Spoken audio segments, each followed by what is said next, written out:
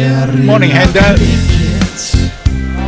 Whoa, Guerilla Cricket.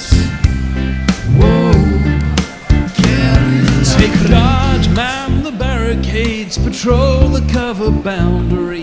At last the time is come, this is a cricketing emergency. Hear this call to arms for every cricket revolutionary. Take up your bats and stumps for the test match insurgency. At first they tried to silence us, but we would not be silenced. They threatened us with lies, so we threatened them with violence. Che Guevara, Sangakkara, Joseph Stalin, Douglas Jardine, Robespierre, Darrell Hare, Vladimir Lenin, O'Brien Kevin, Guerilla Cricket.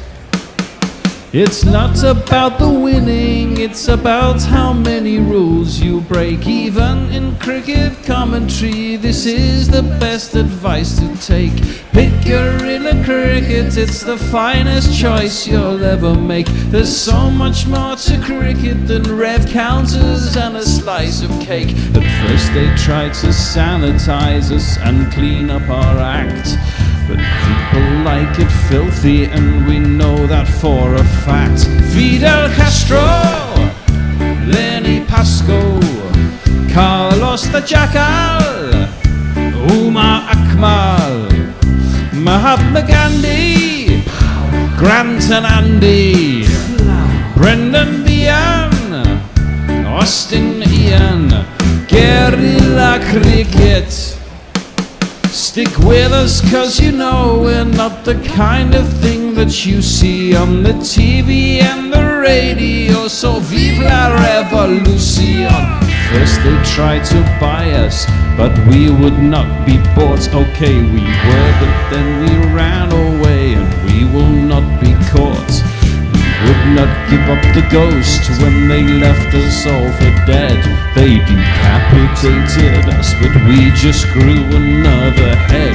Chairman Mao, Jamie Howe, Ho Chi Minh, Asif Din, Václav Havel, Graham Saville, No Surrender, Percy Fender, Che Guevara, Sangakkara, Joseph Stalin, Douglas Jardine, Robespierre, Darrell Hare, Vladimir Lenin, O'Brien Kevin, Guerilla Cricket. Well, they've been to Darwin, they've been to Cairns, and now they find themselves in the, I don't know, less worrying in terms of wild animals and creatures environs of Headingley, although of course you do have to be wary of the Western Terrace denizens. Good morning, good afternoon, good dawn, good dusk, wherever you are in the world. Welcome to Guerilla Cricket. We've got proper cricket again. Proper cricket. It's an ODI, England v South Africa. There's 3 of them, and then there's 3 T20s after that. I look at that England card. England have been put into bat, by the way, and that is a stunningly strong side on paper. I know that Tony seems to think that South Africa are going to smash England all over the park, but England get that first opportunity. Alongside me, Guerilla Hendo is the Bear. Good afternoon, peeps. And emerging after a month in the weather cave into a Perth spring, it's none other than Messi. Yes, 30 inches of rain in the last 3 months here, so we're ready for spring. First ball of the match is bowled by Berger. Bowled by Berger to Smith, who defends into the offside. And there is no run. Now, while I look at the teams, why don't you say who's joined us, Messi? So, Jay Grover says, "Hey up." David P4Y6N says, "No, Jay, good you're still breathing, mate. How you doing?" Lockie6 says, "Thank God you're back. Need a gorilla fix." Sean Elliott says, hello, all you Gorillas. Berger in, back of a length, defended into the offside by Smith, who is vigorously chewing some gum out there in this unaccustomed position, which he is hoping to become accustomed to at the top of the order. And it's Nondre Berger who is bowling left arm over the wicket to start with. Yes, Messi. Sean Elliott has been looking forward to this. David P4Y6N, who I suspect is David Durrell, aka YY Pom, says, what a load of bollocks that 100 is. And Leah's with us, says hello all. Berger in again, Fuller, and almost turns him around as he's trying to drill that through mid-on. It ends up a smidgen of a leading edge, but no worry that he was going to be caught all the way along the ground to mid-off. And no run. Right, now he's got fantastic cauliflower ears, has Berger. Played rugby. He must have played a bit of rugby in his early years. But I'll bring you those teams in just a moment. Here he comes again. Sun at Headingley. It's been raining down here in London. Onto the back foot he goes, punches into the ground and up into the hands of the man at extra cover. So 4 dot balls to begin with. Jamie Smith, Ben Duckett, Joe Root, Harry Brook, Joss Butler, Jacob Bethel, Will Jacks, Bryden Cast, Jofra Archer, Adil Rashid and Sonny Baker on debut. That is the England team. Lovely little interview from Mike Atherton with Sonny Baker this morning.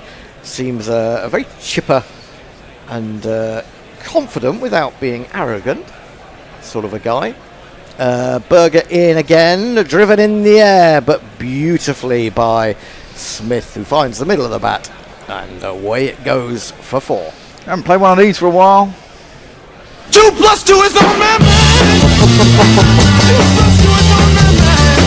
Come to you in a minute, Messi, but I'll just read you the South Africa team. It's Aidan Markram, Ryan Rickleton taking the gloves, Temba Bavuma captain, Tony Dizorzi, who sounds to me like a ventriloquist, Tristan Stubbs, DeWald Brevis, who we're all looking forward to seeing, Wian Mulder as Berger completes the over. It's another drive, not quite as forceful this time, but it does bring him successive boundaries, and England at the end of the over are 8 for none. Continuing, Corbin Bosch, Keshav Maharaj, Nondre Berger, who we just talked about, and Lungi Ngidi. Right. Stephen Kelk says, well, look who we have here. Yes, welcome back, Stephen. Paul Sale says, having been shouting into an empty room on X, as instructed, I've joined your YouTube ranks. Yay! Enjoy the series. Paul Impal. Paul Good to Impal. have South Africans. Yeah, let me tell you, Paul Impal is a very nice man. I met at the Oval for the one-day cup match between Surrey and Hampshire. In fact, I met most of his family. Nice. His dad, his uncle. I'm sure there must have been other relatives there. Unfortunately, it was a very, very short game because Surrey was so useless. Gubbins smashed. Who was that guy? The guy who came on at the Oval as a sub-fielder, Barnwell, I think it was. He got absolutely smashed in his 2 overs for about 35. Anyway, let's hope he goes on to better things than that. And Ngidi it is, bowling to Duckett, and Duckett defends a good probing ball around off stump, fairly full. And Ngidi, of course, had a great World Test Championship final, if you remember. 110 wickets in ODIs at an average of 28. Do you want to jingle him up there? Yeah, You're do looking that. a little underemployed there. Well, you know. Domination is the name of the game. In cricket or life, they're both just the same. So go get the guy who can turn the day. Let's play Lungi Ngidi. Let's play Lungi Ngidi. A little bit shorter this time, but still a decent enough length, coming back slightly into Duckett, who just prods it into the onside. Now Duckett, I mean, again, I didn't pay that much attention to the 100. It's one of those things that if there's nothing else on, I'll put it on as background noise, and then if someone I like starts to bat or bowl, then I'll have a look at them. But my overriding impression is that Ben Duckett didn't really have a great 100, but other people may know better. Ngidi in, bowls onto his legs, tries to whip it away. Where's it gone? Square leg. Funnily enough. Now I should say I probably picked up the wrong glasses, so I am struggling. It's been you know what? I came in here the other day to turn everything on and test it, and nothing was fucking working for no reason whatsoever. I was like, why the fuck isn't it working? I was getting really frustrated. I was here for about 2 hours, and all I wanted to do was turn it on and check everything was working. And what was the problem? Just, I don't know, because then it all started working after about an hour and a half. Oh, just... yeah, I got a couple of tech questions for you. One will be the scorecard, because it's not coming up. 2 slips waiting, driven with a closed face slightly from Duckett, but he's got it straight enough that it's going to speed away across this rapid Headingley outfield for his first boundary of the day. We should have some jingles. 4 on the floor, and 1 more 4 than the 4 before. That's what 4's are for, to get funky on the dance floor. Since I haven't been doing my job diligently, let's get there. Hey there, Jamie Smith. Are you a good keeper or batsman? Either way, all your hopes of getting a game are fucked. After that, we'll have the facing batsman. Well, it's not really, because he's at the top of the order now, so... I know. Well, maybe we can update it. We'd have to ask the Mog. jingle. Ngidi in again, back of a length, but straight, defended up to mid-on by Duckett, and there is no run. This man is facing. Ben Duckett. Oh, I love it. Ben Duckett. Sometimes the acceptable. Hard.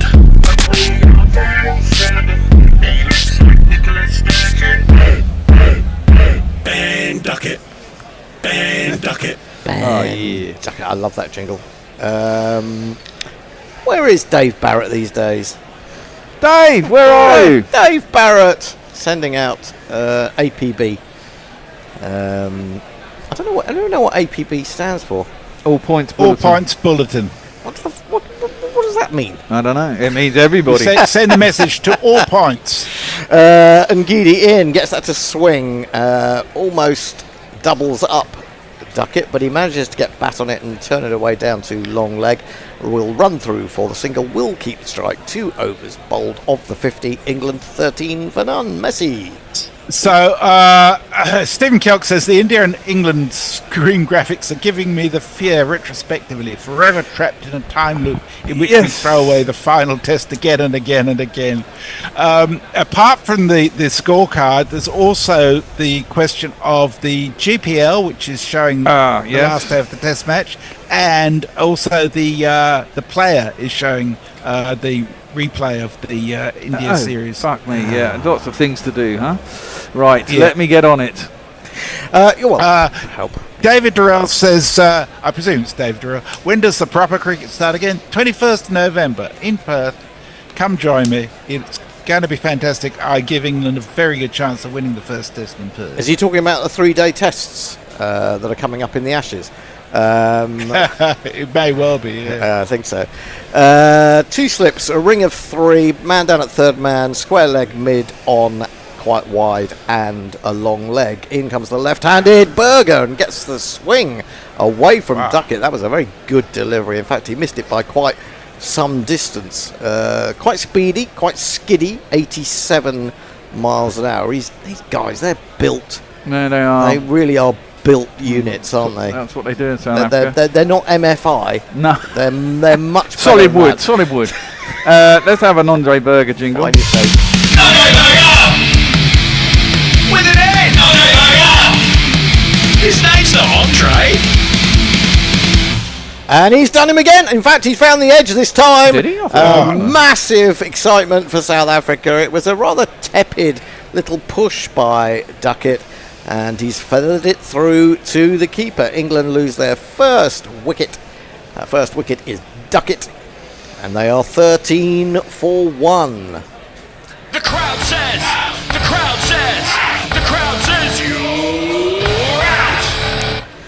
Well, Duckett straight from the 100, another man straight from the 100. It was a good ball. It was a good ball, but it was an unlike Duckett shot, really. But there you go. He's off. And well, you look at the England card, as I said, and you have to say this should be a good or a team that can put a good score on the board. Joe Root is coming in now. Now I'm just wondering, in the power play, is Joe Root the best man at this stage? I still think here he is coming in at 3 in the one-day team when you want him desperately, or have wanted him for years desperately, to come in at 3 in the test team. And in this stage, I just feel maybe, someone like Jax, if you lose an early wicket, could come in to take advantage of hitting over the infield. But there you go. We'll see what happens. Joe Root was brilliant, I think, in his last ODI. Was that the West Indies series when he and Jax coming in late batted absolutely superbly, big 100. Okay. For Root. GPL is open. Well, it will be open at 13:13. It'll be open till 2:30. Okay, and we have a super chat. Yay! Berger into Root down the leg side. He's bowling for a leg slip catch. He's put a leg slip in there, swinging it into the right-hander, but deliberately bowling it on that line of middle and leg, or attempting to see if he can get Root to just flick off his legs and give a catch. But we shall see whether the plan works. He's not really got much of a margin for error. Very excited, Berger, about getting that wicket, and why wouldn't he be? In he comes, wide outside the off stump, and a fluent drive. Who needs to hit it over infield when you can play it so smoothly through it? Beautiful shot. Root off the mark with one of these. It's Nissan She. It's Nissan She.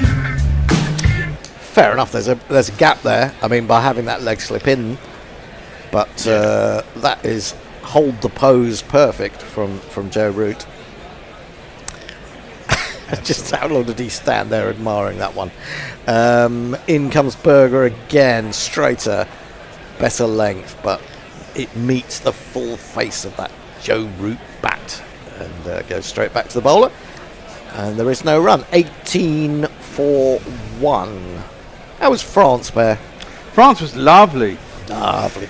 We went, drove down, stayed near Avignon. Never been to Avignon. Oh, Avignon's lovely. Aix-en-Provence, which was also really lovely. Spent a fair few days going out and about, actually. Villa was okay, but... Berger bowls pushed into the onside. There's room for a single for Root there as he scampers through. You didn't like the Villa? No, the Villa was fine. The inside was really nice, but the swimming pool was actually in the front yard, which was on a road, and it all felt a bit kind of like you couldn't really just chill around. Wasn't relaxing. Yeah. That was nice, though. It was 40 degrees when we arrived, and then it chilled to sort of mid-30s, late 20s, mainly for the rest of the week. So any air conditioning? Yeah, there was air con. Oh, well, so that was quite handy. That's very nice. Not good for the environment, but very good to keep cool. Berger in to complete his second over to Smith. Finds a thick inside edge, which might work to Smith's advantage. It's gone square of the man at long leg, and that enables him to get back for a second. And at the end of a successful over, England 21 for 1, Berger 1 for 16 from his 2. Messi. Yeah, David P4Y6N says, no, I'm not David Durrell. I'm David from Chester Street. Oh, okay. Welcome. Mog says, did I hear my name in there somewhere? Yes, Mog. There was a very polite request. You might be able to update the Jamie Smith jingle, seeing as he's not fucked in terms of getting to play. Stephen Kelk says, have you finished regenerating, Mog? Barong says, Wibble.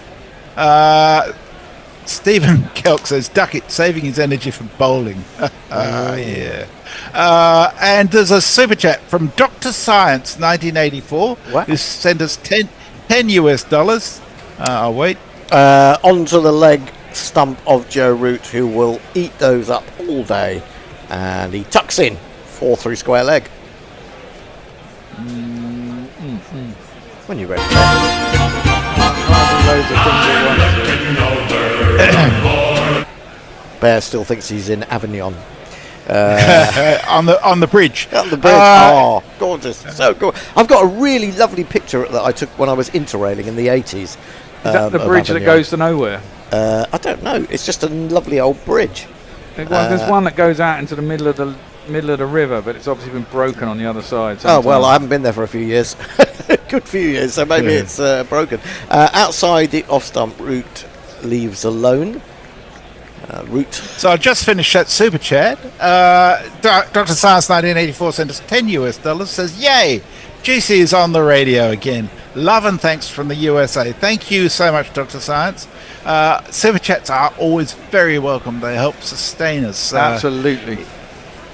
So please join the club and do it. It's my son's 18th birthday today. Whoa. Wow. Party? No, he doesn't do that kind of thing. We haven't even got him anything. We're really slack parents. Are you sure he's your son? Yes. And Giddy Bowles brings it back into route, who struggles to play that. I think it came off the top of the pad towards second slip in the end. I mean, it was only 6 months ago that Bear was saying his daughter didn't drink. That's fixed. Yeah, that's fixed. Oh, is she drinking now? Well, not heavily, but at least she does drink occasionally. At least she does. Only the Bear would say. Well, it's not normal. What do you mean it's not normal? It's exactly that. It's normal if you're well adjusted. Unfortunately, most of us aren't. So we do tend to imbibe.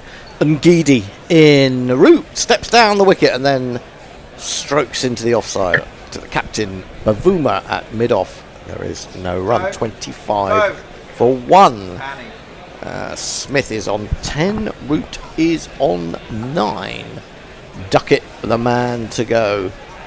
I'm not sure that Ngidi will appreciate Root walking down the wicket to him like that. Might just pitch one in a bit shorter. Although maybe that's the plan from Root, and he'll then take advantage, pull it away through square or mid-wicket. Let's see how he responds. He's running down the hill at Headingley, and he's in and he bowls. It's a lovely drive from Root, but he picks out cover point. There is no run. Well, he looks in good nick, does Root, but we've said that before. And we said that before. A wicket falls literally next ball. Look in a picture. If you look across to the spire of, I think it's St Michael's Church. I used to live around there in my college days. And beautiful sight. The pavilion, not so beautiful. Oh, there you go. That's not so bad. It's all right. It's not as bad as Old Trafford. Ngidi in, bowls full. There's that drive again. There's that gap again. And that is speeding across the outfield. 4 more to Root. 13 to him. 4 on the floor, and 1 more 4 than the 4 before. That's what 4's are for, to get funky on the dance floor. 29 for 1 from 4. Messi. Lockie 6 says, this is a nightmare. I'm not sure what. Frank Rockefeller says, feeling a deja vu. It's so nice to see all these names again. Brown in Brisbane says, hi all, sorry for being late. Bloody people wanting me to work. My wife and I holidayed in Provence a few years ago. Drank our body weights in rosé. Why is the ticker still on England versus India? It's a technical issue. Yeah, I think the Bears trying to sort it. Sorry, that scorecard.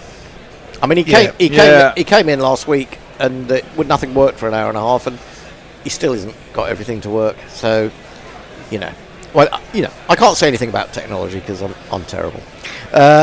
Berger in full toss almost, but Smith misses out as he tries to execute a drive square on the offside. Got a man come in the on Hayden position, which, I mean, you see it rarely enough in Test cricket, and odd to see it in one-day cricket. They thinking that maybe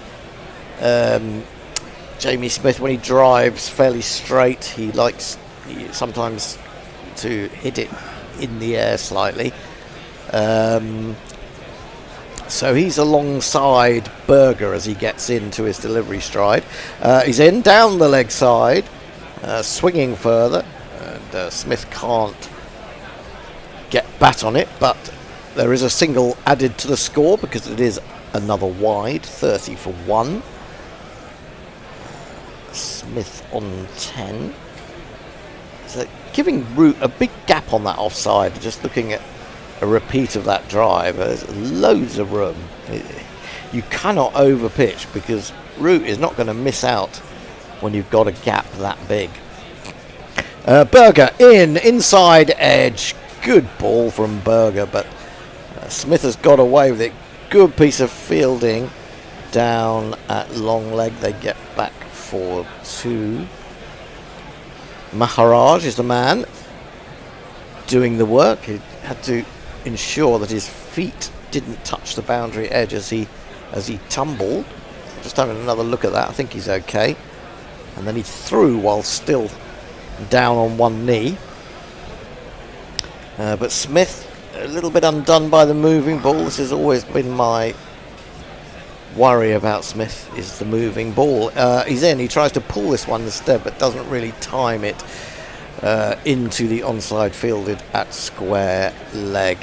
A lot of things have been going on since we were last with you, and one of the strangest of them is the selection of Jacob Bethel as captain for the T20s in Ireland. Now, people might say it's only Ireland, which is in itself patronising. Insulting. Indeed. I'll come back to that. Berger is in. Yes. Bowls outside the off stump, tries to drive, no foot movement, hits it up to Bavuma at mid-off. There is no run. Now, look, I've been a very vocal advocate for the skills of Jacob Bethel. I think he's a very talented cricketer, but I think he's been appallingly used by the authorities this summer, ignored for the test team. Yes. Brought into the last game under enormous pressure, didn't really cover himself in glory, didn't get many runs in the 100. I just feel as if his confidence has gone a little bit. So to make him captain, why? Outside the off stump one, that's flown and it's been spilled by Rickleton to the end of his fingers, almost in front of the slip. And he's deflected it down to third man, and it is indeed a bye. So that was quite strange. So yeah, I think it's putting unnecessary pressure on him. It's almost as if they've undermined his confidence, and now they feel like they need to get it back. So we'll make him captain. It doesn't sound very wise to me. It doesn't sound wise, and I just don't understand why they are not sending him off to play county cricket. If they think he's going to play any role in the Ashes, get him out there playing some 4-day cricket right at the end of the season. It's odd. I have to agree. I mean, I'm not. After Berger bowls across route who holds his bat outside the off stump and tries to steer away, but misses. Through it goes. 89 miles an hour. That final ball from Berger. 1 for 19 from 3. 5 overs completed. England 33 for 1. Yes, Bear, you were going to say. Well, I'll go to Messi. We have another super chat. Yeah. Okay. Oh, we haven't played a jingle for them yet, have we? So maybe I should do that because. No. Hold on. You should. Super chat. Got to get the wheels working again. Always a little bit of time off. And, you it's a bit forget creaky. things. Brown in Brisbane sent us 10 Aussie dollars. Says, great to see you all back. Hope the Berry stopped the red wines and beers in time for the return of you all. I did indeed. David in Chester Street says, how's Samantha doing? I suspect she's a bit squashed. I saw the sight of Hendo sitting on Samantha Fox was quite confronting, actually. Oh, good ball from Nkidi. He gets the ball to rise and move away slightly from Smith, who prods at it and misses. Actually, I think I did Berger a disservice, really. That ball to Root seemed to move away off the pitch quite considerably as he bowled it across him. A very good ball that Rickleton, not surprisingly, was struggling to get a hold of. We've got just the one slip, a ring of 4 on the offside, mid-wicket, mid-on. Those are the men inside the circle. Another airy drive outside the off-stump from Smith. Again, fails to make contact. So he got out in that final fucking test, wasn't it? I really don't know what to say anymore, because it is quite obvious that Jamie Smith is a talented striker of the ball, but hasn't got a clue as soon as it starts to move.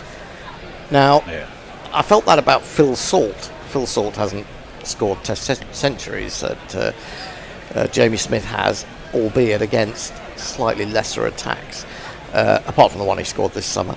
Ngidi in bowls, and again it rises, it moves, and this time Smith actually stays inside it. Really, he seemed a little surprised by the movement. Anyway, through it goes. I was going to say, yeah, my point about Jacob The lack Bethel. of footwork is huge in terms of that, isn't it? I mean, Yeah. just He just doesn't it move. makes you it so see. much harder for himself. Yeah, he doesn't get across at all. Yeah, Jacob Bethel, I do find it an odd one. I mean, I'm not as enthused as you are. I think that I just think he needs more cricket. I mean, they Totally. just dumped him into the team on virtually no cricket. I know they don't like their hunches, but it just seems a bit too much to me. Oh, again outside the off stump and an airy drive once more from Smith, beaten, and Rickleton inquires. We're looking at Temba Bavuma. They must have got a new batch of chewing gum in, because everyone out there is chewing vigorously. They are. Really, I can't imagine playing cricket and Oh, trying it's to chew super fast cows in a field. gum. Yes. Oh, we're looking at Ultra Edge. Have they actually? No, I don't think they did, which was very There's sensible. a massive gap between bat and ball. Run rate is just 5.8. England 33 for 1, and Root is outscoring Smith. 12 from 16 Smith, Root 13 from 10.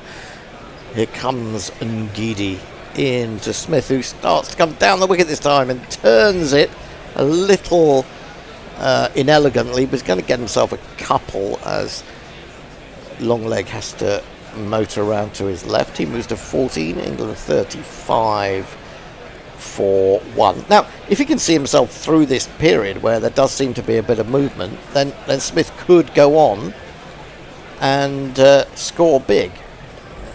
But the fact that he was moving down the wicket suggests there is a level of discomfort from those previous balls that he was beaten by. That was better, actually, you have to say.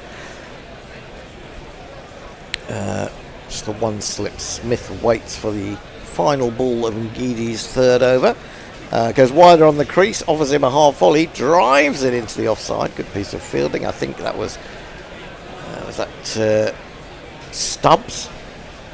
And there is no run. End of the over. England 35 for 1, just under 6 and over. Messi. Stephen Kelk says Bears children are snowflakes. Invisible Bob 100 says 2 types of people don't drink: the very dull or the too exciting. Philip Shaw says 100 feels like extended highlights of a longer game with seamless editing. Yeah, sort of. What's the deck like, chapesses? Says Jamie Wilson. I think it's coming. I think the ball's coming onto the bat quite nicely, but there is movement, and the opening bowlers have bowled quite well. Berger in wide outside the off stump. Fluent drive again by Root. He is playing that shot rather well. He picks up. Is that Zorzi? Tony Zorzi, at cover point. Can't miss him. He's got dreads. He's got dreads. There's a lot of dreads around. They're making a bit of a comeback, I think. A lot of footballers with dreads. They're not dreads. They're cornrows. Oh, they're what? Sorry. Cornrows. Oh, what are they? Tell me. When it's actually Like weave. Joffrey Archer has. Like Joffrey Archer, that's cornrows. Oh, Dreads okay. is just dreads. He probably hasn't got. I think he does actually have dreads. Berger in wide of the off stump. This time Root cuts because it was a little bit shorter, but he won't get through for a run. It may have just got that quite low on the bat. I've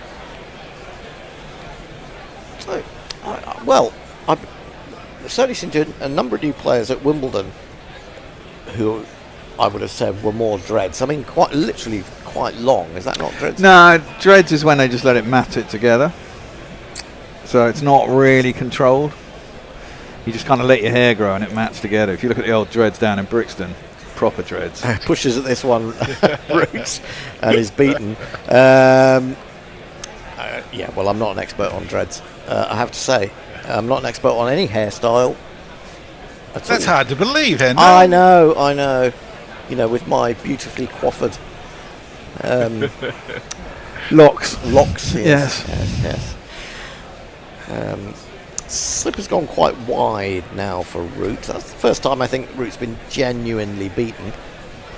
He was just Back trying into to, his crease. he's trying to guide that, wasn't he, down a third man like that? Ooh, that's what he's done. But there is a man there. Normally in Test cricket, he'll get a boundary for that sort of thing. But just a single in the ODIs. I think Berger's looked threatening. He's looked good. 1 for 20. He's into his 4th over. Well, there's only one ear that's cauliflowered as well, isn't it? Is that what happens if you play rugby? Do you get? No, you generally one get ear? 2. I don't know. I mean, maybe he's had an accident on his ear. Maybe some South African can tell Yeah, us. maybe I shouldn't mock his ear. give him a break. Is that ear shaming? Probably. How's ear shaming? It Probably does, these yeah. days. Everything's shaming something. Berger again. Runs in. Huge paces. A bit like Dirk Nannes, actually.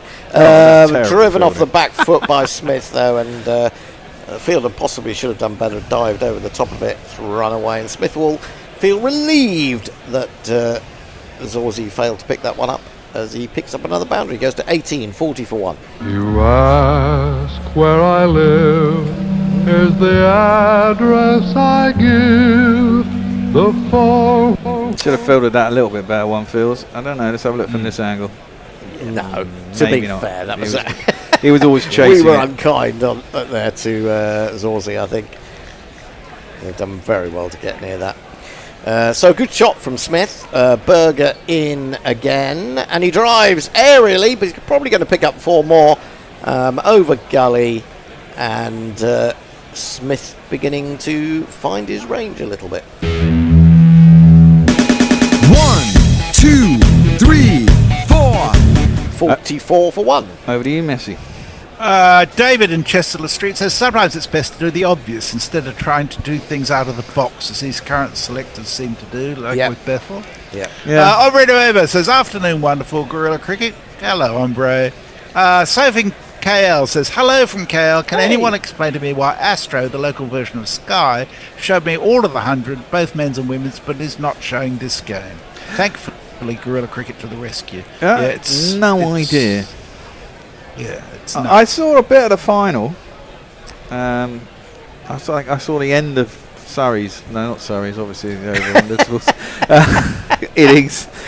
And Gidi in. Down the wicket comes Root, defends when he gets there. Out into the covers, there is no run. I heard you talking on the Guerilla Bishop and Bear podcast about the Surrey Invincibles. Yeah. And I think you were talking about provincial teams in South Africa being called by their nicknames. South Africa, Yes. And honestly, I mean, I really hate that in any form of sport because I want to know the location of a team. That to me has always been important. Yes. Maybe it's become less important now, but No, I mean every football team is location based, isn't exactly. it? And Gidi wide on the crease. That won't Oh, win. a little wavy attempt to run it down to third man, which nearly finds Root's edge too thinly. But it goes through the keeper. Didn't get anything on it. Ultimately, I watched a bit of the 100, most of the women's 100, partly because the timing was better, but actually I enjoy the women's game much more than the men's. The men's just seems silly. Some very good batting. Davina Perry for England. Well, I don't know who she's playing for, but she's a real prospect for England women's cricket. She's fantastic to watch. Oh, I presumed she was an overseas player. Yes, that one! It's gone down though, Rickleton. Oh, he's claiming it. He's claiming it. So maybe it just popped up and then he took it on the rebound. If it's so, it's a remarkable catch. And Gidi is very happy about it. Root doesn't seem convinced. Ooh. And we're going to go I think upstairs. I think he did. He caught it on the rebound from himself, I think. Well, I thought it had hit the ground. Came out and hit the ground. My but initial thought was it hit the ground. yeah, it is hard to see how he would have picked it up if it had hit the ground. So we're going to have another look at it. A little bit of a slight away movement, thin edge, diving away. Oh no, he's caught it. He's caught it in his. It didn't pop up. Oh no, there it goes. It's popped out.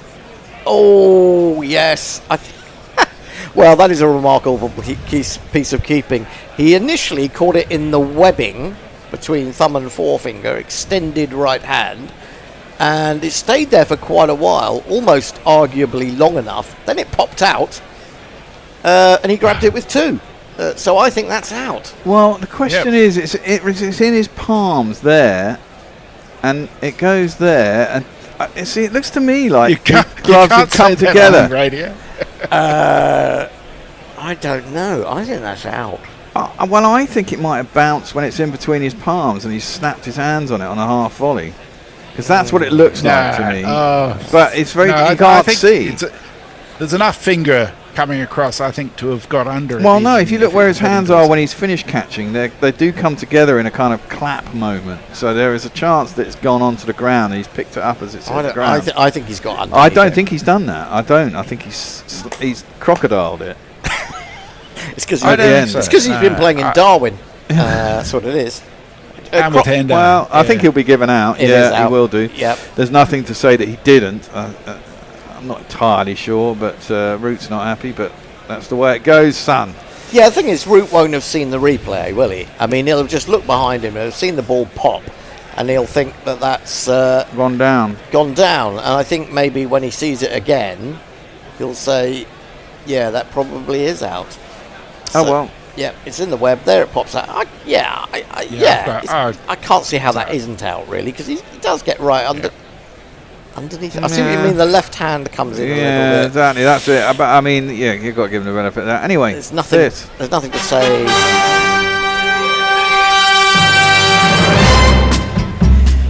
Well, it's a tricky one, a very tricky one. Was it officially a review, or was it? No, I don't think it was. Umpire. No, the umpires were asking for clarification. I mean, we need to see now. We need to see really an angle, probably from sort of backward point. Yeah, basically. To see whether he got underneath that. The angle we got at the moment from behind the, possibly from somewhere like leg slip, is not. No, when you look at how far across the little finger on his left hand is, I'm convinced that it never hit the ground. I don't think he crocodiled. As David in Chester Street says, is crocodile a technical term? No. But, anyway, this man's gone to the crease. Harry Brook is the future. Unless he bats away Simon Carrigan bowls. Well, a Grumpy Joe Root's gone for 14 off 17. He was looking in great form. This is outside the off stump, but it's a bit of width and absolutely carted by Brook through a well-packed offside field, and he'll accept 4 to get off the mark. First. 4.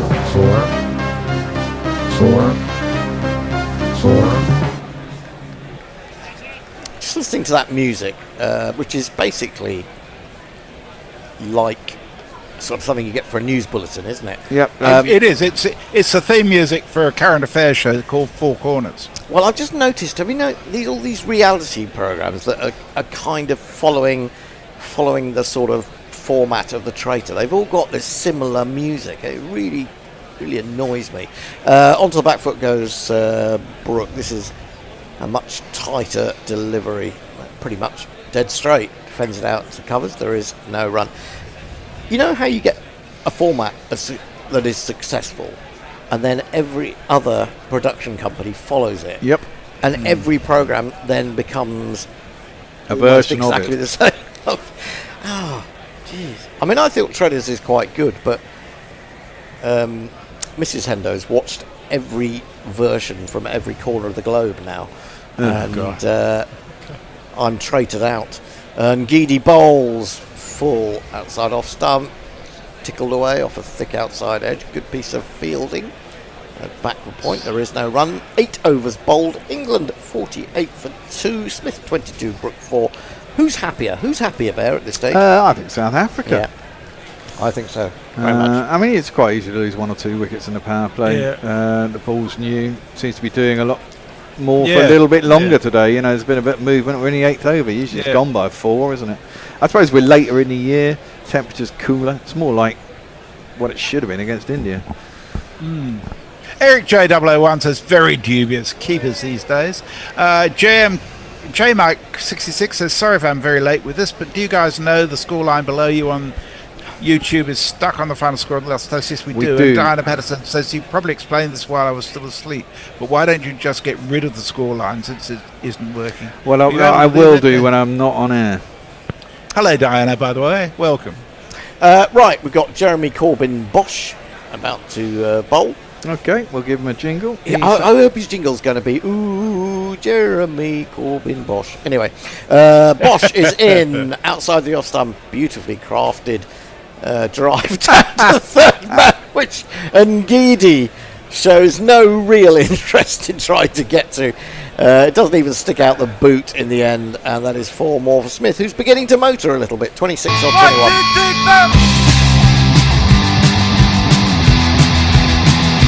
To be fair to Ngidi, he's just come off an over, and then suddenly he's being expected to chase round the outfield. I think he got his feet, he wasn't timing it right, was he either? This is the bowler. Smash boss, Corbyn, I never give a fuck. You want to step to him, motherfucker, come try your luck. You can never hit him off his line. Slam with the bat, he's fucking fine. Nice. Well, that comes off the pad into the onside from Bosch, who went wide on the crease. There's quite a lot of cursing in that particular. Well, yes, there is. As far as Nagidi is concerned, I think there's been so many injuries of people throwing themselves at balls. I think it makes a lot of sense not to go crazy in an ODI. Yeah, fair point. Brook in bowls onto his leg stump, defended to mid wicket. There is no run. 85 miles an hour. Are they just producing them or mass producing them? These big guys from South Africa. It's the South African makeup, isn't it?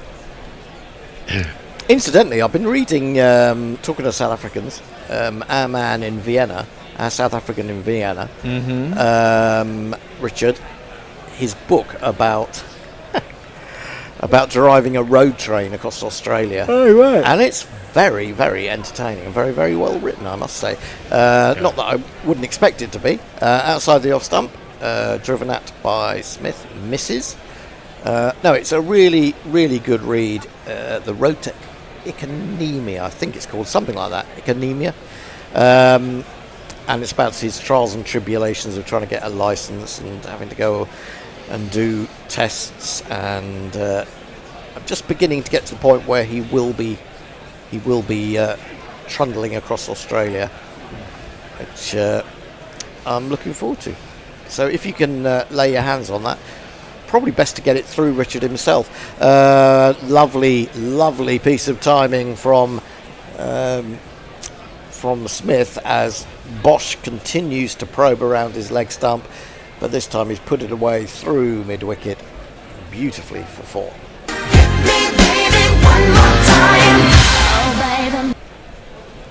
That really was Smith at his best.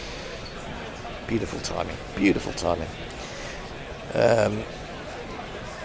So as I say, having stuck in there and managed to play and missed a few deliveries that have been moving, Smith might be onto something here. Bosch outside the off stump this time, and it's that airy drive again. Just doesn't do anything with his feet. It's like, I mean, how many shots are you going to play like that? Well, he's going to keep playing it until he gets out. Or he hits it. Yeah, he's on 30. Anyway, that's the end of Bosch's first over. So, Smith is 30 not out. Duckett went for 5. Caught Rickleton, bowled Berger. Root caught Rickleton, bowled Ngidi for 14, slightly controversially. And Harry Brook is on 4. Butler, Bethel, Jacks, Cars, Archer, Rashid, and Sonny Baker to come. 9 overs bowled, 56 for 2. What's that? 9 6s are 54. Just over 6 and over. Just over 6 and over. Yeah. Brad in Brisbane says, I'm in my local Weatherspoons where I'm about to start a pint named Skimful. The tasting note says, a bitter birth by the bear. I'll post it on Discord. Down the wicket comes Harry Brook, trying to throw his wicket away before he's got set. Mistimes his drive because it wasn't full enough. Into the offside, there is no run. Last thing I saw Harry Brook doing was in that final. Was it in the final? No, it was in the semi-final where he did that sort of falling over ramp that I think he's kind of learned from Rishabh Pant. And the Beetle ramp, as I named it. Yeah, the Beetle ramp, and of course, you think that means he must be very unbalanced if he's falling over, but it's kind of deliberate, isn't it? And Ngidi in bowls, defended in more orthodox fashion by the England captain up to mid-on, and there is no run. Be a change at the end of this over. Who's coming in? It's Tony, Annie, and Forthy. Oh, what a lineup that is! Goodness me. I can see Annie. Don't forget the GPL. There's one entry so far. 107 quid to be won. Ooh. Wow. Only one entry so far. Yes. Is that Somebody you? has picked. No, it's not. It's 587. I'd say that's Umbrian Nuevo, almost certainly. Right, get on the GPL. Guerilla Prediction League. If you don't know what the GPL stands for, onto the front foot comes Brooke in watchful fashion out into the offside, and there is no run. Brown in Brisbane says his pint birthed by the bear is at £1.65 a pint with his 50p off voucher. That's pretty good value. £1.65. Where is that? That's fucking dirt cheap. It's Wetherspoon in Northampton. Oh, Northampton. Well, that's Wetherspoon. Where I met Brian a couple of months ago now. You would be correct in assuming that was Ombre Nuevo. Ah, right, Yeah. there you go. 3 balls to go in the power play. Still got a slip. And Ngidi in. Fuller around about midland leg, pushed up to mid-on. Maharaj is the man there. We'll no doubt see him twirling in the not too distant future. Very effective bowler he's become. Left arm spinner. Eric J 56%. says Southern Hemisphere convinced of that catch. The rest of us not. Well, they obviously haven't got a better angle. Otherwise, we'd have seen it by now, I think. Yeah. So that's going to be one that will maybe occupy. We'll never know. We'll never know, but it might occupy a bit of newsprint. And Ngidi muscling in, 5th over his bowling and into the ribs, but tucked calmly up to a rather deep set mid-on, and that allows Brooke to add to his score. He goes to 5 from 8, 57 for 2, run rate 5.68. The bear is vacating his seat, allowing Turney, is wearing a t-shirt saying "Eat, Sleep, Cricket, Repeat." Well, I do that, except I'm just not able to sleep. So it'll be eat, insomnia, cricket, repeat. 57 for 2. Smith down to face. He's on 30. Not quite sure how, but he is. In comes Ngidi. Final ball of this power play. Tries to force up to mid-off. Hits it too hard. Bavuma fields. So after the power play, 10 overs, some good bowling and catching by Australia, South Africa even. Well, yes. And England are 57 for 2. Tony. I'll catch you later. I'll hand over to the lovely Annie Chafe. Leah is the next tweet. Annie, welcome. Thank you. Fantastic. Hello. It's St. Hello Annie. and goodbye. St. Annie of Exeter from her tropical island, which doesn't look like Exeter at all. And it should also be the magnificent Ian Forth. That's who it is. It is. Hello. Well, welcome to you Hey. both. Not, We're all- I would argue, 5.7 and over, 2 wickets down. Definitely feel South Africa are going to be the happier of the two sides. Would you agree with that? Well, have a think about that, because our friend Corbyn, I'm summarising, aren't I? Yeah. Yes, I would Hieronymus agree. Bosch, is in, and that's beautifully turned away by Harry Brook, and he's got himself 4, just nudged it away through mid-wicket, and has got himself 4 runs. Now that was a quality shot. Yeah, it's a fast outfield, isn't it? It is. And 2 and 3 and 4. his period as white ball captain, he has 8 ODIs. He's averaging 74. So he could do with at least getting to that average today. Win rate, he's got 5 he's won out of his 8 he's captained. He was amazing talking. statistics, Harry Brook, isn't he? But he always looks a little bit vulnerable. Well, let's see how he looks here. He defends very stoutly to our friend. He might look vulnerable, but he also always looks kind of laid back. Yes. Yeah. I'm by vulnerable. I didn't mean emotionally vulnerable. Not quaking. No, I didn't mean that at all. Although he might be, and in today's perhaps he might be. He might well be. It's a good thing to be emotionally vulnerable if you're a man, I believe. Yeah. Well, by the way, guys, would you bowl first? Yeah. The stats are very inconclusive on Headingley, I have to say. I'm not asking about stats, Tony. In comes Corbin. Yes, I would have done, and that's left alone outside of the off stump by Captain Harry. In the last 10 years, all ODIs played, I think it's literally 50-50 on who wins, whether they're batting first or fielding first. So yes, the stats are always good to look at, but they don't tell a full story, as we know only too well. I think that Harry Brook said he would have liked to have had a bowl first as well, and he said it's a hard ground to defend on. Yeah, well, I think that should is know. the case. He should have played a lot of cricket here. This one is well defended again by Harry Brook. Corbin Bosch, I have to say, niggles away. Just one loose ball, which Harry Brook did just guide away very nicely. But generally, he's been very tidy indeed. He's got 2 balls left. Niggly, as you were saying. Niggly, the niggly Hieronymus. Do you remember his father, Tertius or Tertius? Well, what a sad story that all was. Sad. I want to know now. I don't know the sad story. Oh well, essentially his dad died. There was a question of whether it was suicide, but then he was disinterred. That's short and pulled. Doesn't really get hold of it. Trickles down towards fine leg, and they'll take a single.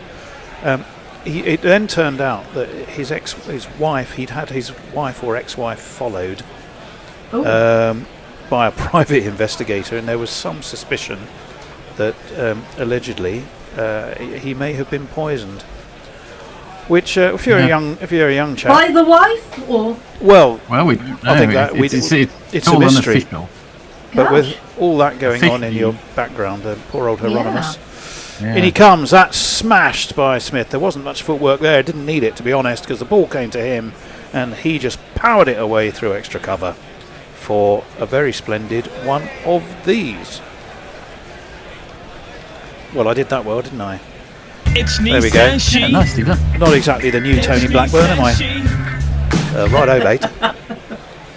Not the new Tony Blackburn, mate. Anyway, Tony? On that Ramatoni, anyway. With that, we shall go to some celestial messaging from St Annie.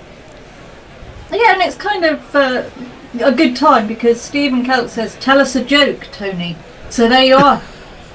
You might not be Tony Blackburn, but you're Tony Everett. Tony Everett. I was a massive lover of Cupid's stunt, which used to do. Do you remember Cupid used to cross all in the best possible taste? Yes. You see, you're perfect, don't you? Well, I can't quite get. Who was it? Jonathan Agnew. Ian. Well, I was going to say, I'll hold the thought. Ian Mulder's actually into the attack. We missed that. It's just dabbed to backward point. There is no run. I forgot what I was going to say there. Ian Botham was the man who couldn't quite get his leg over. I couldn't quite get my leg up, to be honest. Yes. But I managed it just about. Have you been doing your exercises, Tony? I have been, Annie. Oh, yes. That time you found me sweating profusely in my bedroom was not a one-off occasion, I have to tell you. Right, we were going... I feel I'm intruding. Well, yes. No, I don't recall you being there, Forthy. I'm sure I would have remembered. Mulder, in he comes. That is just jumps up a little bit at Harry Brook, steers it round the corner. The Rickler jogs around with that 44 on his back. He's already taken 2 catches today, given his leg byes. I didn't think he got anything on it. What we should do is jingle up the fabulous Vian, Mulder and Scully. if we can find him. Now, there's no guarantee he'll be there, of course. Definitely Here he is. not Tony No, Blackburn. I'll take it back. When things get desperate, you don't need to worry. Just stop me and motor out in a hurry. When things get desperate, you don't need to worry. He comes over the wicket. Smith defends into the onside. Tony DeZorzi, who I think Hendo said is absolutely unmistakable. You can pick him out anywhere with his locks. I assumed again, that no little run. jingle was going to rhyme worry with Scully. Did it? It may have didn't done. spot it. Do you know what? Our friend Vian Mulder interrupted his own jingle. He had the temerity to actually come in and bowl during his own musical celebration. I think the ECB, or the ICC rather, should issue an edict that players are not allowed to do anything during their own jingles. Are complete. In comes Mulder, over the wicket. Up onto his toes again goes Smith. Rather shovels this. It's a short mid-wicket, and there again is our friend Mr. DeZorzi in his big floppy hat, and there's no run. Is there another name? I assume Wian, if that's how you pronounce it, Ian. is a variation of Ian. Is there another name in the world that's got more variations than John, Johan, Wihan, Jan, Ivan, Yvonne? Robert, Richard. Well, I don't think Robert is a variation of Richard, is it? Dick. Richard and Dick. Richard and Dick, In comes certainly. Vian Mulder. Down goes the Rickler, swept away, or sort of flicked wristily away to backward square. They take a single. Smith may not be moving his feet magnificently, but he's going along all right. He's 35 off his 31. Captain Harry Brook is on 10. 68 for 2. And we're not quite at the end of the over. I thought there was. I thought we were. Well, these two are fantastic. They can really advance the score really quickly. So South Africa will be looking to try and get these two out. A healthy crowd, I have to say, at Headingley, and some bright blue sky, although plenty of cloud as well. Mulder in, defended by Harry Brook, playing with a, dare I say it, a sense of responsibility.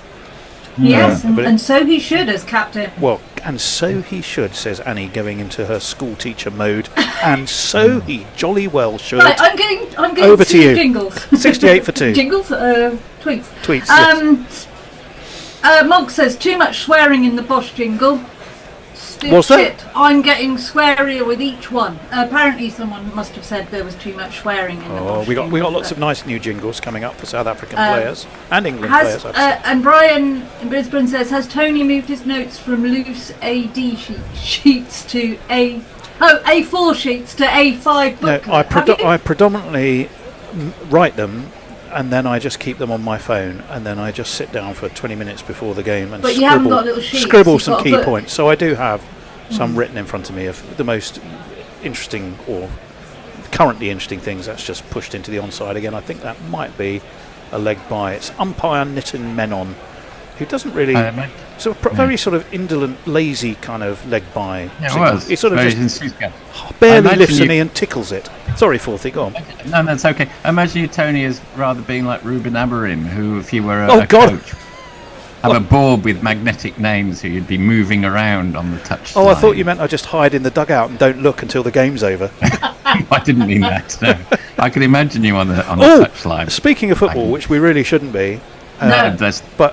well, just Go on. hold that thought. In comes Corbin Bosch, played from off his toes out to mid wicket, and a quick single is taken by Harry Brook. 74-2. Yes, our friend Andy Ward is on today, Forthy. Oh yes, and yes. I think as I carefully manage the rotors, I think I've managed to keep you apart. Well, we have a time crossover. I might just wish him all What the football teams are you then? Forthy's my obviously... football- I'll let him tell the story. Go on, you My can. football team beat his football team 7-1 last. Oh, okay. In comes Bosch. And Bosch goes the ball onto the bat of Jamie Smith, who just steers it to point. And there is no run. Now, The things you have to think about when you do the Yes. the well, timetabling. honestly, Annie, genuinely, the timetabling. Are you sure you weren't a teacher in another life? Sorry. I'm going to have to. I'm going to have to come in and do the register next time. I tell you who Shave, could present. improve their timetabling. The bus companies of Alsace-Lorraine. They could do. Really? Could they? But you can tell us more about that. Bosch in. And that short, wide, pulled, clipped really, down to deep mid-wicket. There is a man down there. Did they come back for 2? I don't think they did because he got hold of all of it. We'll have another look. He's got a very square sort of run-up, doesn't he, old Corbyn? Let's have a look. How square on is he when he delivers the ball? Yeah, very chest on. Yeah, very Yeah, chesty. isn't he? Very chesty Morgan. It's quite a nice action. Quite nice. Yes, it's quite smooth for Yeah. something that's just like a Freddie Flintoff. It was just a single. It was a bit jerky despite being None for front 90. on. In comes Corbyn to Harry Brook, who pushes this out to Temba Bavuma.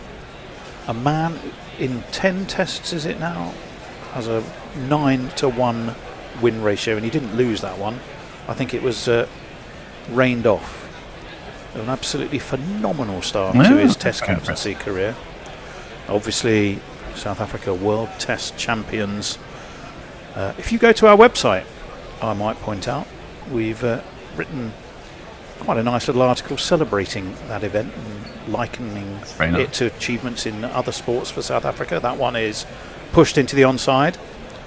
They'll take a quick single, move the score He's on. Sort of anti-Botham, 73. who I seem to remember had sort of drawn 3, lost 9 or something from his 12 tests. Yeah, he's unbeaten as captain, and 9 wins out of 10, I think, is there it stands. 13 overs complete, 73 for 2. Duckett and Root have gone, and we can go back to school mum Annie. Are you all sitting comfortably? Miss Chave. Yeah. Miss Chave, would you be able to read some messages, Miss Chave? I've been set. Well, I don't even know what they're called. Hombranovo, because I can't say his name. He sent me something. A cricket critic cricked his neck at a critical cricket match. Thank you very much. I did it. Oh, thank you, Mulder. That's smashed straight to a very fine mid-off, and there was no run. I can see Annie to a certain extent. Oh, 40, sorry, because you're our expert summariser. Not that Annie's not an expert, but she's on different duties. There is something brilliantly exciting but equally exasperating about Smith. You just feel that his technique just seems to be lacking, and yet he can give the ball such a clobber. He still makes runs. Anyway, in comes Mulder. He's clobbered, and he's only just cleared mid-on, but he has. It bumbles and bobbles a couple of times and gets him 4 runs. And I suppose a taller man would have taken that. And if you kids can't listen, then you bound to see the way you get shot for crossing a boundary, Yeah, had that been Marco Janssen, I think he would have been in some trouble, but it wasn't. Yes, look, I agree with you, Tony. I think that I've never screamed at a screen quite so much recently as during that last morning of the India series, where it was absolutely obvious what was going on, and still he chased it. 41. He played that nicely, got in line, turned it into the onside. There's a man at short mid-wicket, and there was no run. 77 for 2. We're halfway through the 14th over, and he's going very well. In fact, he is the rock at the moment for England, although, as we've just been saying, he never feels that rockish, and that, I suppose, is the problem. In fact, we're going to have a little delay because it looks like Harry Brook is... What is Harry Brook doing? He's taken his gloves off. What he's doing, he was bent The over. gloves are off. The gloves indeed are off. He's doing a bit of Tai Chi. Not sure what he was doing. Look, while we're having this break, no, we're back on. I can Mulder. do a super chat. Oh. Swung away fine, and swung away fine for 4. He'll take James Smith on to 45. So the more we criticise him, the better he seems to go. Let's keep doing it. 81 for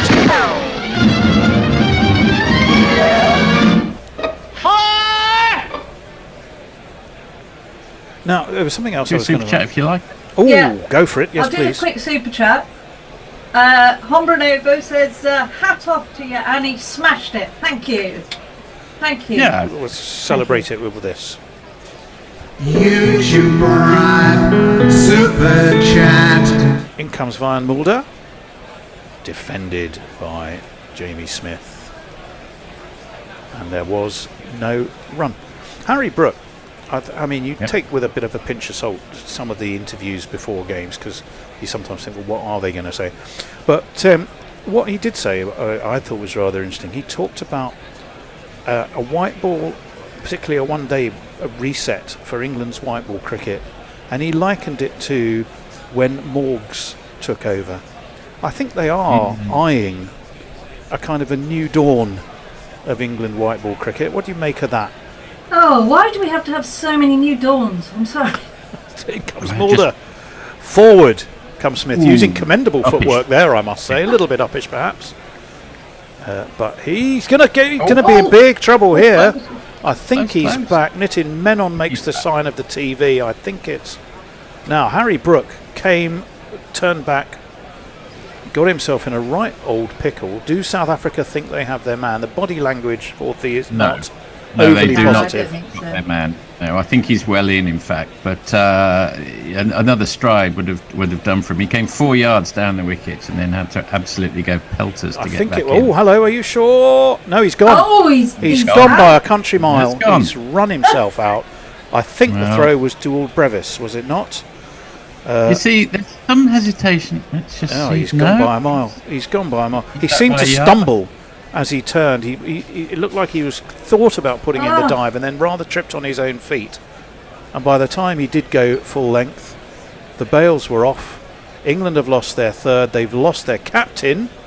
So that 70 average in his captaincy period will be rather damaged. He's gone, I'm afraid. And it was a very, very, very silly way to get himself out. Yeah, I don't know what he was thinking there. Yeah. It remains a bit of a mystery. Little boy, T20. what on earth were you playing at? There must be a run out here. Oh, how tragic. How tragic, how tragic, how tragic.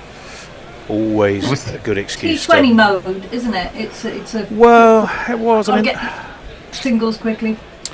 I mean, clearly they were looking at trying to move the scoreboard along. They were going nicely enough. These two were well set. But equally, these two are were really, really important to stay there and can accelerate really fast. So you needed them to stay in. Well, and they haven't done, and I'm afraid that means it's 3 down for England with a score at 82, and Harry Brook has departed. I wanted to ask you two experts. What do you think would? Because I'm no expert, so yes. What do you think's a decent score then? Ooh, I'll now take you what forth should that. be a decent score? Because it's obviously a lightning outfield. Yeah. Well, look, I think probably 360, 370 wouldn't be out of the question. Although it did start nibbling around a little bit to start with, so maybe you'd shave 20 or 30 off for that. But with 3 down at this juncture, I think they'd probably be, I don't know, probably looking at 310, 320 optimistically. What do you think? Is it going to get more nibbly, do you think? A positive feast, maybe. Quite possibly. We might move past the nibbles. Predictions are hard, especially of the future, as Niels Bohr once said. Well, I can tell you, I know you're not a fan of stats, and they are massively misleading. The last 5 ODIs here, the average first innings score would have been 261. And I think the last one was in 2019. Over the last 10 years, well, I've already given that, that's we're looking at the fall of the various wickets. Since 2005, the first innings score, average first innings score, 274. Right. And if you go back over 47 ODIs since the first one ever here, I mean, that would be 210. But you that was slightly different, though, wasn't it? Yeah, but you can always take that with a complete pinch of salt because obviously play the game in a different way. He was sold up the river by his batting partner there. Yeah, a little bit. I think either had they gone though, I think Smith would have been out. I think it was a terrific throw. I think there was no run there. There was definitely no run there. Well, here's a man who's got also perhaps with some those points to blue prove. eyes. Be still Annie's beating heart. It is the gimlet-eyed Joss. We'll jingle him up in a minute. But it's Smith who's facing, because that was the end of the over. We should have gone for some messages, but obviously there was plenty to talk about. It's also a change of bowler, so it's all going on here. It's Maharaj, in he comes. Back foot punch by Smith. They won't take two, it's just down to a very deep set long on. And there was no run, or long off to a left-hander. Who was I going to do? Joss Butler, 1S and 2 Ts. Pryor ain't no loss, 'cause we found someone subtler. Okay, he can't spell Joss, but he also can't spell Butler. Joss Butler, just because he is Joss Butler. 1S and 2 T's, Joss Butler. Maharaj, defended by Butler for his first delivery into the onside. There was no run. Don't get that many Josses with 2 S's, do you? No, And he defends Joss the Butler. second one too. I think 2 S's is more common than 1 It's S. definitely more common. Yes, Yeah, absolutely. It sets the jingle. I was just trying to think of Josses with 2 S's. I could only think of Joss Ackland, actually. I'm sure There there is are. a My slip. hairdresser. There is a right, slip for Maharaj. Sorry, Annie's hairdresser's obviously called Joss. There's Tony DeZorzi, who's out there at deep extra. And I thought that would have got Butler off the mark. Yes, it did. It would have been an easy single. They did take one, being Smith back onto strike. And here's the bowler. There's a bowler there from Who's South into Africa. Started up Onto his on toes. base, but Goes he Jamie made the Smith switch and gets an easy single. but he's no 85-4-3. End of the over. Over to Annie. Do you think he was brought on because Butler's come in? I don't know. I'm just interested, just a thought. But anyway, Steve Kelk says, if Bosch is batting and hits a boundary, can we have a jingle that simply goes Bosh? Bosh! And Eric says, I want to see Tony push down on a giant lever and announce, and now for Backman Turner overdrive. Oh, right. Righto, mate. You ain't I don't know seen what that's nothing about, yet. sorry. It's a a Tony reference. Blackburn thing. Yeah. Oh, okay. You ain't seen nothing yet. Baby. That's worked away by Smith. 2 men converge at backward point. It's Nandre Berger who gets there first. His glasses fall off. He won't mind that because he saved his side a couple of runs. The Canadian band, weren't they? I think, I suppose Alan Freeman and Tony Blackburn were the basis for the humorous Harry Enfield and Paul Whitehouse. There's hints of Mike Reid in there as well. They would have been. Not, A bit of Mike Reid, a bit of Noel Edmonds, but they've actually come out historically rather well in retrospect. Those two, haven't they? Because they haven't got caught up in any scandals. Oh, we'll find something. They'll find something. Definitely.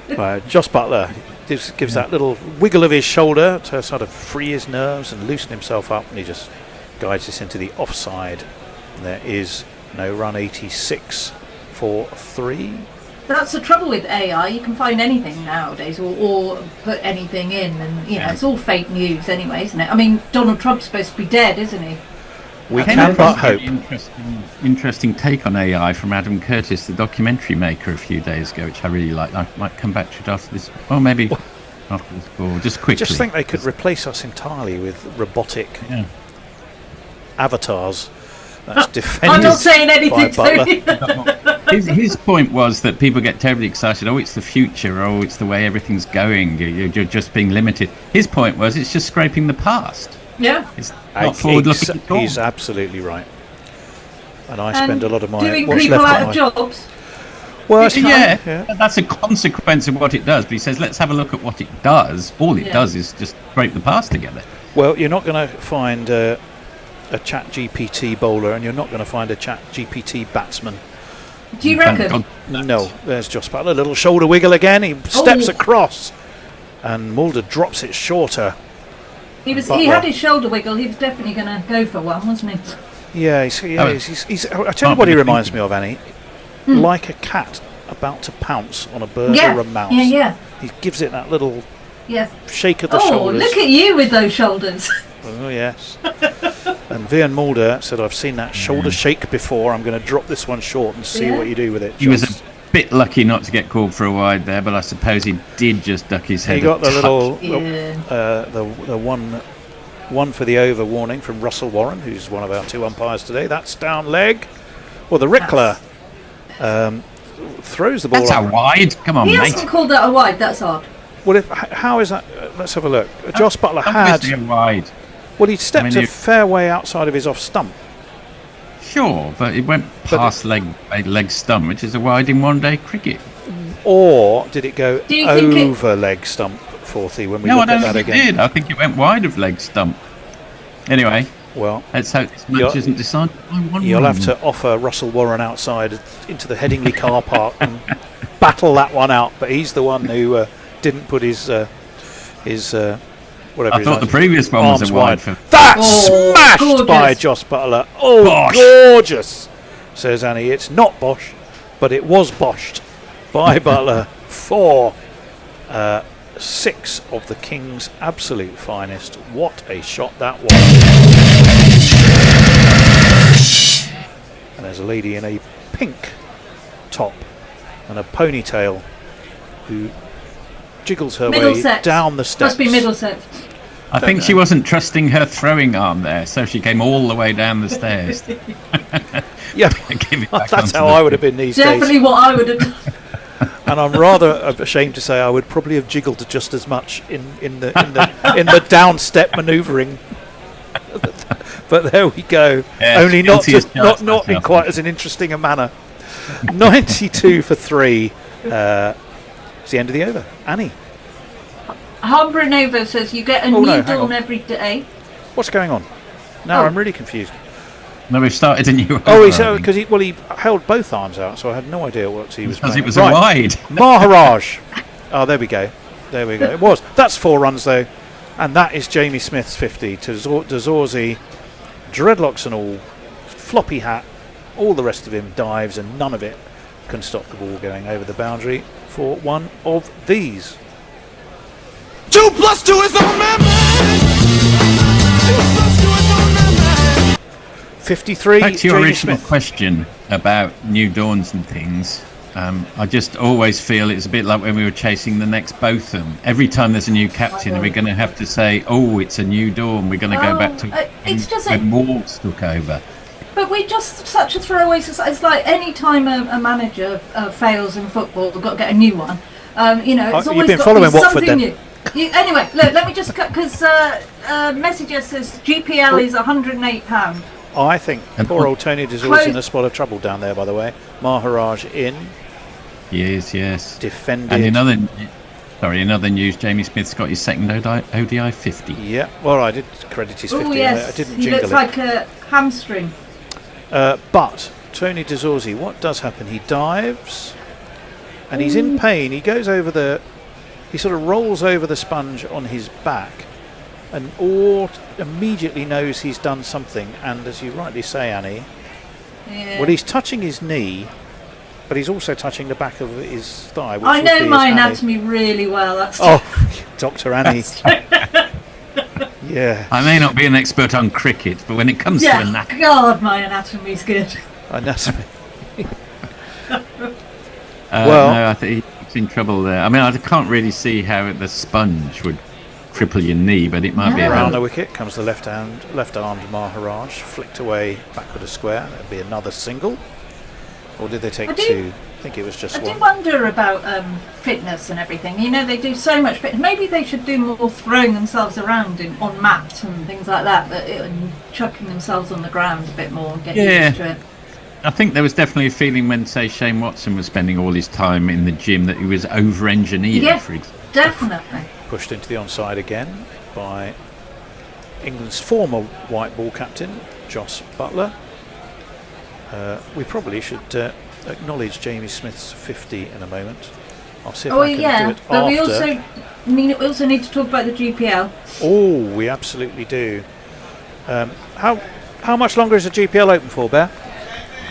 10 minutes. Right, get your bets in. It's well over £100, I can tell you that. £108 closes at 1:30. Wow, fantastic. That's easy money for someone. Away, just round the corner by Butler. He takes a single. One ball left of this Maharaj over. The 100 is up for England. 101 for 3. They are. Smith has made his 50, which we were going to quickly celebrate. So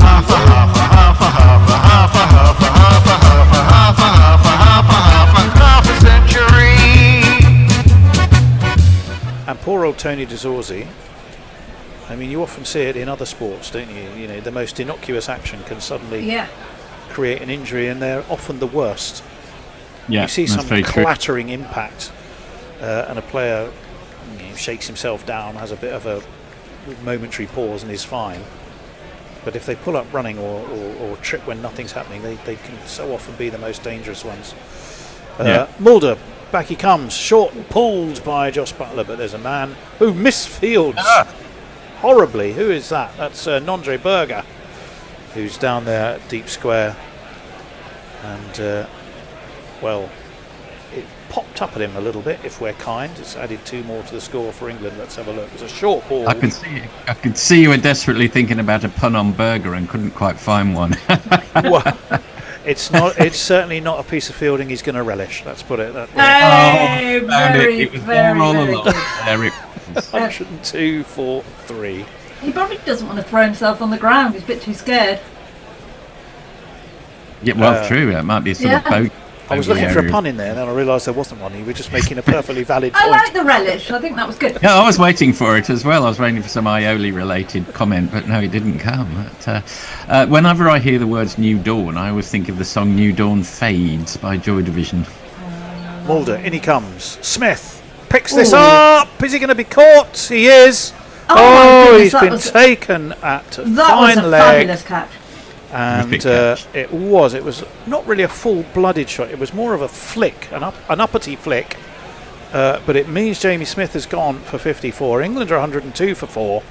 And as we're in the 18th over, you would say South Africa have got themselves into a very good position indeed here. That, sprinting to his left, was quite some catch. It was beautifully judged. It was low down on the dive, and very, very well done. And I'm afraid Jamie Smith, footwork or no footwork, has been caught by our friend Hieronymus Bosch off the bowling of Vian Mulder, and it's another one down for England, and they are looking to chipper, I am afraid to say.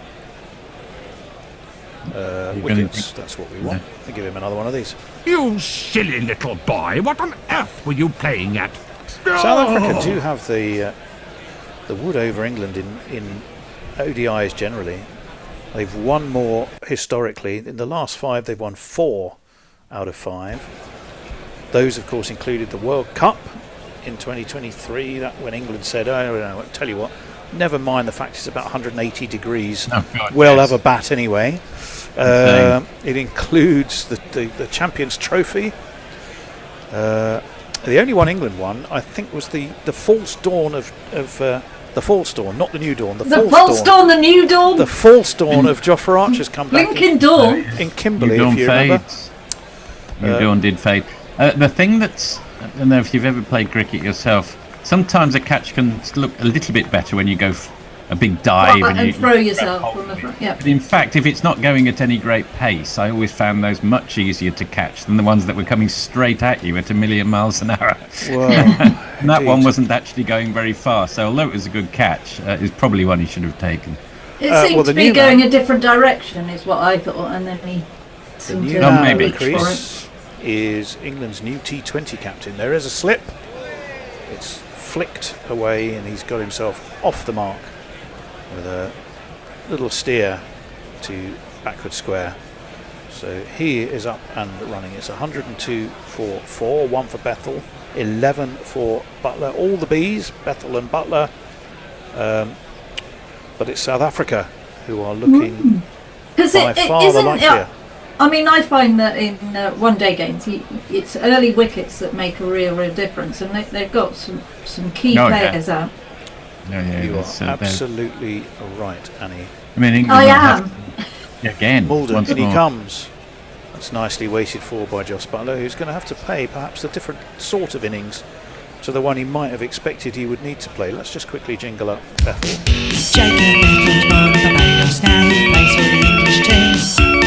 They say that he is an all-rounder, but that remains to be seen. That was great. The more you look at it, I think he got slightly more power on it than I gave it credit for. You think? Okay. Yeah, although not all of what he was looking for, but that was such a superbly judged catch. Mulder, in he comes. He's got a sort of a bustly run. And that's slapped to backward point. There's no run. 83 You might miles say an one hour of the technical drawbacks of one-day cricket is if a side does lose 4 wickets for 100, they're effectively forced into more defensive mode really for the next 20 overs. They can't afford to take too many risks, maybe 15 overs. Yeah. If they, I would say takes the air out of the competition as a spectacle, because you think, oh, okay, well, they're going to have to regroup and might get a little dull for a while. Well, and that's interesting you say that, because old school England, let's just hold that thought for a moment. That's a swing and a top edge, and I think it's gone all the way down to fine leg. No, it wasn't a top edge, it was a leg by, would you believe? Leg buys. Off his helmet, did it? Where did it go off? It wasn't his leg. I think it may be his helmet, because he's having a good look at his helmet. We'll have a look before we jingle it up. Where does it catch him? It must have been his head. Yeah, he swung and he missed it, and he basically headed it. One of those uppish headers that you'd be frustrated if you were watching it, because it would have gone over the bar. He's good at football as well, is he? Butler. Yeah, see, he can do everything. Well, anyway, it's 4 runs.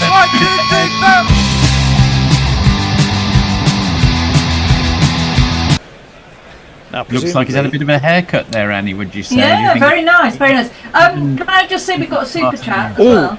Go, let me jingle, let me celebrate it here, and then You hit us with it. super chat. 7 for 4. Okay, Matt Lee says, afternoon primate, sorry I'm late to the party, had a visit from Housing Association, RE adaptions to the kennel. Love and sausages. Thank you, Matt Lee. And Eric says, I'm shocked because I thought this was AI. Well, yeah, it is true that Tony is a robot. And Red Imp says, hi from Thailand, why does YouTube keep telling me to skip in 15 seconds? That's not going to do my hernia any good. Well, you've got time to read as many messages as you like. I know there was, I saw a few things on Blue Sky. I might have dreamt them, I think. I'm not on Blue Sky at the moment, but I will try and do that. Frenchy LeBouf says the Hitchhiker's Guide to the Galaxy book has proven there can be robotic batters and bowlers from the planet Cricket. I don't remember that there. Here I am, brain the size of a planet. Yeah. And I have to head the ball down to fine leg. And Mog says, what the hell? My jingles are getting more high-pitched every time they get played. Ooh, there are some good new ones from Mog, I have got to say. One of them, Sonny Baker's very good. Is he? I haven't heard that one yet. Well, no, it's because we haven't had calls yet to play it, but I think we'll like Devonbourne, lad, Devonbourne, Torbay, from the Torquay Riviera. Is that where he's from, Sonny Baker? From Torbay, yeah. Good Baker, we're all dad.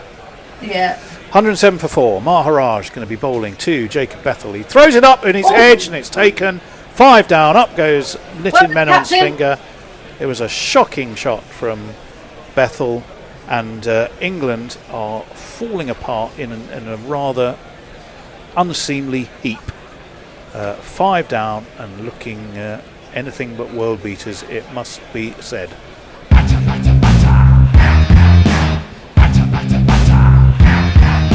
Actually, he edged it. It was then. It went to first slip via the thigh of Ryan Rickleton, who missed it. But Jacob Bethel has to go. He only faced 2 balls. He's out for 1. And now shades of Stuart Broad and Brad Haddin. I'm going to all those years ago. I'm going to channel. I just want to say one thing about Bethel. The choice of having him as T20 captain.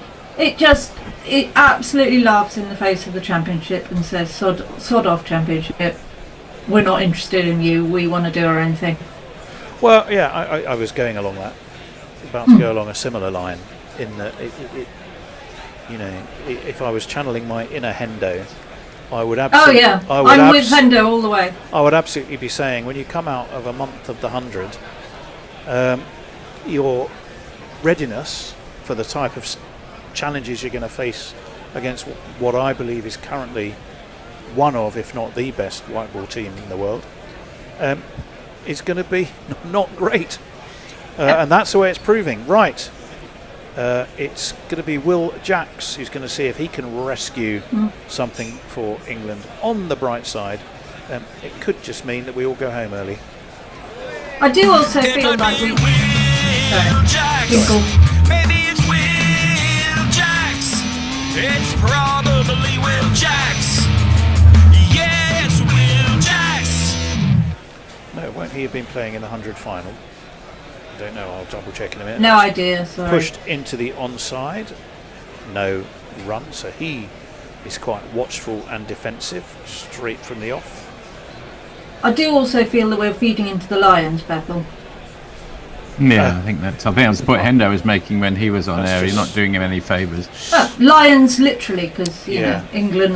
Straight Lions, to long off, takes a single.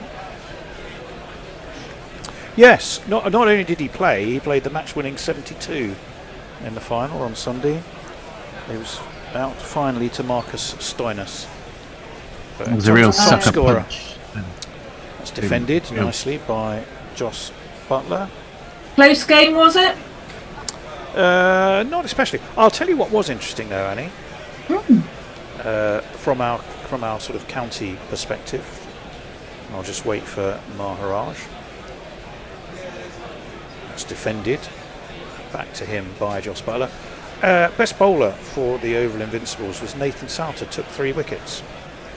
Obviously once at Middlesex. But the interesting thing was, as in comes Maharaj onto the back foot, slapped by Butler down to deep cover.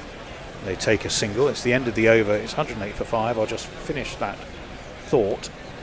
The 3 wickets he took were, I think, Joe Root, Rayan Ahmed and Tom Banton. So Nathan Souter managed to remove 3 of this current white ball England squad. Anyway, some messages.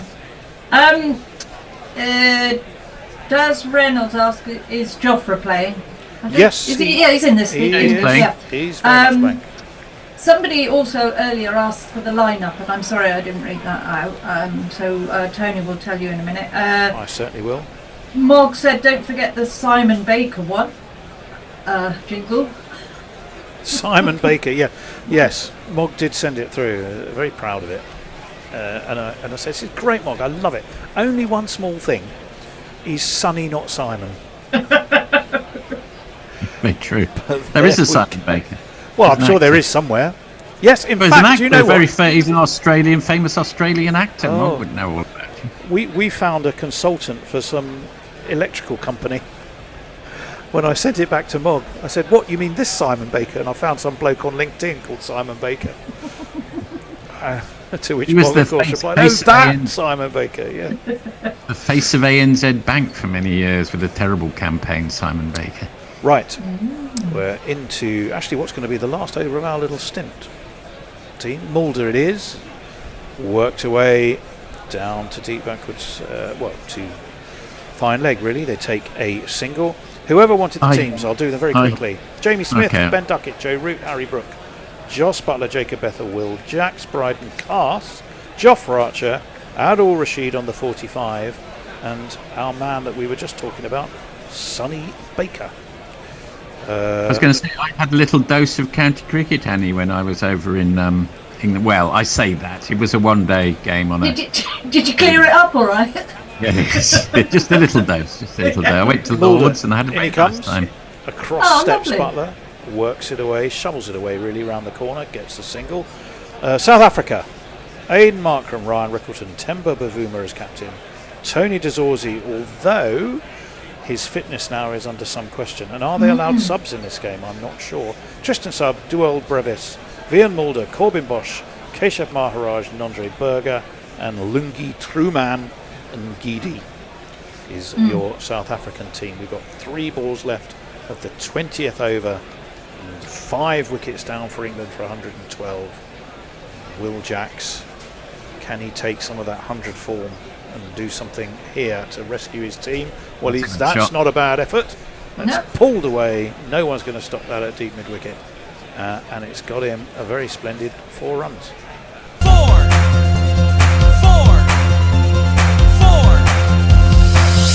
F-O-R. Way too short, wasn't it? Way too short, but he got his eye in nicely. That was very nicely carved away. Yeah, ran his fingers over it. I think he was trying to get that slower ball bouncer, but Will Jacks saw it nicely. A gift. It is so different, though. The skills that you have to deploy in the 100 are just so differently paced, and therefore so different. That's beaten the outside edge. Jacks, and he plays the shot retrospectively without the ball perfectly, but he was really wafting a little at the one that beat him. It's interesting what you say, Tony. We used to say, oh, well, he plays too much one-day cricket. That's why he's played that shot in the Test match. And now we're getting to the point where he's saying, well, he's too much T20 cricket. He's playing that shot in an ODI. Yeah, Paul Stratton makes that point. He says, has the 100 made the batting techniques even worse? Shocking competition and pointless. Well, there you are. Every ball counts. I have to agree with you there. Right, 3 men in a line on the offside, 3 equally on the onside. Onto the back foot goes Jackson. He beats the infield, but not the man at deep mid-wicket, and they take another single. 116 for 5. We're going to be due a change now. 117 for 5. Annie, could you do some final messages while we shuffle-a-roo?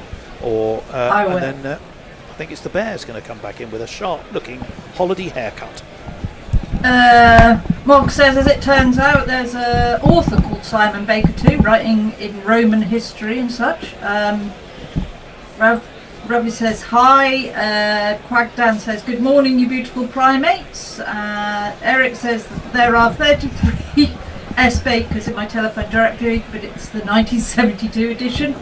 And Brian says, have we had a doomed yet? I'm sure we will have. We are back into the action. Maharaj, first ball to Will Jacks. Oh, hang on. Don't tell me he's gone. I think he has. Yes. Have I? No, I haven't. That's a wicket. It's gone. First ball of the over. Will Jacks has just dollied it straight back down the pitch to Maharaj. The 6th wicket has fallen for 117. Well, we're going home early. Just fuck off!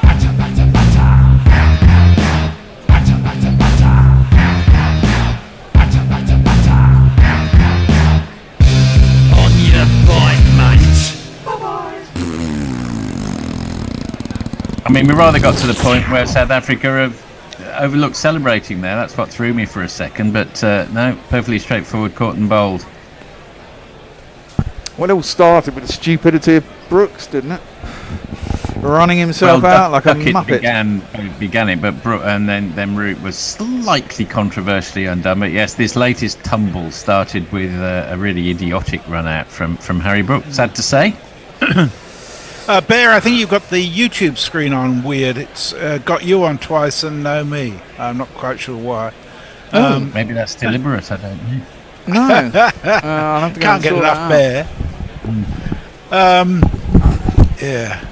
You want to? Is there a message or two? Well, yeah, Quack and Dan says we're doomed, but because of the US, not just English and South African cricket. Thunderha, that's Farong says the collapse is on. Foji DXR says, what's your take on Jamie's indefinite break from red ball cricket? Jamie Overton, that is. Yeah, well, it sounds like he's basically going to retire from red ball cricket and concentrate on the white ball. Looks that way. Meanwhile, Bryden Cars has come to the crease. He's successfully defended his first ball from Maharaj and indeed the second ball, which he's punched down the ground to long off. And he saunters through for a single with those big strides of his. But the fact that Bryden Cars has at the wicket in the 21st over, if you're just tuning in, is indeed cause for concern for England, who are 118 for 6. And John O'Gorman said, wait. Yeah. That's right. So next ball, that's sort of on the toes of Butler, who manages to squeeze it down to the man at long off. I think, to be honest, at the moment they could almost afford to bring long off and long on up with 6 wickets down at 119. Say if you want to have a go, if you think you're hard enough, have a go, because otherwise we're just going to be, the most they can hope for is to milk singles.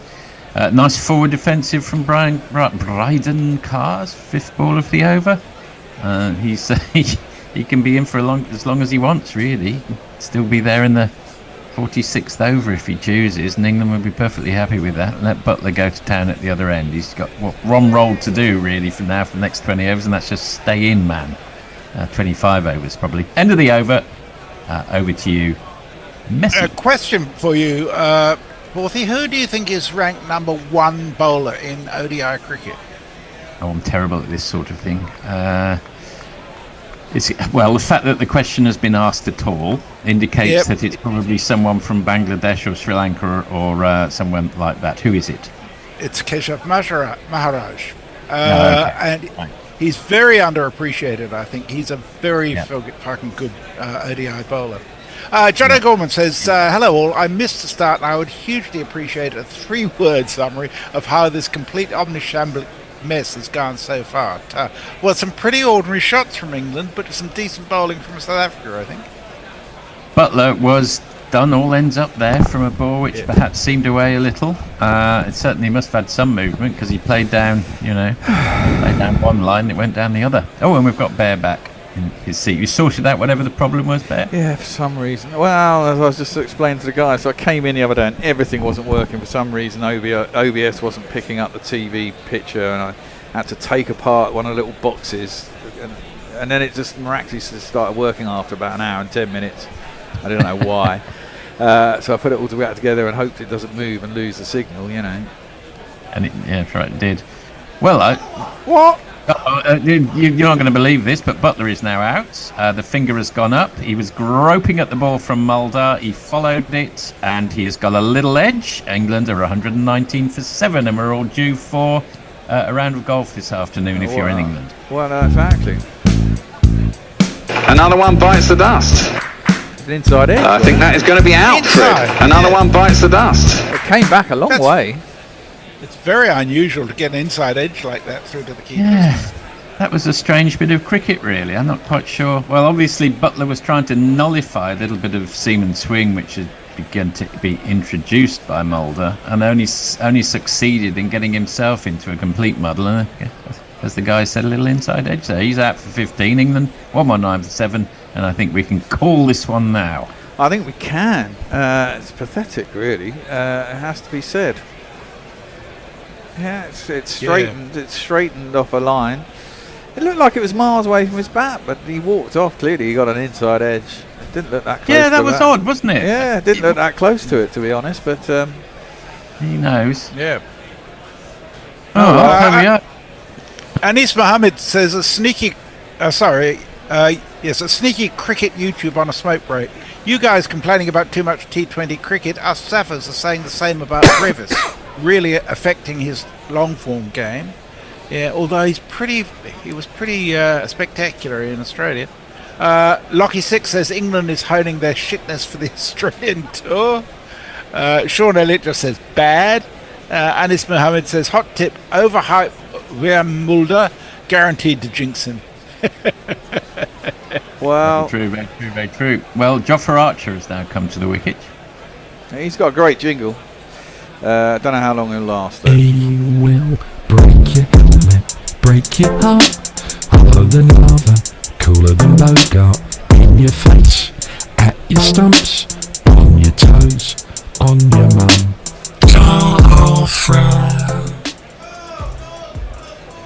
And he's gone first. So England are 109. Fuck it. England 119 for 8. Jofra Archer has gone first ball to Mulder. He's now 3 for 27. He's on a hat trick. the fat lady is warbling away in the background, and everybody can go home soon. Fuck off! Just fuck off!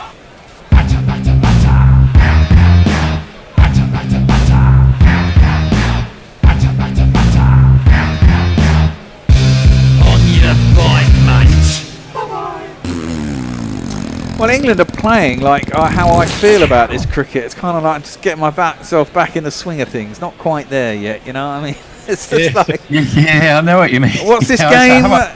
Yes. Very, very true. I think it's how I felt since I've got back to Australia. Just a little bit all over the place. And yeah, there we are. Is the weather starting to pick up a little bit? I suppose not really. Getting the odd nice day. A lot of rain. I was out on the bike a couple of times this week, so that was quite pleasant. A little bit of gardening. Are you settling back in, Messi? It took me a couple of months, to be honest, to really get back into some sort of routine. My sleep was really bad, but it's been really wet and cold here. We've had 30 inches of rain in 3 months, which is a lot. Probably needed though, isn't it, out that way? Yeah, it is. I mean, we always get it in the middle of winter, but not this much normally. That'll be climate change then, yeah? Well, if you look at the figures for rain, it's more than halved in the last 40 years, the amount of rain in Perth. It's been going on for a very long time. Couldn't they just build the most massive solar park in the middle? I mean, you've got so much fucking sun and so much uninhabited central Australia. Couldn't you just build the biggest solar park in the world and power the entire country? That's the intention in the Northern Territory. Well, meanwhile, I'll just break in for the hat-trick ball. High excitement. But it's been successfully negotiated by Adil Rashid, so no hat-trick for Mulder. Carry on with talk of solar parks.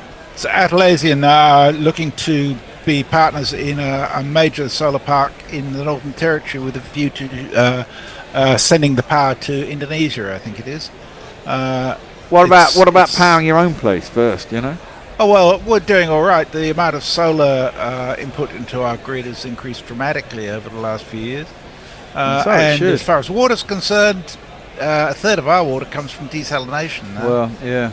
Smashed by Adil Rashid, just wide of the man at Gully. It's gone all the way down to third man, so there will be a welcome run. England storm along to 120 for 8. Well, I'm going to play Adil's jingle. Adil Rashid on the 45. Adil Rashid on the 45. Adil Rashid on the 45. Adil Rashid on the 45. Adil can turn it both ways. Adil can turn it. Oh, Adil can turn it both ways. Adil can turn it.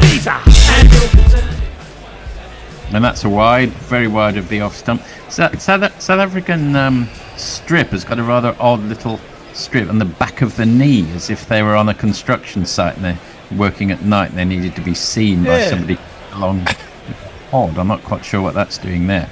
Just thought I'd mention it in case you're a connoisseur of strips. I know some of you like the old classic strips from the past. Anyway, one for your collection. Yeah, I mean, it annoys me that every series has to have a different strip. It just seems crazy to me. Why can't you just get a good one and stick with it? I'm commercial fuddy-duddy like that. Commercial opportunity. Defended by Brian Cars. What I find particularly annoying is when a side will play, a football team will play in its third or fourth strip.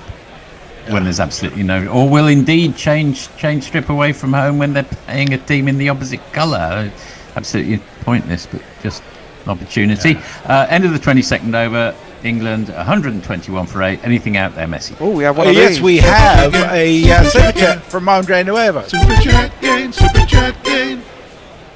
Who sent us a £1.99 saying, on the plus side, the GPL is safe. Yeah, it looks pretty safe. The lowest pick is mine at 433. And England do not look close to getting to 216, I've got to say. World's number one ODI bowler starts a new over. That's Maharaj. Immaculately defended by Adil Rashid. We'll be reaching for the record books for low recent England ODI totals. Oh, well, we got 57 or something against the same opposition about 4 years ago, didn't we? Just after the World Cup. I'd mentally blanked that one. That's a cutaway to points by Rashid, but straight to points, so no run. It was at Lord's, and we were about 58 for 8. We might have got something in the end, but yeah, we were done. Yes, from the high point of 2019. Oh, that's launched by Adil Rashid, and I think that's going to go all the way. He's actually got a lot of bottom arm on that one, and he managed to get it over the boundary rope. No, one of these. Dropped just short. No, not one of these. It's me, says she. I think you're thinking of a T20, Bear. The lowest England score against South Africa is 103 at the Oval in 1999. No, we've beaten that. I remember that series. Yes, that was a very low point of one of many low points for English cricket. I remember that. I remember there was a lot of fulmination about where on earth is English cricket going to go next. Not for the first time we've heard that. Maher round the wicket to Adil Rashid, flicked off his toes quite nicely, and they hurried through for a single. And Rashid moves along quite nicely. Well, our lowest ever score, I've been informed, is 86 in 2001 against Australia. So, I mean, you know, this is terrible, but it's not close to being the worst, and you know, there's a couple of dozen below this score, so yeah, it's not that bad. No, it's fine. Maharaj around the wicket, and it gets a big, thick inside edge all the way down to long on, and Bryden Cars will pick up a run, but that's the end of the over, I think. Is that right? Yeah, I mean, we're not even halfway through the overs yet. That's the disappointing thing. I mean, they've all been bashed around in the 100 and forgotten how to. Who's to say South Africa won't collapse? I mean, it's the first Test match last year between Australia and India. India were dismissed for 156, and Australia was cock a hoop, and then got up for whatever it was, 101 or something. That's cricket. Yeah. Remember that time I always remember that time in India were about 26 for 8 or something in a series that they won. Not too long ago in Australia. That's right. Quackerdan says the best part of Guerilla Cricket is the swearing off screen before the on-screen team can even react. In comes Mulder. He's on 3 for 29 and looking really good. And that's a good shot, clubbed away by Bryden Cars, the man at deep point. I mean, it was there in the hitting zone to be hit, and indeed he hit it. So he moves along to 3. I'd almost rather they got themselves out now and just got on with it. It's. I know what you mean. Yeah. We know what's going to happen. Rather than limping to 190 all out in 41 overs or something. I mean, this does feel, after the heights of the Indian series, this does feel very much after the Lord Mayor's show, this little bit of a tack on at the end of the summer. Well, indeed. Maybe I'd be feeling different if we were if we were smashing our way to a high total. That's the classic supporters thing. That's smashed down to third man, where is a very lackadaisical bit of feeling, I think, by Ngidi down there. He doesn't look as if fielding is his thing today. He sort of watched the ball line earlier. The problem with any short form cricket is it's fine in the power play. You see how people go along. Then you have the dull middle overs, and then you think, oh, we got a bit of smash and grab at the end, and then you have to kind of wait for 20, 30 overs, Jenny, for the build-up and where the position is. And then it suddenly gets exciting right at the end because possibly there might be a close result. If it's not going to be a close result, then it's dull all the way through. That's going to be a wide, I would have thought, from Mulder to Rashid. He just ducks inside it. Haven't seen it given, but I assumed it was a wide. No, it wasn't a wide. No. I've been very... what's the word? Very generous on the wide calling today, I think. As long as they're the same with both sides, I suppose it doesn't make any. It's not going to make any difference anyway today. I think it's fair to say that Anis Mohammed's responsible for the last 2 wickets. He tweeted just before either of them fell, "Rian is the best bowler in the world. There, jinxed him for you." And not that Jeff Thomas says, "Well, that Rian jinx worked really well." They've all got a similar look, these South Africans, haven't they? Spend a lot of time in the gym. That's defended off the back foot by Adil Rashid. I mean, South Africans have always traditionally been big lads from the ball, but even more so these days.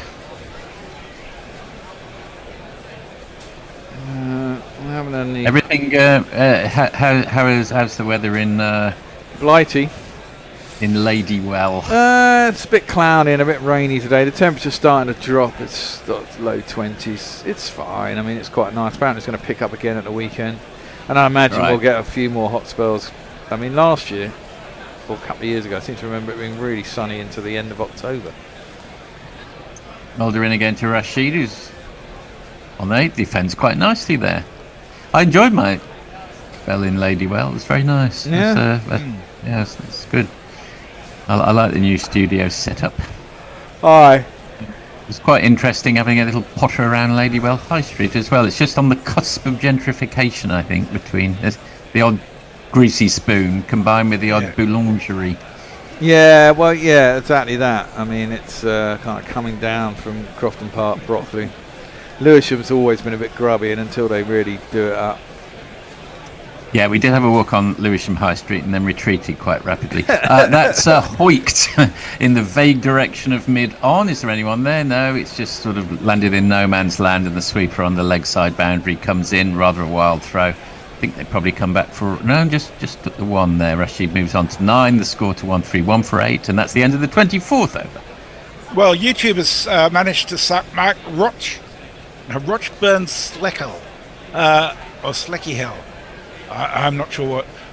He's 2 super chaps that were identical, both for $2 saying, "Hello from LA. Ash's disappointment incoming." We shall see. We shall see. Thank you, Mike. Appreciate that. Lockie 6 says, "This not being England's worst score is a clear moral victory." Thank you. Well, absolutely. And Mike says it's deliberate. Read it twice. Very good. Maharaj, who does...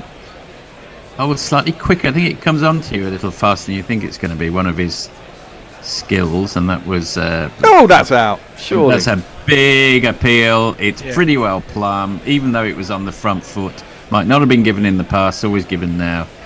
Rashid, I think, is just naturally going to review, but it looked pretty out in live time, didn't you think there? Yeah, I mean, it pitched on about middle of the leg and seemed to straighten.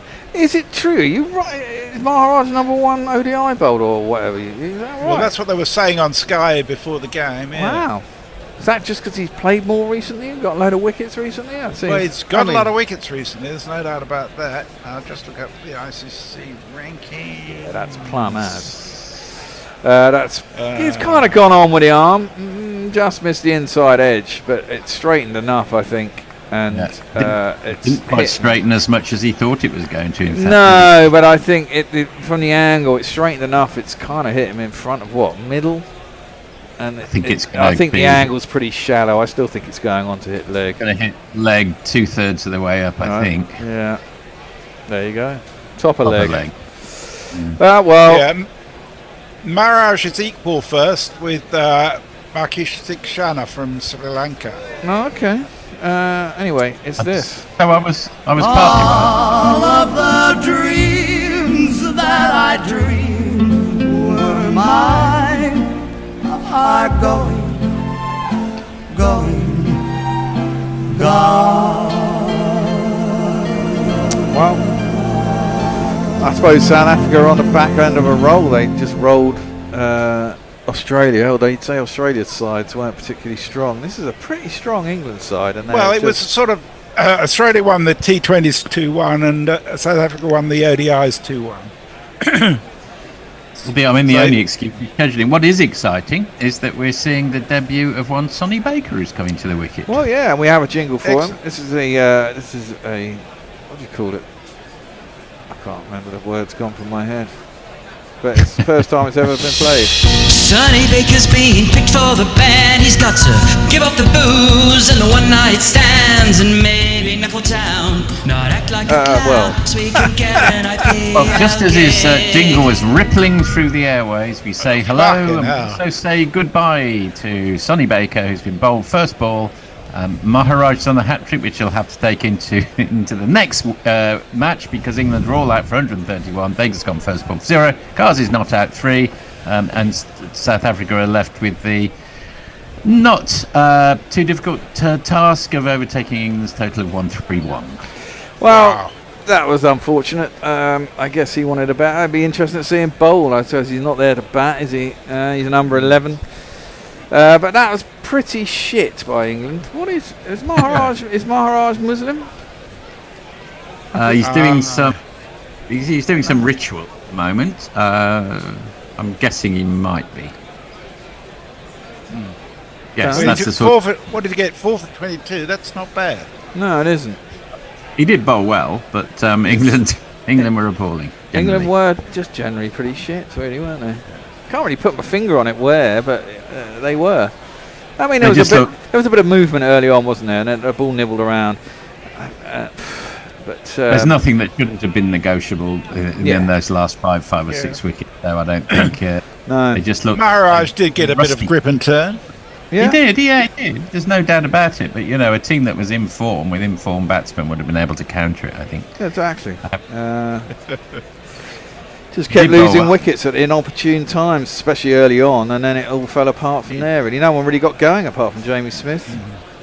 I don't know if Tony has got a sort of plan for what happens when we sort of run out of steam halfway through a session like this. What's he want to do? I presume we go into the second innings rotor.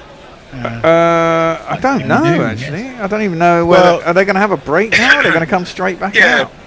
Are they going to have a break? I don't think no. I think they'll come out and play the next 20 whatever overs. There's 25 overs till the break, supposedly. Yeah. Well, you'd think it makes sense, but that doesn't necessarily mean it'll happen. I'll do a few tweets anyhow. We're thinking about it. Parrot Bradshaw's with us. It says, ahoy all sorts and sea dogs. I hope you're doing everything you can to stave off the rain coming to Ireland for the T20s later this month, Parrot. Lockie 6 says 5-0 Ashes, signed Glenn McGrath. His handle is, he says, if you read it fast, my handle sounds like my crotch burns like hell. I see, yes, I see. Richard Harmon says Sonny Baker has a grand total of 12 list A runs with a high score of 7 not out. It's your time to shine, Sonny boy. Well, a bit late for that one. Passed. And Eric J says 50% tariff on super chats from the USA. Jay Grover has been very quiet today, Jay. Says Maharaj is a devout Hindu. He did puja after the Test Championship win. There you go. It didn't look very Muslim, to be fair. Normally they do the go down and face Mecca thing, and it was kind of this weird little hand movement across his chest. So I didn't know that. I was wondering what religion it was. So there you go. Thank you very much for letting us know. Never seen it before, but there you go. Indeed. Very good. Okay. Well, we're going to take a break. Probably might skedaddle. I might get an early night myself. It's just gone midnight in Melbourne, so enjoy the rest of the. I assume I'm stood down. So. I'm just going to check Crick Info and see what they say. We have it does say innings break. It does say innings break. So. Yeah. Alberto Ovo has sent us £1.99 saying for the complete Baker intro song. Yes. Well, we'll be hearing it again soon when he's bowling. Yes, we will indeed. And Parrot says he has a ticket for the first T20, which practically guarantees it'll be rained off. And Jay says sober equals quiet. Well, not always, Jay. Not always. You've messaged us when you've been sober before. Yeah. But it's not so much fun, and we certainly don't make as much money. Yeah, exactly. Jay, start chugging that vodka, whiskey, or whatever it is you like. Yes, indeed. Okay, well, we'll catch you when they're back. Just keep your ears open. Yeah, indeed. They might be back in 5 minutes. You never know. It might just be a quick turnaround, but we're going to assume there's an innings break, and they're going to have a break. I think so. Shall I assume I'm stood down? Yeah. Well, yeah. I mean, we can go.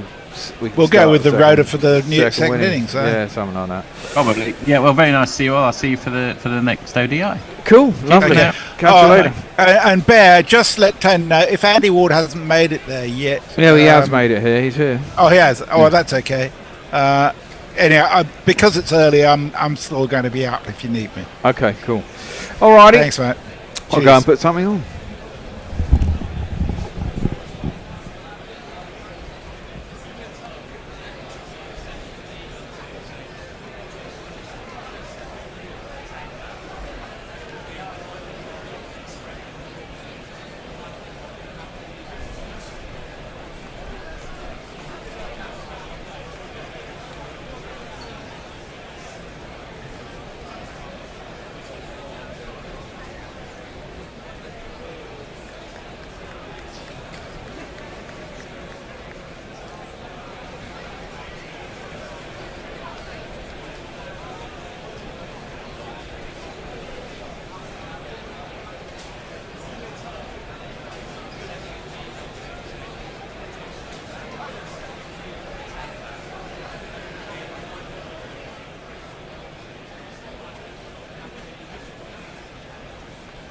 Mickey could try to sell his car privately.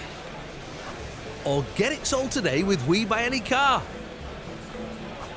He could spend days on end trying to sell to a bunch of time wasters. Or sell in a flash and head to the fun fair with the kids. Proper gutted. Or proper impressed. To get a quote in 30 seconds, enter your reg number now at WeBuyAnyCar.com. I see you lurking down there. I know why you're here. My mum said you'd come, eventually. That you'd pick on either my dad or my uncles. That's what you do to older guys, right? Then with black men, you target them twice as much. Well, it's not right and it's not fair. And we're not going to let you get away with that. Not for one more second. Prostate cancer is the most common cancer in men. It's about time we stood together against it. Prostate Cancer UK. Why do your socials look so good? Mine are basic. I use Adobe Express. Free templates and AI features make stories, reels and posts so easy. That's exactly what my feed needs. Adobe Express, the quick and easy create anything app. Free. The Bishop and the Bear, the Bishop and the Bear, and to the delight of everyone, they are here to share jokes and rants and guests and things. Who knows what any fun they'll bring? Not affiliated with the Mad Bishop and Bear pub at Paddington Station. The Bishop and the Bear, bands beyond compare, buckets of savoir-faire, the Bishop and the Bear. Welcome back to the Bishop and Bear. We probably have just about got over the excitement of that India series. We're not sure Hendo has, to be perfectly honest. No, I'm sure he's collapsed in a heap somewhere. He's gone for a long lie down from which he's yet to formally emerge. But he'll be back for, as we will be, for the forthcoming one-day series with South Africa, which starts on the 2nd of September at Headingley. That's Tuesday. And we're really quite excited about that for all sorts of reasons, not least of which South Africa's form. They seem to be world beaters these days, and we think they've got quite a strong squad there. So to talk about that, amongst a number of other things, is a long-time friend of the show, aficionado of South African cricket, and creator and host of the Full Quota podcast. It is none other than Tim the Cricket Guy, Tim Dale-Lace. Hello, Tim. Good morning, chaps. Good morning. I'm in a slightly chipper mood, which is unusual for me. If you've remember my comments on the commentary. You were always a bit down, weren't you, when you were on the show? But since then, you've become World Test champions and are rolling along, beating Australia. Although you are, although that Australia side you beat was a pretty shit side. Let's be honest. A side in transition, I think it's fair to say. Yes. Tim, anyway, obviously the other voice you heard walking the pub as if he owned it, which to be honest he does. Absolutely. Is our landlord the Bear, glad handing and generally spreading bonhomie wherever he roams. Right, so lots of things to talk about, but there's firstly, Tim, what can we get you to drink? Something from the South African breweries looming over Newlands? No. Since you are having such a wonderful, wonderful summer, I think it is appropriate for me to have a G&T. Oh, nice. Well, except I don't like gin, but you know. A G&T. Do you have a preferred gin? Hendrix? Do you know what? I thought you were going to say that. Don't ask me why. I just had that feeling. It's got the most South African sounding name to it. That's probably why. So the Risa Hendrix gin. So that we can get you, and a tonic. Right, well, the fact that you've sort of, the Bears kind of touched on this. So it wasn't long ago, and actually, Tim, I think that is when you last came into the Bishop and Bear. We were, what's the right word? Castigating South Africa because they were fielding a weakened test team. They'd thrown everything behind the SA-20. Graham Smith was probably, villain number one, world's most wanted man. And yet, since then, they've become World Test champions. They've made the World Cup semi-finals World T20 finalists, and they've just thumped Australia. Let's call it 2-0 because they didn't really bother to turn up for the dead rubber in South Africa's case, although of course it was really 2-1. So at the moment, South Africa, Tim, are getting something unbelievably right. What is it? What's the secret South African sauce? I think the recent T20 successes, if we go particularly in the World Cup, although we didn't go all the way, I think you've got to give some credit to SA20. I'm not its biggest supporter, but I think without it, you've got to give it the credit that it deserves, because it's putting our players in a higher quality competition against quality on quality surfaces, higher intensity. So the T20 form has to go down, at least in some part, to SA20. That's undoubted. The format, that's a little bit more. That's a hard one to do. But what I think it is largely down to is Shukri Conrad.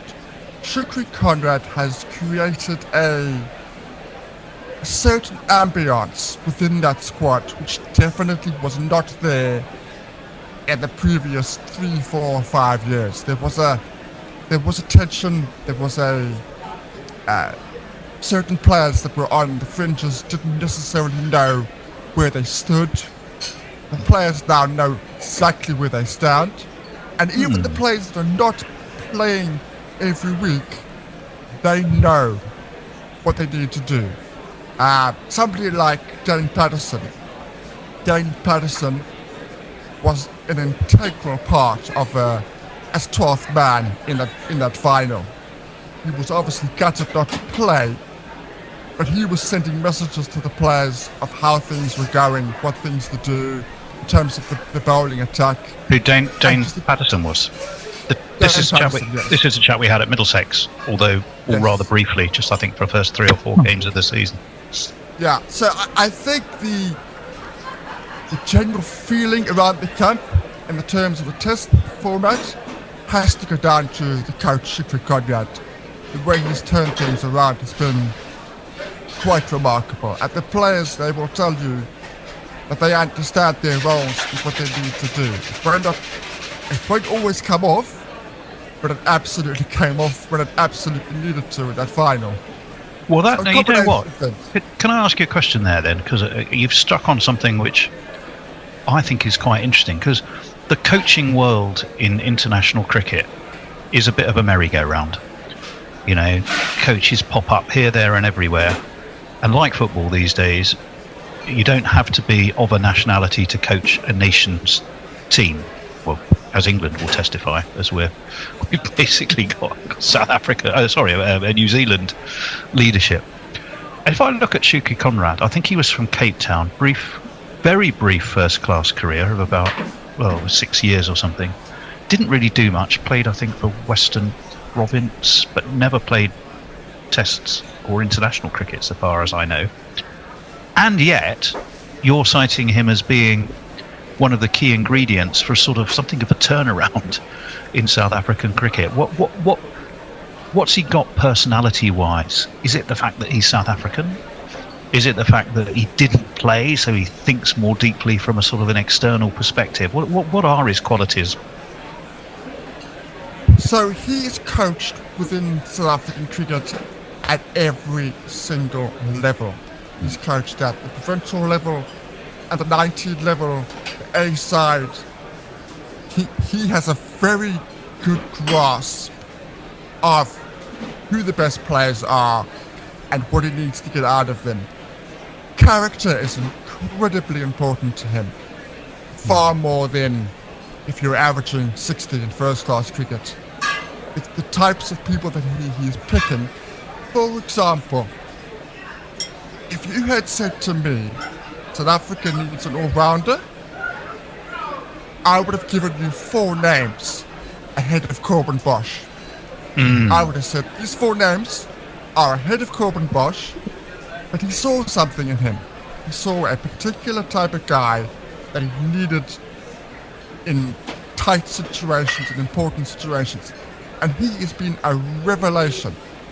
Put him in a green shirt or a white shirt, Corbin Bosch has been an absolute revelation as a Proteas player. So it's knowing what he wants and getting the best out of those players. He is absolutely instrumental in turning people's careers around. He's made some hard decisions, i.e. getting rid of Dean Algar, which was, at the time, a very harsh decision on the surface, but we don't exactly have openers knocking at the door. Don't forget, you have to give Dean Elgar. You need to give Dean Elgar his full name. The nuggety Dean Elgar. You can never say Dean Elgar on its own. He always has to be nuggety first. Remember. Wasn't he retiring anyway, or was that kind of off? No, absolutely. No, right. Okay. It was very much, I'm retiring because this relationship isn't working. It's very clear that there was a clash of personalities. Very clear. Chukri wanted to go in a different direction. He wanted a different captain. He wanted a different style of play. It was very, very different when he took over. Is he quite authoritarian in his approach? He is. Is he like a nut job who takes hold of the Proteas, the rugby side, the Springboks? Because you got that nut job in charge of them as well, haven't you? He's a real... Yeah. Yes. Which, when he came in, I was a little bit apprehensive with his appointment for that reason.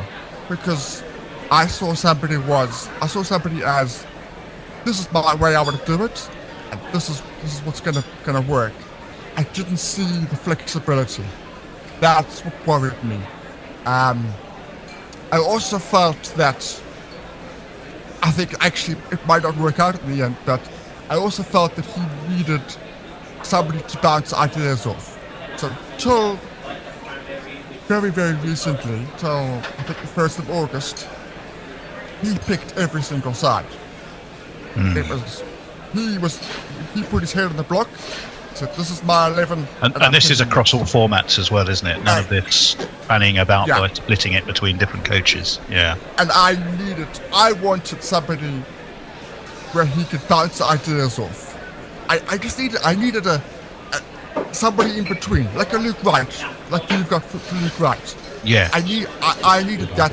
I wanted that person. The problem I have very little faith in the person that they've employed. That's another argument for another day. They've got somebody in, and I'm nervous about it. Let's put it that way. Presumably he'll still have the final say, though, won't he? I mean, you when you have an ideas man, you bounce it off. He either gets sacked, or he kind of agrees with you, or toes the line to a certain degree. It's almost like it's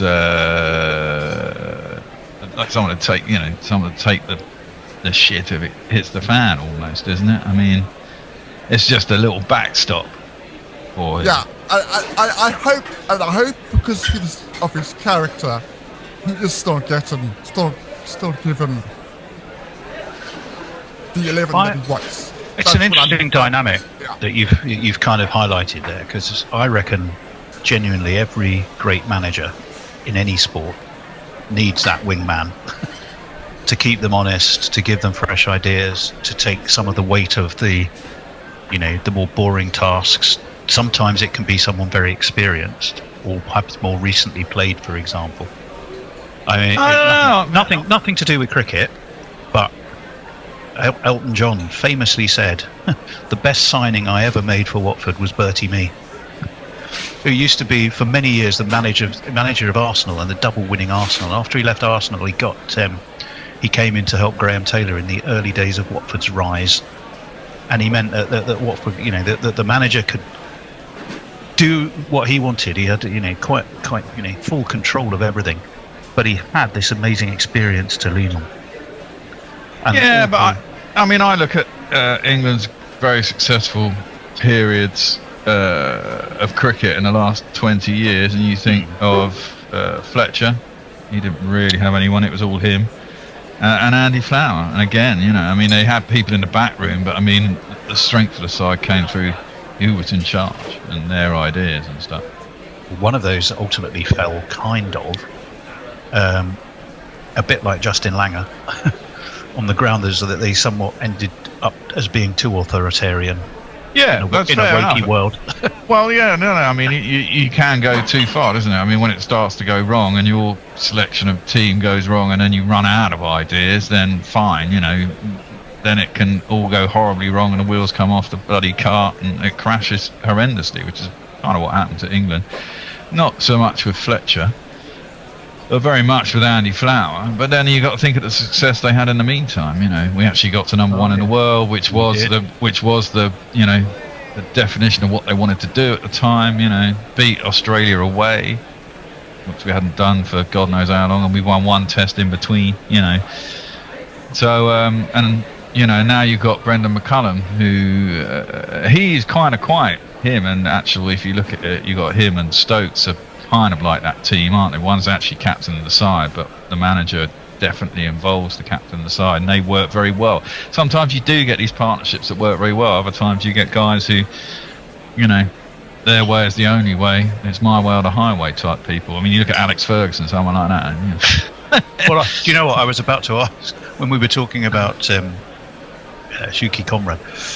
I was going to ask Tim if there was a football analogy, and on one end of the scale you've got Pep Guardiola, and the other end you've got Sam Allardyce, and where roughly does he fit on that scale?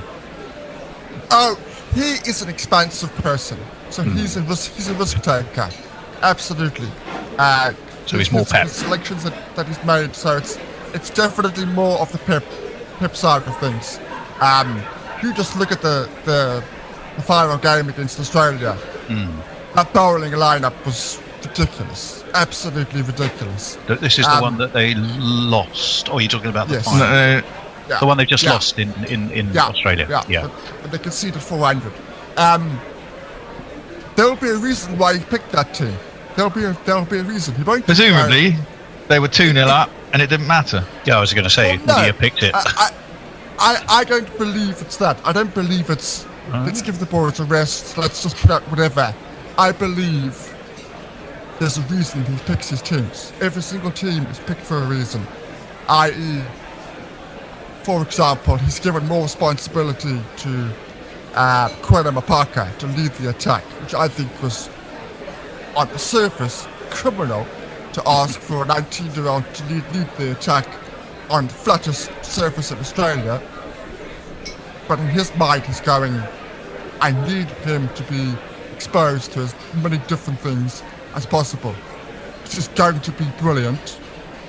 I don't want to grab him in cotton wool. That's the kind of thinking he's thinking of. Well, yeah, expose him in a get him out there, no-lose situation, exactly that, and then you know say, okay, this is what you got to aspire to, and yeah, I mean sometimes you gain strength, don't you, by failure, and probably he's thought that and gone, well, we're 2-0 up, give this guy a go. If he fucks it up, he'll know what he's got to do in the future. That definitely smacks more of a McCullum-Stokes approach. Yeah. In a way. Not dissimilar. No, very much dissimilar at all. So, you know, South African sport always fascinates me generally. It's 4 Rugby World Cups. I'm trying to think other famous South African sportsmen. You had a great swimmer once, didn't you? Was it Tatcha Smith? Won multiple Olympic medals. You won the Champions Trophy years ago in 1998, and then you got a gold Olympic medal when cricket was in the Commonwealth medal, I think. Highest run chase in history. But this catalogue, famous catalogue of chokes and slip-ups. But now, are we, Tim, putting all of that behind us and entering what could be a golden age for South African cricket? I certainly hope so. And Shukri is definitely scraping away at that. Because when we do mess up, when we have situations where you can see the team in itself recoiling taking a backward step. You know that Shukri on the sidelines is furious. He's absolutely incandescent. He doesn't want us to recoil, take a step back. He wants us to take the positive approach. He wants us to take that risk. He wants us to play that expansive shot. He wants us to bring the field in rather than out to get that wicket. Those are the things he wants us to do. And every time we don't, goes and he says, this is not right. I'm trying to teach them a positive approach. You're talking McCullum. Is he less laid back? Yeah, exactly. Is he a bit less? I mean, the thing about Brendan McCullum, he does all of those things. And, you know, the whole Bazball kind of ethos, the famous phrase initially, and probably still is to a certain extent, is walk towards danger. Yeah. You know, you're being... Mind you, Baz has a bong in one hand because he's so chilled, you know. Well, that's what I was about to say. The difference between the two, you guys are on steroids, Shukri Conrad is not on steroids. There was a difference. You guys are on... More measured, maybe. Are in overdrive. You guys are on gear 5, Shukri is in gear 3. Well, they do seem we have found the lower gears now. Yeah, I think England seems to be... I think... slipping back through the gears, actually. You know, they've gone out full bore at the start, and they do seem to be finding a better level. I'm not sure if it's right. I think in Australia they'll go full bore again, actually, because I think it'll be the way that they want to challenge Australia in that sense. Because if they're going to do anything in the Ashes, they really need to get on top of Hazelwood, Stark, and Cummins, basically. And the best way to do that, I think, is to attack them. Put them off their lines and legs. Well, I mean, it's true. I mean, look, it kind of worked in England. We had, you know, all the tests were close, but it ended up with 2-2, didn't it? So, you know, it's certainly better than trying to sit on those 3, because if you sit on those 3, they'll get you out. Well, I know, I'm just putting myself in Tim's shoes, sat there with his gin and tonic at the bar. He's going, fuck me, I've arrived on this Two English Blokes podcast, and it's taken them less than 5 minutes, and we're talking about the Ashes, not we're talking about how did they do that? Because we're talking about approaches to the game, aren't we? And how you go forward, and you know, if South Africa have taken this new approach and it's working for them, we're talking about how England's approach works and what you got to do. And yeah, you know, it's fair enough to bring that up because you know, England have over the last 3 years been very aggressive, and they do seem to. I mean, certainly against India, they toned it down a little bit. So here's a big. Ahoy, hoy, everybody! You can blame this one on me. When I walked through the door, Joe Root was being run out, and it was 81 for 3, and it seemed like 20 minutes later, England were all out. So that's not a very good start to this series for them. Another man who didn't have a very good start, Sonny Baker, who walked out to play his first ball in international cricket and was bowled, but he's in good company because that happened to Jason Roy as well. And he didn't actually get through his jingle, so maybe we should No, so let's try his jingle. What are the now. chances he gets tonked for 6 off his first ball to Well, complete his day out? Sonny Baker's being picked for the band. He's got to give up the booze and the one-night stands, and maybe knuckle down, not act like a clown, so he can get an IPL gig. Ooh, he's got a little hop at the beginning of his run. I've never seen him bowl before. I thought he was left arm. Anyway, that's clipped into the mid-wicket and there is no run. I thought he was left arm over. That's what we were talking about on the bloody podcast. No, we weren't. Well, you might have been. No one else said he was left arm. I'm pretty certain we were. That's all right. Let's not all pull a Jonathan Agnew already. Well, you know. Yeah, I've never seen him bowl. That was all right. It's pretty. Well, it was a bit quick. on leg side. Yeah, it was a bit on leg side, but it's his first ball. He'll be a bit nervous. Quite a long run up. Ooh, he does a little run on the spot, a little hop. It's like Homer Simpson. No, Homer Simpson bowling. Yeah. Oh no, Fred Flintstone bowling. Down the leg side, a little bit of bat on it by Aidan Markham, gets himself off the mark with 4. Remember that Fred Flintstone used to do little hop. Yeah, It's very much like that. Get his little car going. Yeah. There was a Flintstones movie, wasn't there? There was 2. There was 2. Don Goodman played Fred, didn't he? Yes, there was. I can't remember the first one. The first one had the B-52s as the BC-52s. And the second one was called Viva Rock Vegas, and they all went to sort of Stone Age Las Vegas, and Elizabeth Taylor was in it, so there you go. Oh my word. Sonny Baker in again. All that came in a little bit. That was pretty quick as well, but it's nicely defended by Markham. Straight back down the ground. He's going to get himself a couple as it's chased by Bryden Cass, who then slips and falls on his Bryden Cass. Ooh, yeah, he did. But he could have quite easily done himself an injury there, the way his leg went from underneath him, but he looks okay. Well, I guess England can pray for rain. I don't think there'll be enough to save them, to be honest. We've all been there, rolled out in the first innings. Yeah. Suddenly it looks a lot easier to bat when the other team comes out. Well, it always does. I mean, England started okay. I mean, Duckett got out pretty quickly, but England were 60-odd, weren't they, for one at one point, pretty much. Got a short leg in. That is crunched through the offside. It was short, it was wide, it was 87 miles an hour, but it was ill-directed, and Markham just bashed it through the offside out to the boundary, 4 runs. Could this be over in 10 overs? In the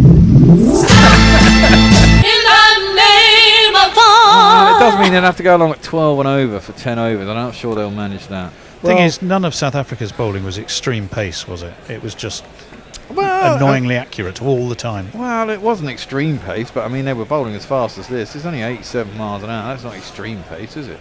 I can think of a very specific game I played. It was in fact the first game I played as third team captain. I'll come on to it after this one. Well, Baker comes in. He's gone for 10 in his first 4 balls. He's coming into bowl to Aidan Markram. Decent ball, well struck though, nicely met. Yeah, beautiful more and drive more on so. the up. Lovely shot on the up, through the covers, no one out.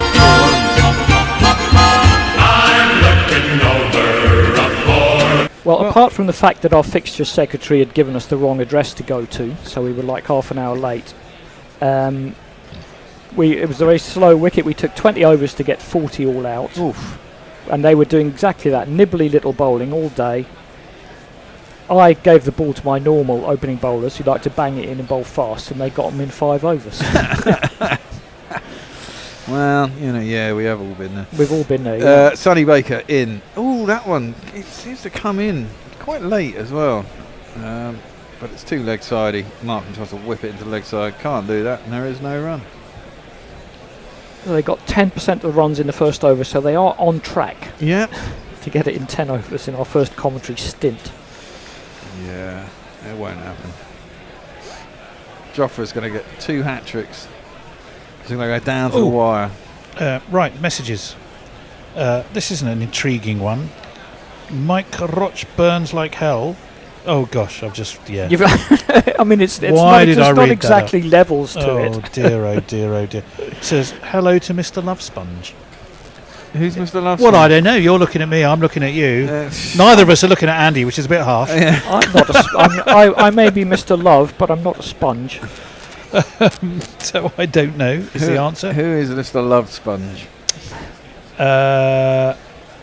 Quaggadan? Unless Jofra Archer is Mr. Love Sponge. Wow. Mr. Lubber Sponge.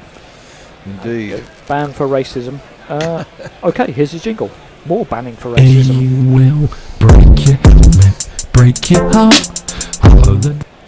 Ooh, it's full. It's worked into the leg side by Ryan Rickleton, who's opening at the other end. And it's no run.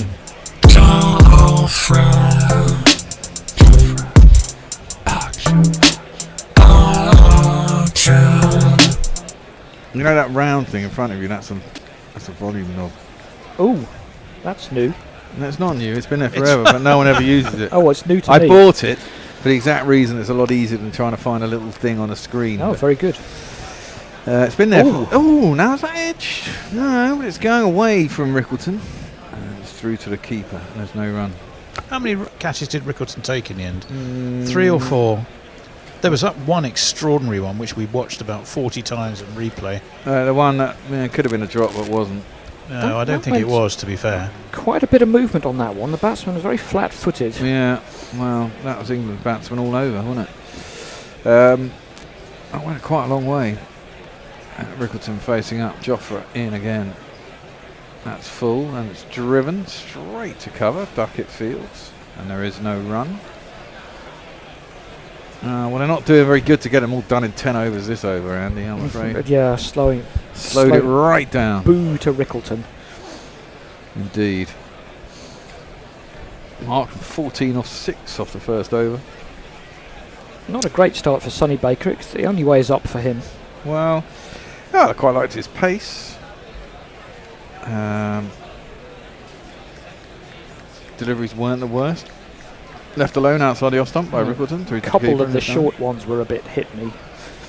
Yeah, there's but yeah, you're short right, and wide. I mean, you're bound to be a bit nervous. You want to bowl fast and. There was one down the leg side that wasn't great. There was a shortish one that was battered over the offside. But I mean, he did drive that one off on the up through the offside. It was a bloody nice shot. I mean, it wasn't a bad length. I mean, that again often happens. You step up to a new level. You get hit a couple of times, then you bowl what you think is a good ball, and that gets hit as well. Exactly. Oh, edged! Should have dropped short. Did it? We're going to have a look at it, I think. Root thinks he's got it. Root thinks he's got it. I thought it dropped short, but hey. Batsman thinks it's dropped the batsman's is saying, is taking Joe Root's word for it, but I think they are going to go and have a look anyway.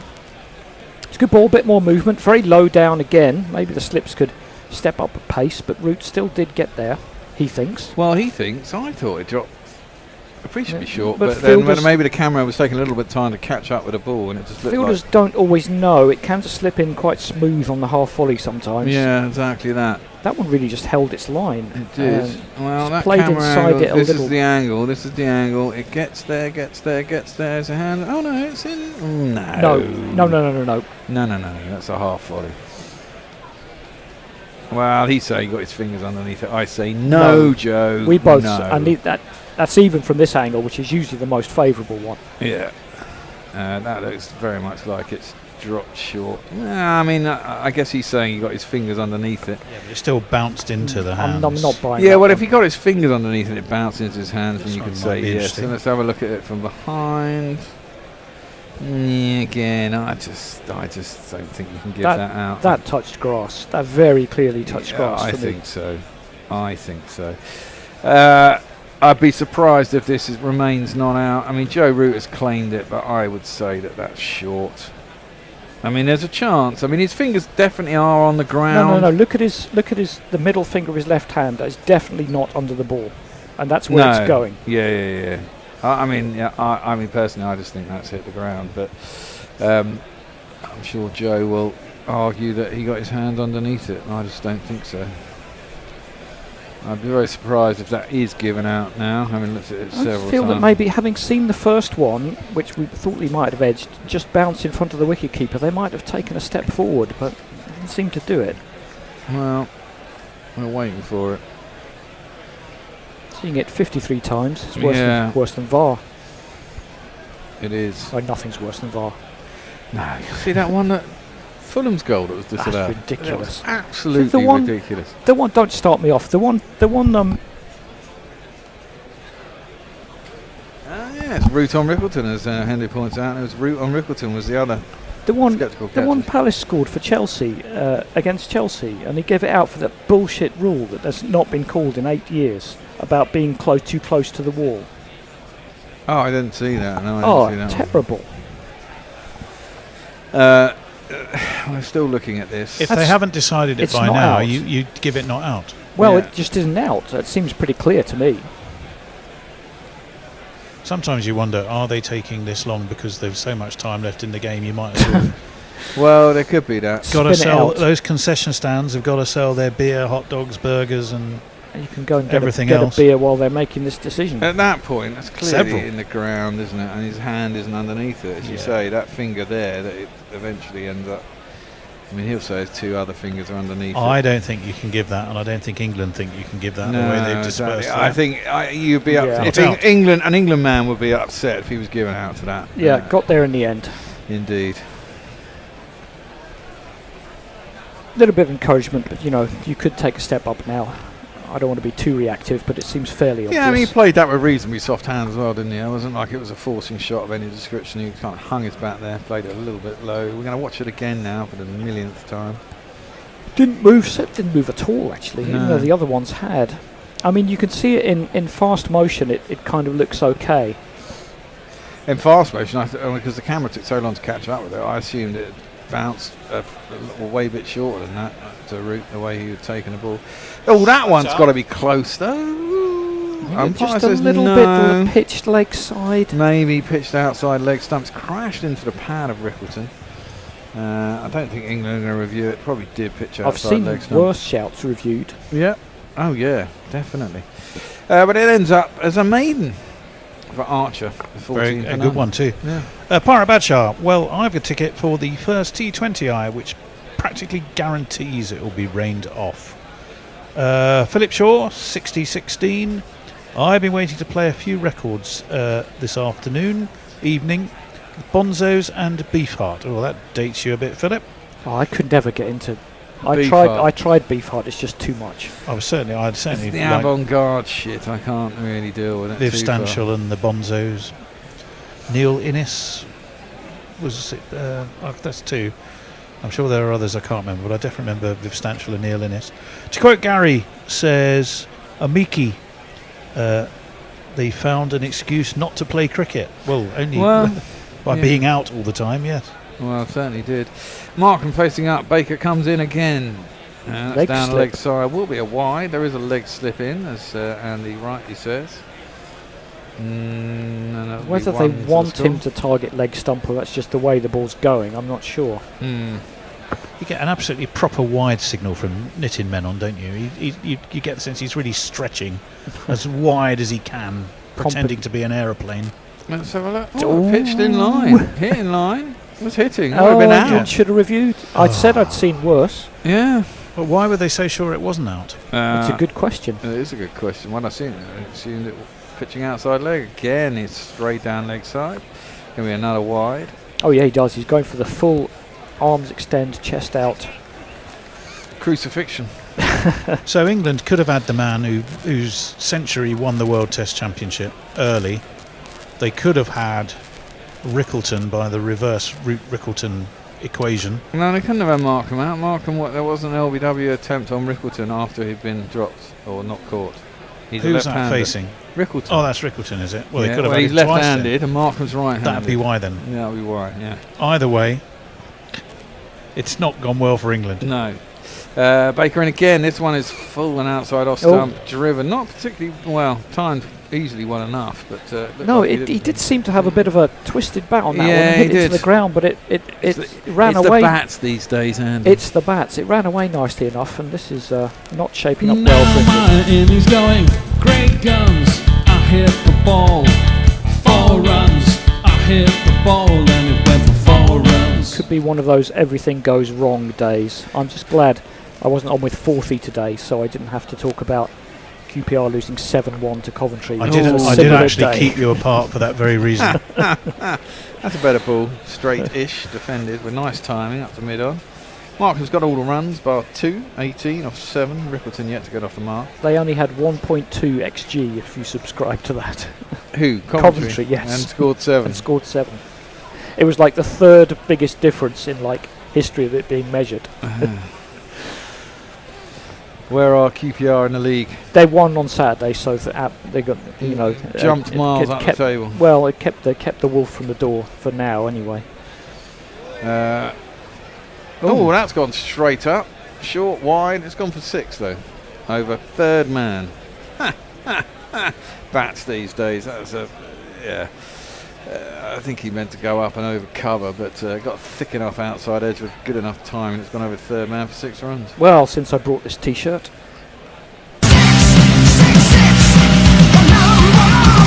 You were going to see them, weren't you, in the summer? Yeah, I did. They're great. Yeah, very good. Where was that at? London Stadium. Oh, nice. 75,000. Wow. Play a greatest hit show? Yeah, it was first 8 albums only, I think, Okay. apart from Fear of the Dark. Oh, I don't really know much. Anything after Can I Play With Madness? That one, he's That's kind of most of it, stopped yeah. on the shot, and it's gone up in the air, but Ooh. mid-on's up, and Joffa can't get back to catch it. They should get back for 2. I guess he's got complete licence here, Markham, isn't it? I mean, he should get 132. Why not? You're no 26 doubt. off 10, yeah. Play it like a 220.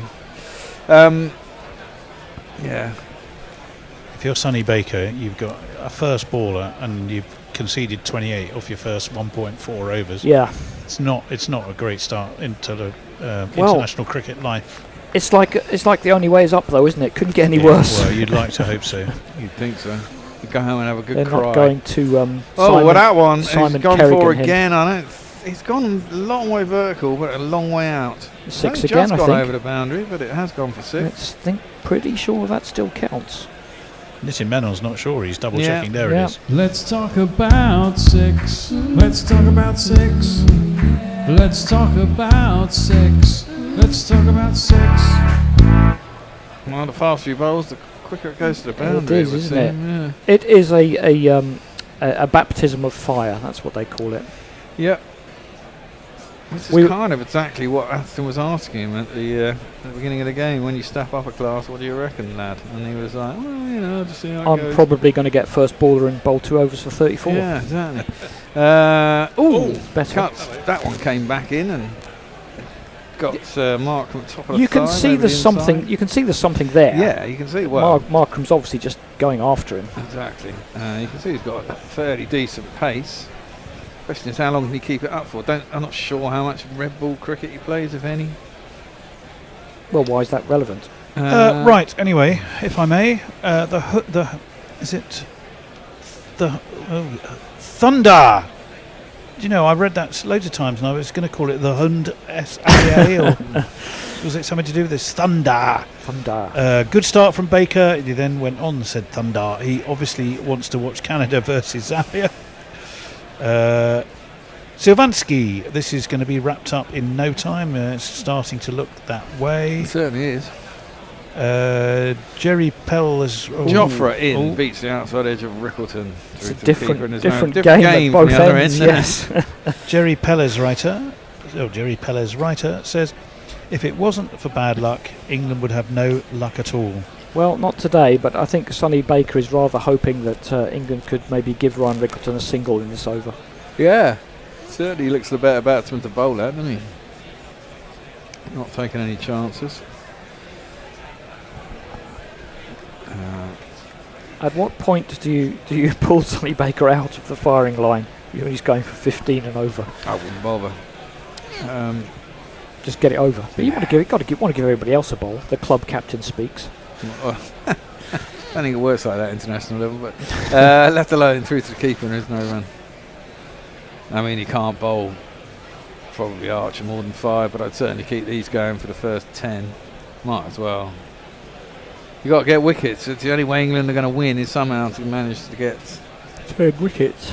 10 wickets for less than 100 now. Less than 100. Just going to say they've got it under 100 already. Yeah.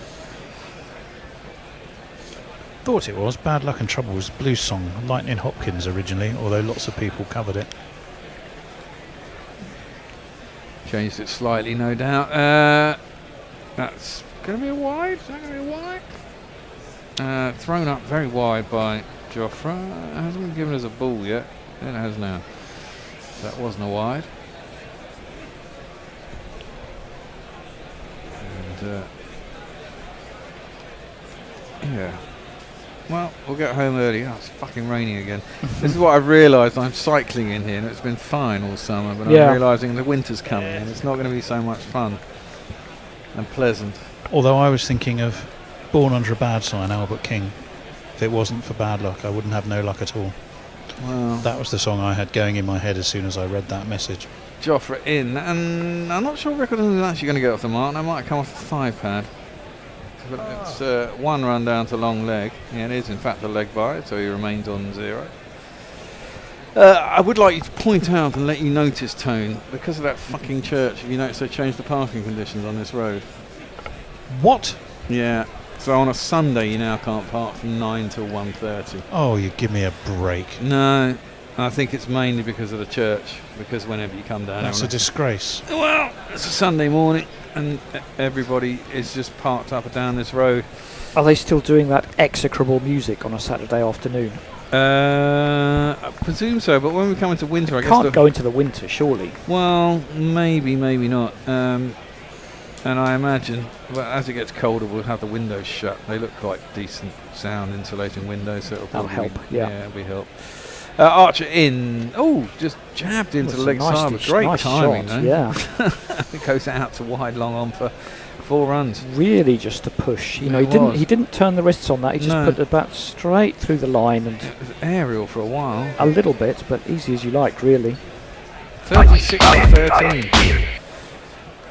So Baker can say, well, at least he's not me. It's Yeah. not just me. He just did Jofra for not a great ball. I mean, a full ball and leg stump. Muttley's saying he doesn't think it's going to last 10 overs. Well, we might mark striking it. No, but Rickleton it isn't. That one is a good ball, defended by Markham. No run. 36, and he's Markham on 36 after 4 overs. Yeah. 3 wides. No, 2 wides. And a leg by. The other scoring shots. That was the poor ball. I mean, that wasn't a bad ball. I mean, there was a little bit of width, I suppose, maybe a too full. Ah. What? Well, the Thunder is me for wrong. Probably his call signs changed because he's in Laos. But in Thai, Farong means thunder. There you go. Oh, super chat 2. What does our super chat say? Oh well, do you want it's jingle? Mike. Well, it's Mike Rochburns, like hell.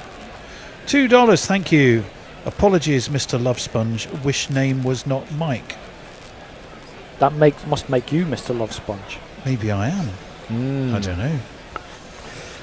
Well, Sonny Baker's going to continue.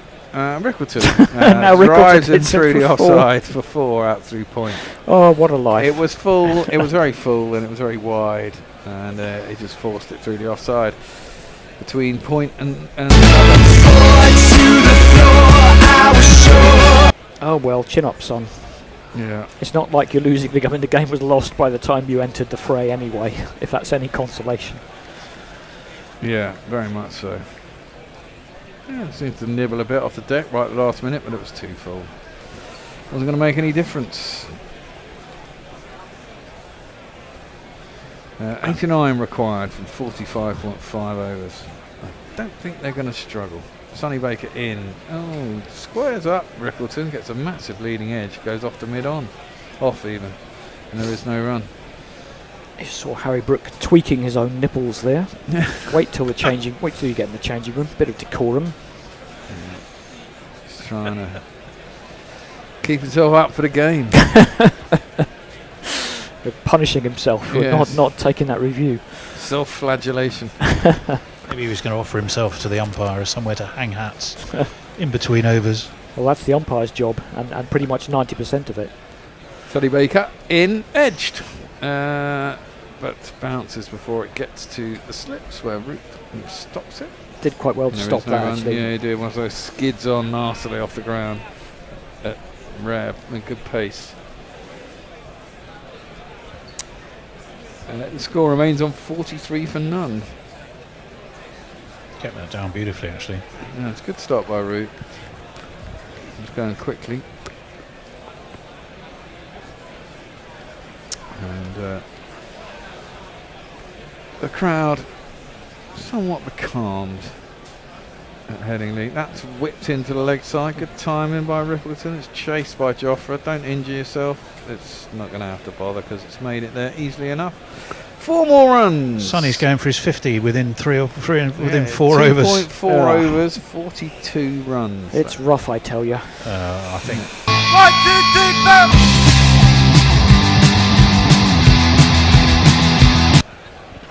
2, 3, Yep.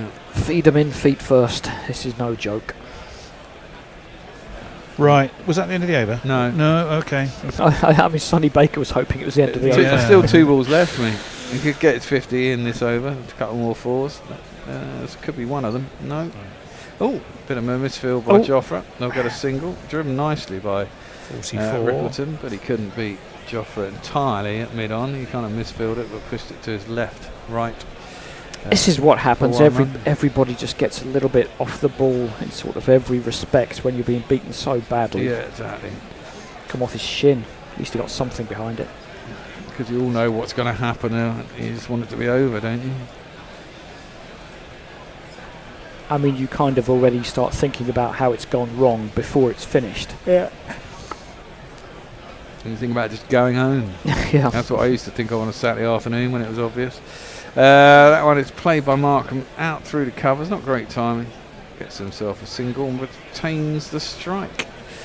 I was just going to mention that. 49 for none after 5. Brooke is at a sort of wideish mid-off. Is that where you want your captain in this age of DRS reviews? Probably not. No. Well, here's one for you, Andy. Mm-hmm. It's from Philip Shaw, 6016. As a Stockport fan, one of our greatest days was beating QPR in the FA Cup third round. Kevin Francis. Where big Kevin Francis played for Stockport, and QPR had Ferdinand and Ray Wilkins. We had all our players playing that day. Yes, I remember it very well. I saw Stockport a couple of weeks ago at Orient. It was a good game, 2-2. Hendo, can you let in Dave on the odd Zoom? John Gorman, in the meantime, says, how many games in this series? I'm hoping it's the best of one.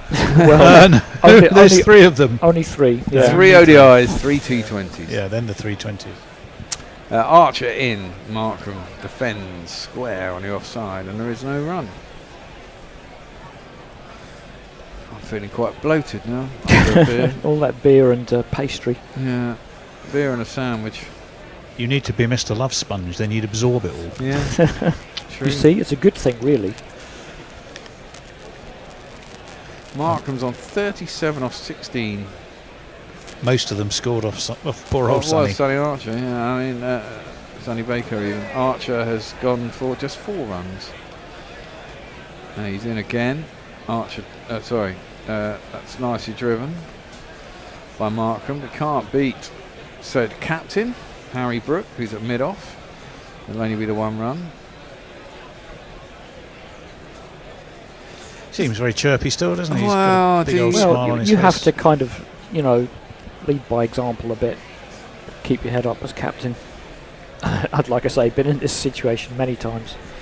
And the thing is, they play so much short form cricket now. They're all so used to losing anyway. Well, they? you win one, you lose the next one. Yeah. I mean, if you're winning 60% of the games, you're doing really well. Yeah, exactly that. And England certainly haven't been doing that when it comes to the ODI format for 2 or 3 years now. Defended up to mid-off, no run. Well, this, on paper, it was a very strong batting lineup. Just didn't manage anything, did it? As can happen. As can happen, yeah. And was it spectacular bowling? I don't think it was spectacular bowling, really. It was quite helpful early on with the ball, wasn't it? South Africa to choose the bowl. Just nibbled around, Yeah. and then, there was a few strange dismissals, like that Butler inside edge. Yeah. Brook ran himself out like an idiot. Thought it was Root, wasn't it? No, it was Brook. Okay. Yeah. Rickleton drives square. Squirted off the outside half of the bat, really. Stopped by cover. He was possibly sold up the river a little bit by Jamie Smith. I don't who think did he send was. him back quite late, though. I don't think. Well, no, I think Brook had decided to go too early without really looking. I don't think the run was on. Quite clearly, I mean, he pretty much had it in his hands when he started running. Jamie Smith had every right to send him back. He was going to the danger end, and as it turned out, he probably wouldn't have made it. So, it's a bit stupid by Harry Brook, really. Defended out into the covers, and there is no run. I don't think you can blame Jamie Smith for that. But Jamie Smith really has to learn to use his feet. I know that they don't, but he's going to play long form cricket as well as all these formats. It'll help him in the long run. All those fishes outside his off stump, he might hit a few. I know he hits the ball quite well anyway. But nonetheless, he's the only player to actually score any runs today. Yeah, true. 54 of them. That one's clipped by Rickleton, only as far as mid-on, when out of Sheedy's fielding. Yeah, the sun comes out and it looks a bit easier to bat. Yeah, 50's up. 6 overs done. It was, I don't know if it was sunny, but there was plenty of blue sky while England were batting. Yeah. Right, was that it? Another over done? Yep. More messages? Right. Back from my journeys, says Stephen Kelk. Good score by England, brackets for a T10. Locky6 says England needs a visit from Purple Aki. Who's Purple Aki? Purple Aki, R.I.P. Who's Purple Aki? He was this sort of... I probably don't really want to get into it, but he was a sort of an internet personality in the very early days of the internet. Oh, right, okay. Spicy Golden Duck said, regarding the 100, I think England batted quite well for the first 16.4 overs. Driven up to mid-on and there's no run. I don't think it was that long. Really, was it? But did we lose all those? Oh, right. Okay, yeah, all right. And I'm a bit slow. And I'm catching up actually on Twitter, good lord. Anis Mohammed, I hope you guys appreciate that only you guys can get me back to the dumpster fire that is Twitter. Miss Chave's teacher voice sending me back to primary school. Well, join us on YouTube, then you don't have to go to Twitter. Yeah, well, you can do. That's where all the action is these days. That is where the action is, my man. That's full and driven sweetly by Markram. Out through the covers to the extra cover boundary. Moves him into the 40s. He's on 42. South Africa on 54. And that's 4 runs. The number of the day. Who could ask for more? The number of the day is 4. Just doesn't seem to really have the control, Baker. He's getting hit off a few good balls. I mean, that wasn't quite a half volley, but honestly, to a player like Markram who's got his eye in, that's mostly going to be 4. Exactly. Well, it's full enough, isn't it? And he's struggled with his line because he doesn't quite know how much it's going to move. That was driven up to mid-on. There's no run. He's gone for 48 and 3.3. I mean, that's a bit harsh, but it is a bit harsh. Yeah, has he beaten the batsman? I don't think he's actually beaten the batsman. A couple of edges maybe, but... I mean, there was that 6 over third man. And the follow-up one, the 6 he hit again, it was very vertical, but it's got enough distance on it. No one out there anyway. But no. Sonny Baker comes in, 4th ball of the over. That's a better ball. Length, straight-ish. Markram defends back towards the bowler, and there is no run. Well, I know it's all ifs, whats, ifs, maybes, and it's academic anyway, but how different might life have been had that wicket been taken, i.e. the one that Joe Root was not massively. Bavuma comes in and just does what Rickleton's been doing. Yeah, I guess. I mean, if the best you can say is those 2 6s he hit before weren't that convincing, I'd just leave it probably. Yeah. Shot. That's beautiful. It's a good shot. Markram straight back down the ground. That brings up Sonny Baker's 50. Markram's on 46. Beautiful shot. And South Africa move on to 58. That's what I'm talking about, where you actually think, well, that was quite a good ball as a bowler. Yeah. And he gets drilled past you, and you just think, well, okay, you're at a new level, and it'll take a bit of time. Yeah, very much so. It's Nissan She. It's Nissan She. And however you want to spin it, the gap between international and domestic cricket is just getting bigger and bigger. It is, yeah. Well, taking a few wickets in the 100 is no preparation for what he's facing here. Very much so. That was drilled through the covers. Markram gets to his 50 off 23 deliveries. South Africa move on to 62. And they are rollicking along 7 overs. They're nearly halfway there. Well, I wonder if that's some kind of South African record for...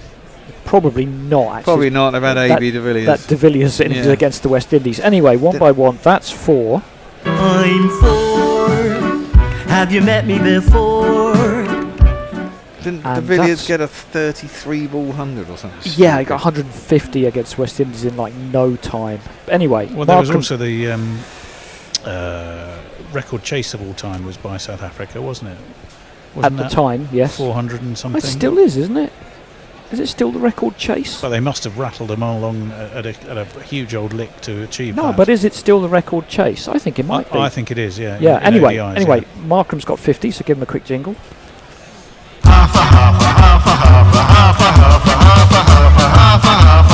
Yeah, you know how that one goes. Yeah, defended by Rickleton, and there is no run. Check that one out, because didn't England got some monumental score, didn't they? But England got all their scores either batting first or chasing but not getting there.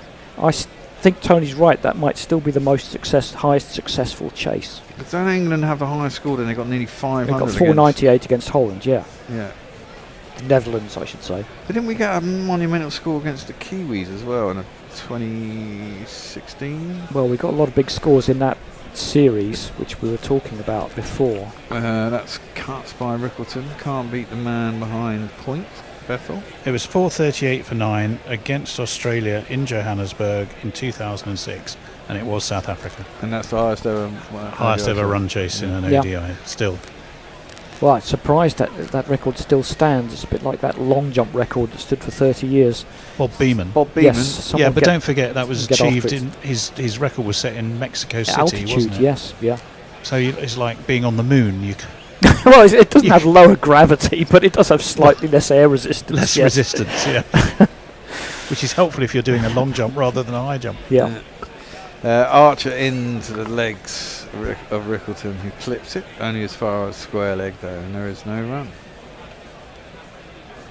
If you had the high jump competition on the moon, that would be amazing. Well, but you've still got all those suits to weigh you down. You'd end up just floating off into space. Well, you do it on an asteroid. You would actually. You need escape velocity. Off you go.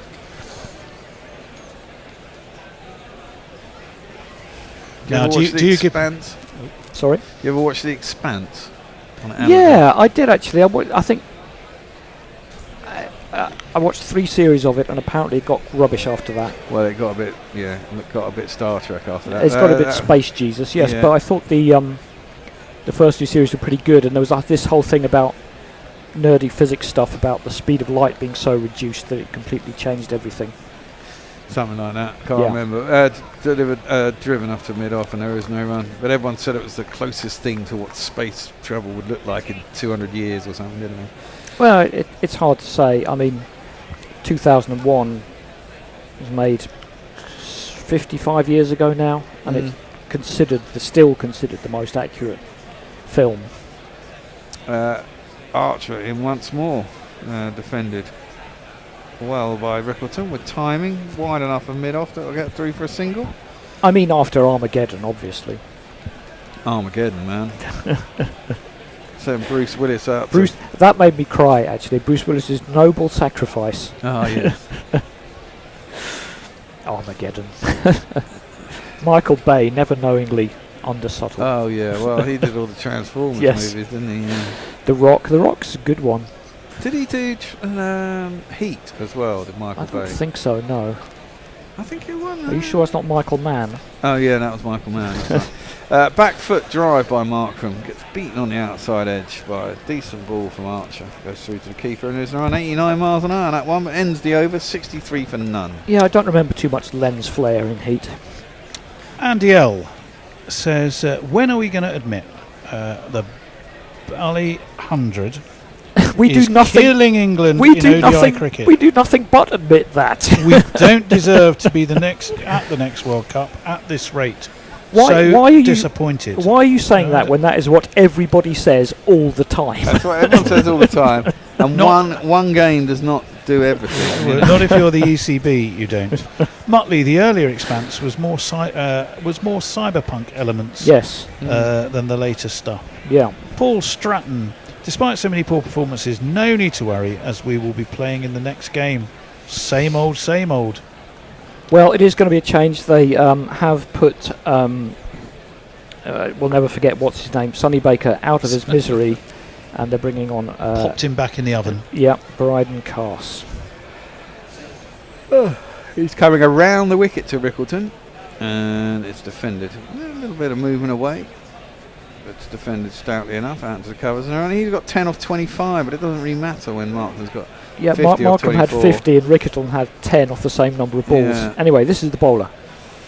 Stick your hopes of victory up to Brian Cass. Your hopes and dreams are flying at half-mast. When the Brian comes a-calling, all your players will be falling. Stick it all right up your Brian Cass. Yes, do that. Aye. He's continuing around the wicket to Rickleton. into the pads, driven straight back down the ground. Will be fielded by mid-on. I think it's a skipper. You might have got a paw on that, Bryden Cass. No, it's Sonny Baker, who isn't a bad fielder by the looks of things. And they'll still get the single. Well, at this rate, it might well be done in 20. 15. Well, they're almost halfway there. Is that still a thing? Well, obviously not when England are losing. But that was a thing when England were chasing against India, wasn't it? The crowd would all start singing Bon Jovi when they got halfway to the target.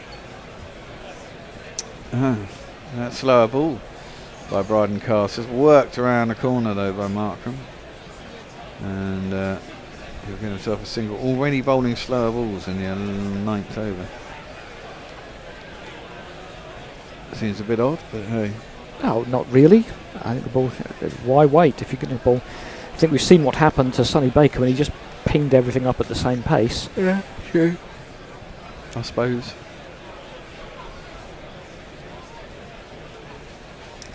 Rickleton facing up on his 11-26. And defended. And there is no run.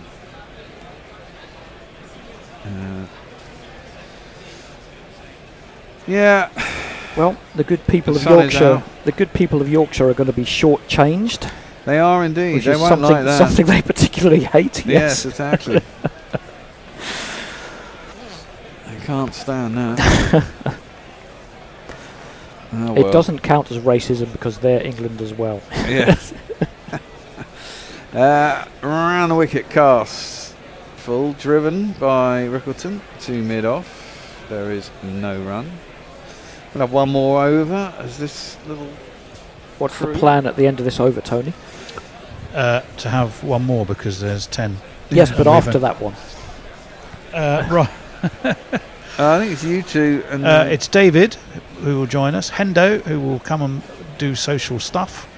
And me, I'm going to stay on and do summarising, unless you want someone else wants to do my summarising. I'm totally cool, whatever you want to do. But you're then doing ball by ball for the next session, but it may not happen. Should that happen? Yes. Should that happen? So actually, why don't you stay on and do my summarising, Andy, as you're already in the seat? Oh, if you want. Like I say, I'm fine either way. Defended up to mid-on, and there is no run. Ends the over. Right, we have a super chat. If you can get your super chat jingle finger. I didn't do the jingle last time, so where is that one anyway? Marketing 2. Marketing 2. Super chat cash, super chat cash, super chat cash.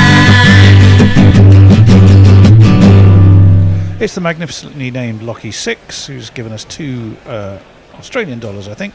The game has ruined my plans to stay up and drink. Well, you can still stay up and drink. You just won't have cricket to watch. Be a bit flexible. Put some good cricket on YouTube or something. Johnny Elton has a message for you and me, Andy. Mm-hmm.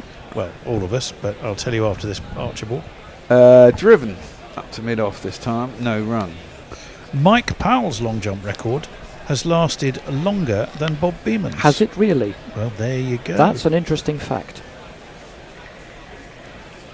Jay Grover, booger off. I'm generous as out.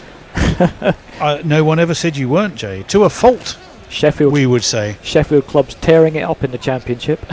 I get it. It's the reference to being shortchanged. Yes, I've got it now. Does Jonathan Edwards' triple jump record still hold? Or did he get beaten? I think I remember him getting beaten, but it was like 28 years or something it stood for. That one is outside half of the bat, down towards third man. On the drive by Markham, gets himself a single. Only spoilt by the fact it's a ridiculous sport.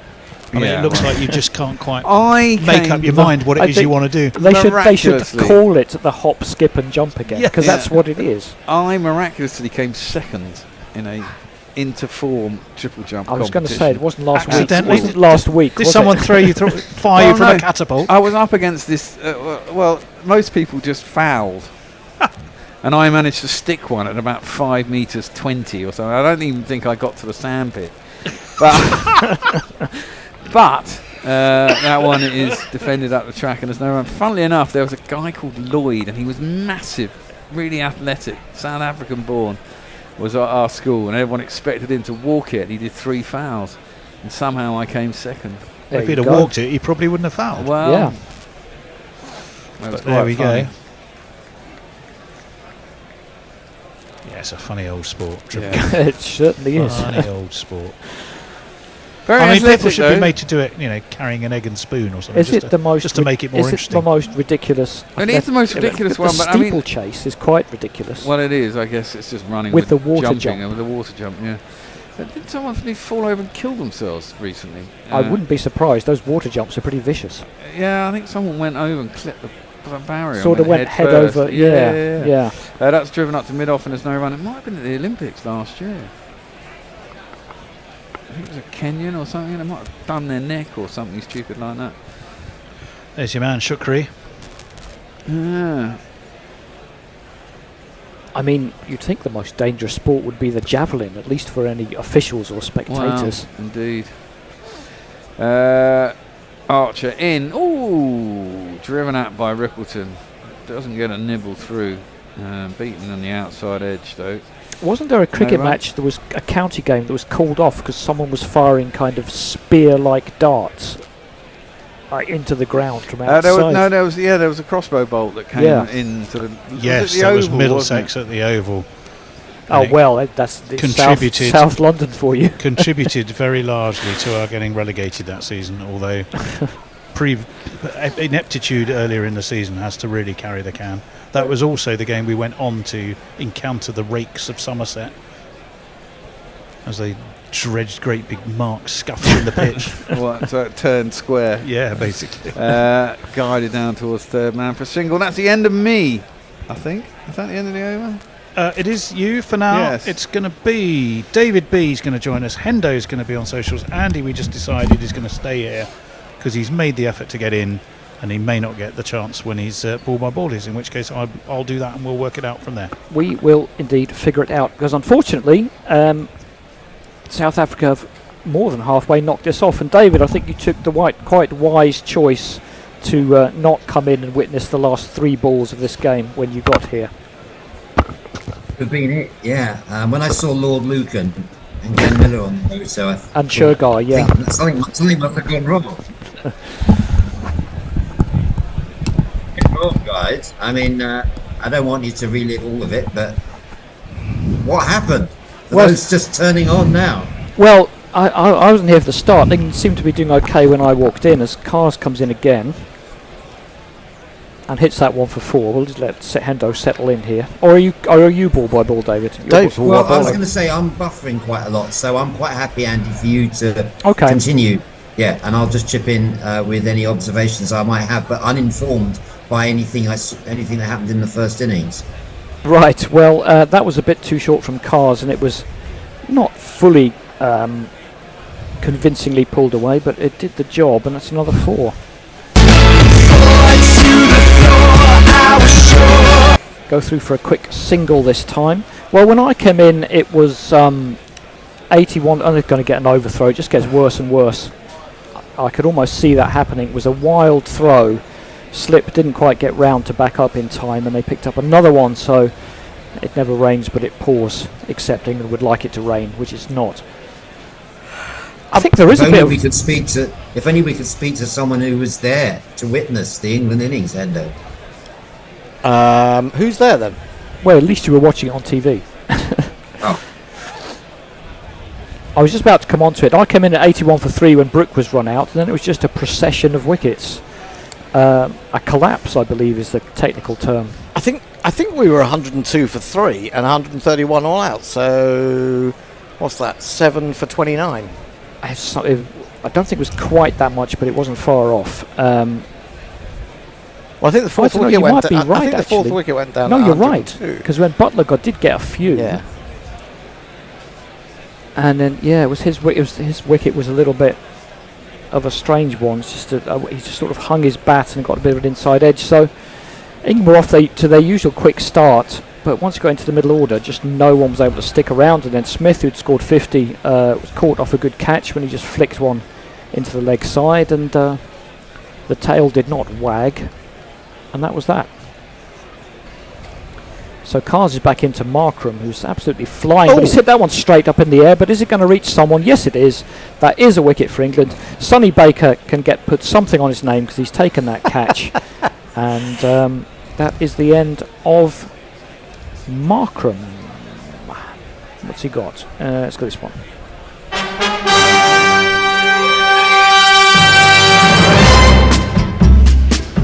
What's going on? Why is he not out? Oh, it must have been a no ball. You're joking me. Must have been. Unless we all hallucinated that, it must have been a no ball. Well, just when you think it can't get any worse, it does. And Sonny Baker still hasn't got anything. No, oh my word. That's a full ball and it's jabbed into the ground. It bounces up to long off. So I just don't know what's going off out there. Yeah, well, we all must have been looking at different screens, and you were looking at the jingles. I was looking at the jingles. You were looking at the socials. David was buffering, and we all missed that wasn't actually out. What a day. Free hit. It should have been, yeah, so that doesn't make sense, does it? We must have hallucinated. It's one of those group hallucinations. It's not a short ball from Carson. Rickleton just shovels it into the leg side. We'll see if we get some kind of replay or confirmation that we didn't actually hallucinate. Did he drop it? They couldn't possibly have dropped it. I mean, if that's the drop, then he has had the worst debut ever. I'm ever. sure he didn't drop it. There's no ball is the only thing I can think of. But there should have been a free hit. Well, yeah, or else Markram just said, or the umpire Could have just been said the free hit. Maybe it was a no ball the previous ball. You may be. That's a good call. Maybe it was that. Yes. It was off the free It was a hit. rather intemperate shot, wasn't it? It was a shot of someone. Do you know, that actually makes more sense than anything else. Yes. Okay, let me catch up at the end of the over because we won't be here for long. Zippy Tuna says, hello. Did we have Lockie Six's Australian dollars on a super chat? Yes. Okay. Quaggadan says, Hendo sitting on someone's face while on broadcast. R.I.P. the porn bot. And Stephen Kelp says, Sam Fox. Yes, I have my Sam Fox pillow. I'm making a few YouTube shorts, says Lockie Six. Bear long jumping has been added to the list. Triple jumping. After the Gary is a genius one. Okay. I do think, though, looking at this, Baker's coming back. Are they switching ends? Okay, see if you can do any better from this end. He couldn't do much. It must be. Change of ends for Baker. Well, he has a deep breath, and I don't blame him. He's going to have another go. And he's bowling to Markram again. He must be licking his lips, having thought Baker was out of the attack. That is actually a good ball, top of off stump. Played down to point for no run. So have you seen much of this baptism of fire for Sonny Baker, David? Because he was also out first ball when he was batting. No, I can't comment on that either. I was just saw the figures. Was he dropping it too short? Was he too full? He's bowling at quite a good pace, but he's not really varying anything. There is some movement, but you know, Markram decided he liked the look of him on his first game and has rather targeted him, and that's been most of it. He's going to try again now. Again, that's decent, and it's played down to short cover for no run, so perhaps this end change does suit him a little bit better. Well, I think he's definitely brought his length back, hasn't he, in those first two balls. The other thing is that you talk about a lack of variety. He's got a slightly angled run-up, hasn't he? And I just wonder whether occasionally he could get a bit closer to the stumps, you know, just to vary the angle a little bit. It all seems to be the same, really. Well, it's all the same for England, not making any progress at all in this game. It is what we call a train in betting circles. And you know how some games go back and forwards and back and forwards. This one has just gone boom. Are we able to draw any wider conclusions? I wouldn't think so. Give it 3 games. I'd be the first to say that the 100 might not have been the best preparation. Well, no, David, you're about the 18 millionth person to say that. I didn't think I would be the first. No. Look, there may well be some validity to it, but everybody's said it by now, and we know that. Thank you. Any flashbacks to the World Cup? Well, it's not really what you want. Again, Baker a little bit quicker into the thigh pad of Markram. He misses the pull shot and bounces down for no run. What I will say is that I was aware at the beginning of the season of Sonny Baker having played for the Lions and the fact that he was being talked up by people around the Lions camp. So I made an effort to go and watch him I think it was the second county match of the year at the Oval for Hampshire, and he just looked like nothing. Absolutely nothing. But that said, at that point he'd only played about 3 first-class games. He does seem to have developed a little bit this season. He's quicker, definitely. Punched into the offside, but England have also made a couple of field changes that seem to suit, and short cover cuts that one off. But he's definitely pulled his length back in this over. And I wonder, he was maybe pitching it up, looking to see if it was going to do anything. Well, look, to be fair, the only minimal chance England had in this game was trying to pitch it up and take some wickets. Yeah, I don't think... No doubt that's what he was told to do. Yeah, I'm not blaming him at all, really. I don't think you can draw any conclusions from this one game. It's going to be a wide down the leg side. Seems quite sparsely attended at Headingley, unless half the people just gone to the bar. I think they've all gone to the bar. They seem to be, or gone home, maybe an early train or something. Yeah. Missed the rush hour. I saw a few people in fancy dress. They might get half price back for returning them early. Returning them on the same day or something. Yeah. Could be. Well, I think we know the result of this game. I think it's just how much more cricket we're going to get. You'd need some pretty good odds to back England. Oh, skewed away by Markram. That does go safely down to third man, though. I also think, I don't know what you think, Dave, but I think this is good captaincy from Harry Brook to have, Baker's been smashed around at one end without bowling terribly at all. And he's given him another chance at the other end. I think that's good captaincy. Hey, that's from the Ben Stokes playbook, isn't it? Supporting the players, especially debutants, and making sure that they have a chance to get back into the game with a second go. Yeah, I mean, you can look at his what's happened today. First baller, then spanked around at 11 and over. I say that's a terrible debut, but and you look at the figures, and it certainly looks that way. But I wouldn't say you would look at him and say, oh, we won't give him another chance at all. Yeah, I was going to say, I would hope he doesn't get Simon Kerrigan. Markram is a bit early on that pull shot from Cars, and he manages to get the bottom of the bat. Only just went past the stumps. Certainly as close as England have come. I mean, quite a lot of that was in the slot for Markram from Sonny Baker. And that was my criticism in the early years of Chris Wokes, who was at slightly lesser pace as well, was that he would put the ball in the slot for that drive. One thing that is noticeable is that because he was bowling fairly straight, Markram was able to get a bit of a stride in when he was playing those drives, whereas England were just wafting outside their off stump. Cars is in again. That is, well, not quite a half volley, so he gets away with that one. Markram just punches it out to the sweeper. We are, of course, outside the power play, so England have spread the field far and wide. I mean, I suppose if you thought there was a 0.0001% chance of them winning this game, you might say keep the field up. But well, yeah, but the ball's not really doing enough to encourage that, is it? I mean, you could have 3 or 4 slips or something. But I mean, yeah, there comes a point where you just think, fine, just set some normal fields and finish the game. Yeah. Plays that one out to point. There is no run. I'm just trying to work out, obviously without studying Cricinfo, I wouldn't know the answer to this. Don't know if anyone else out there. Did Markram face any balls from Jofra Archer in his 50? Yeah, he did. Few, yeah. So, I mean, we were looking at Rickleton on 10 falls each. Players you need at 6 and 7. If you're going to say you need more solid players at 6 and 7, it's just an admission that you suck. I mean, you've got your solid player in Joe Root. Yeah, your solid players at engine room 3 and 4 and 5, yeah. And you've got these. I'm slightly disappointed. I know he got a 50 today, Jamie Smith. I didn't think he batted that well, apart from when he actually did hit the ball.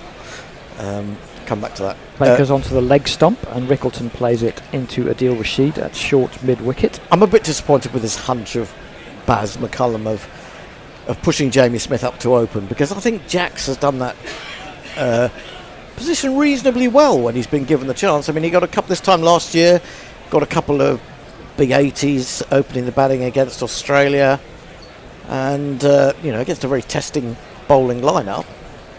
And I think Yeah, I think Jax is a bit wasted at 7, to be honest. It's a little bit odd, and no one quite seems to know as much as he's scoring runs. Oh, that's a top edge from Rickleton. He's going to go down to fine leg and be safe, and just bounces one bounce for 4, but it certainly wasn't a controlled shot.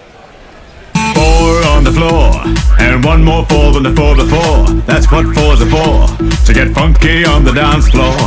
Yeah, as much as Smith is scoring runs, what's his natural position? I mean, it's hard to say, isn't it? Well, they moved him about. I mean, he was at 3, wasn't he? What, if I asked you, what would you say? In one-day cricket? Yes. Tough, isn't it? Well, I think it's one of those interchangeable things. I reckon that if... I'll come back to it after this ball. Yep, Baker is that's better. Either that died in the pitch or it was a slower ball. The first one is bowled.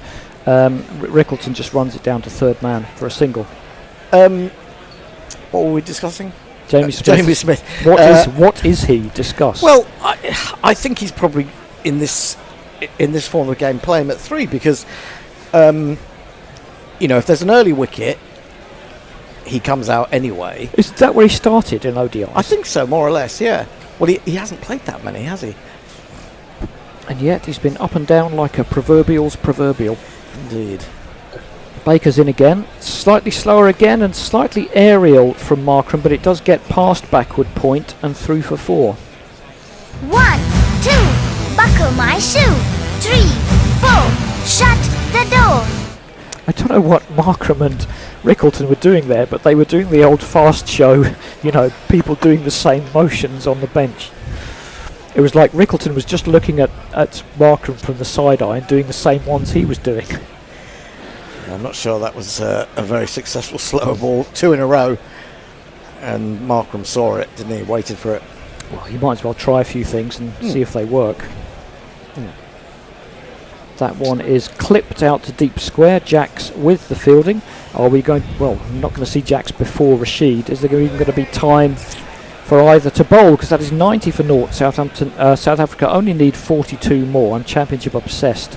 I can tell you what. That's the end of the over. Be worrying if England were getting slaughtered by Southampton. It would, particularly, yes. At least they could play at the Rose Bowl. Let me have a look. What's this say? Anyone else getting lag? Me too, says Stephen Kelt. Justin Watermeyer says, everyone's getting lag, Bear. I don't know what that means. I thought it was my Wi-Fi, says 1. Buffering, an added bonus. Good morning from us. Open quarter-final starting shortly, says Mayank. Good to see real cricket back. Like always, England shit. Baker could be bowling again so as not to wear out the other better bowlers in a lost cause, says Brian from Brisbane. Well, they should be able to manage 3 or 4 overs because that's all anyone's going to get from here. Here he is. Here he is on the 45 as ever. Anyway, here he is. And Rashid on the 45. And Rashid. He comes in and it's chopped down to third man, and there's Jofra Archer is going to lope after it. And don't injure yourself. At least he didn't dive. He just pulled it back, and Joe Root went and helped him out, probably thinking the same as you, Hendo, and probably got back for 3. I think Jofra Archer should have an exemption for having to chase anything. He should have a bicycle in the field or something. Have a little note a note from the his mum. Yeah, his mum, yes. Jofra doesn't have to chase things because he's had so many injuries and it's not fair. Signed, Mrs. Jofra. In Jofra's handwriting. In Jofra's handwriting.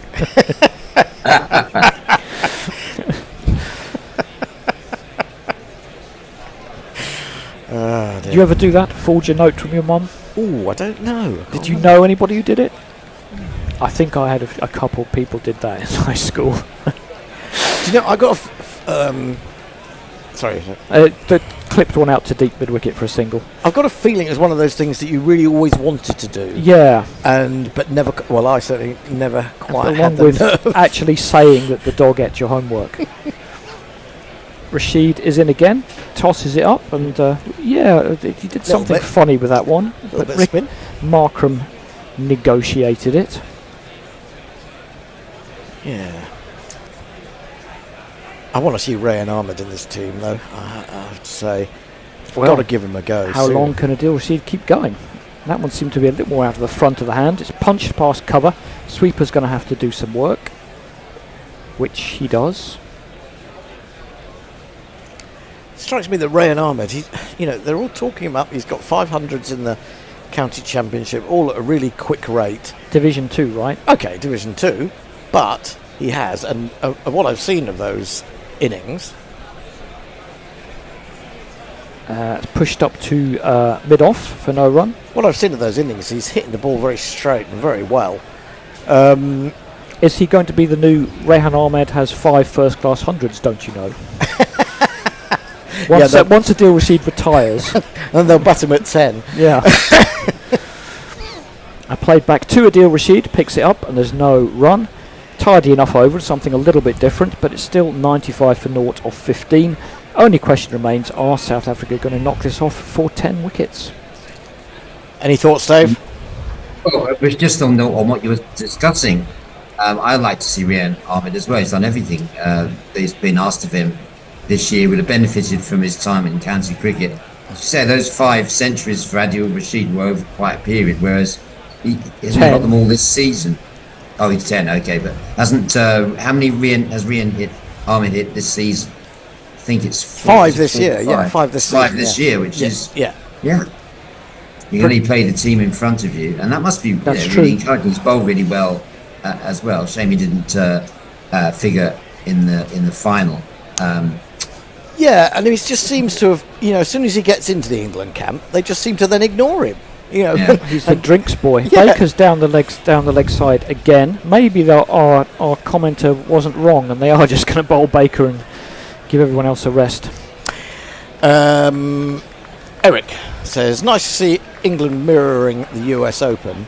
What you mean, as in all the Britons going out? Everybody can't be bad in the US Open. I mean, someone's going to win it.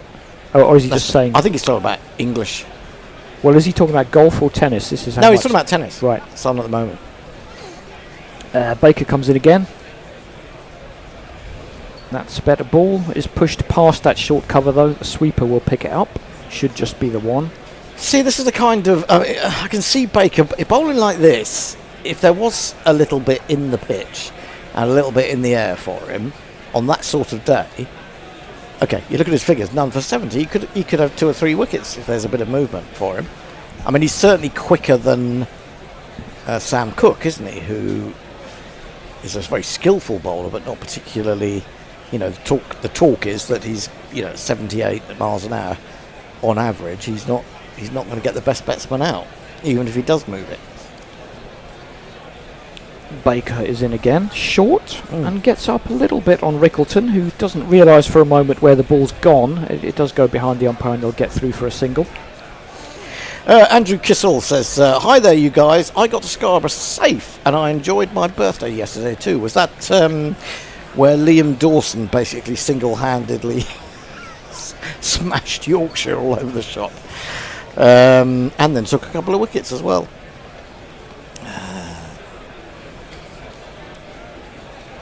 Baker does his little Fred Flintstone hop. He's not going to give that up. He does have an angled run up, as you say. Short, and that is whacked by Markram. But where's it gone? It's gone over mid-wicket, I think, for 6. It was certainly close. Let's just wait for confirmation. 4, okay. 4.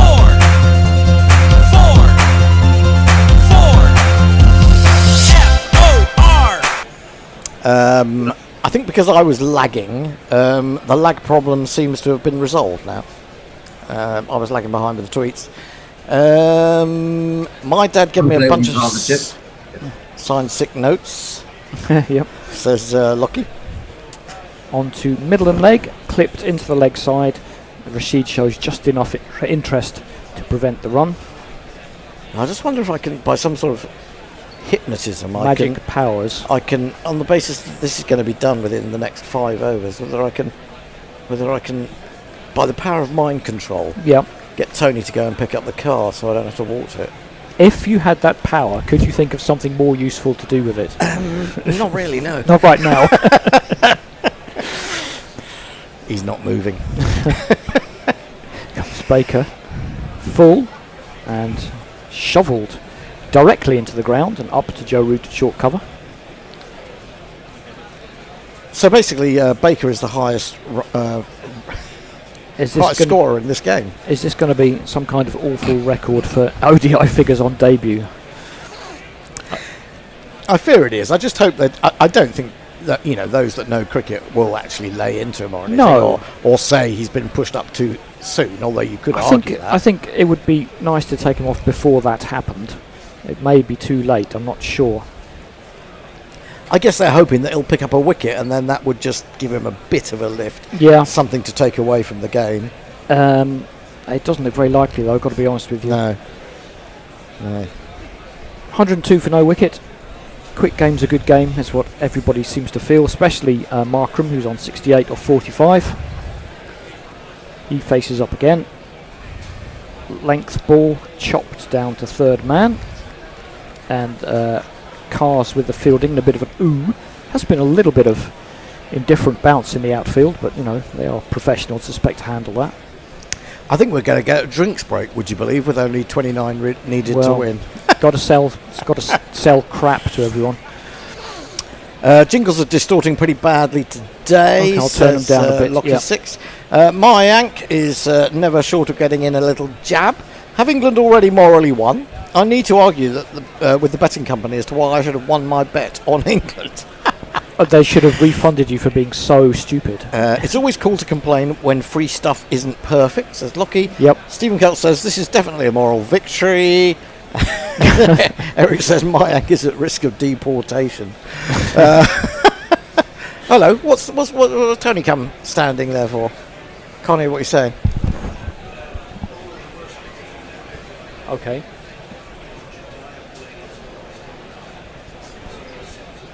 Oh dear. In how many overs? In his 10? Oh, well, that's a shame. If he doesn't get a wicket, he will be a record breaker. Well, that's something to say. If he never plays again. And got a first ball. Yeah. Record well. Broken. Records are there to be broken. Indeed. And did you Most know? runs conceded on debut, is that the record? Yes, we think so.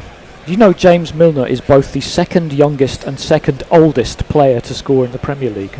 Yes, when he scored that penalty for Brighton, wasn't it? Yeah, on Sunday. Someone said be nice if he could actually get both of those records. Also, I watched the Liverpool-Arsenal game, 70 minutes. Oh, God. It really was a truly appalling advert for Premier League Every football. Premier League game I've seen this season has been awful. Well, I don't know if I've just been unlucky with some of them, but... Well, the only really half-decent one was the very first game, Liverpool-Bournemouth.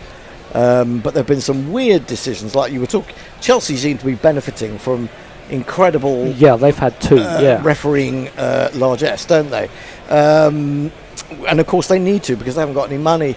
But then, I've watched several games and they've been utterly dire. But the two supposed best teams in England come up against each other, manage to play at a pedestrian pace, barely get out of their own halves, completely misplace about 50 or 60% of their passes, can't cross, and while they don't have the guts to go for it and try and win, they still mess around in the 6-yard area, playing it between defenders and goalkeeper, which is when you're most likely to concede, it appears to me.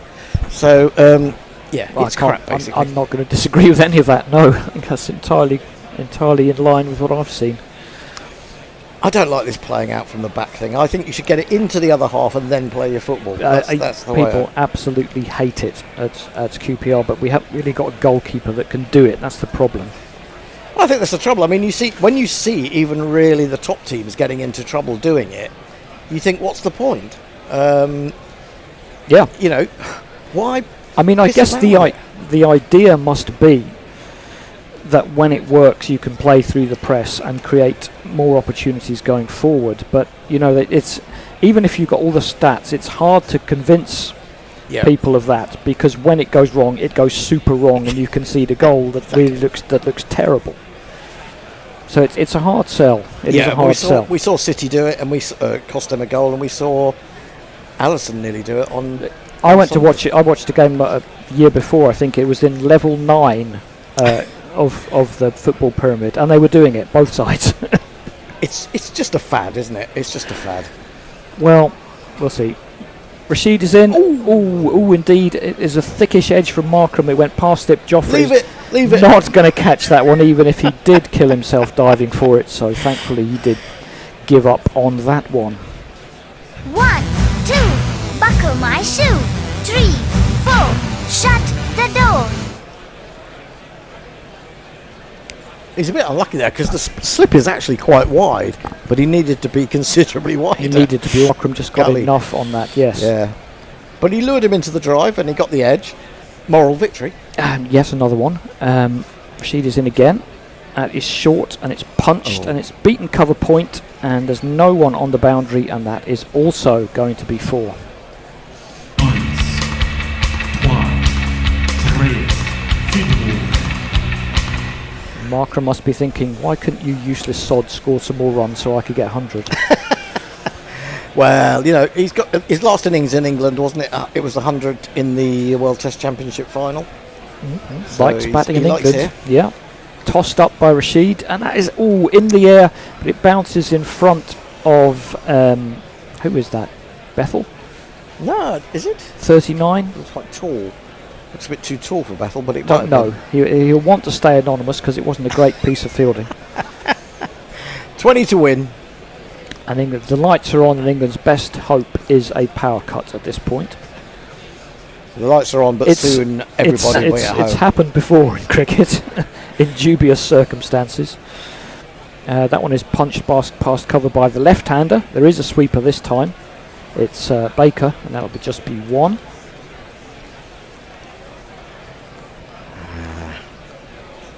$16.4.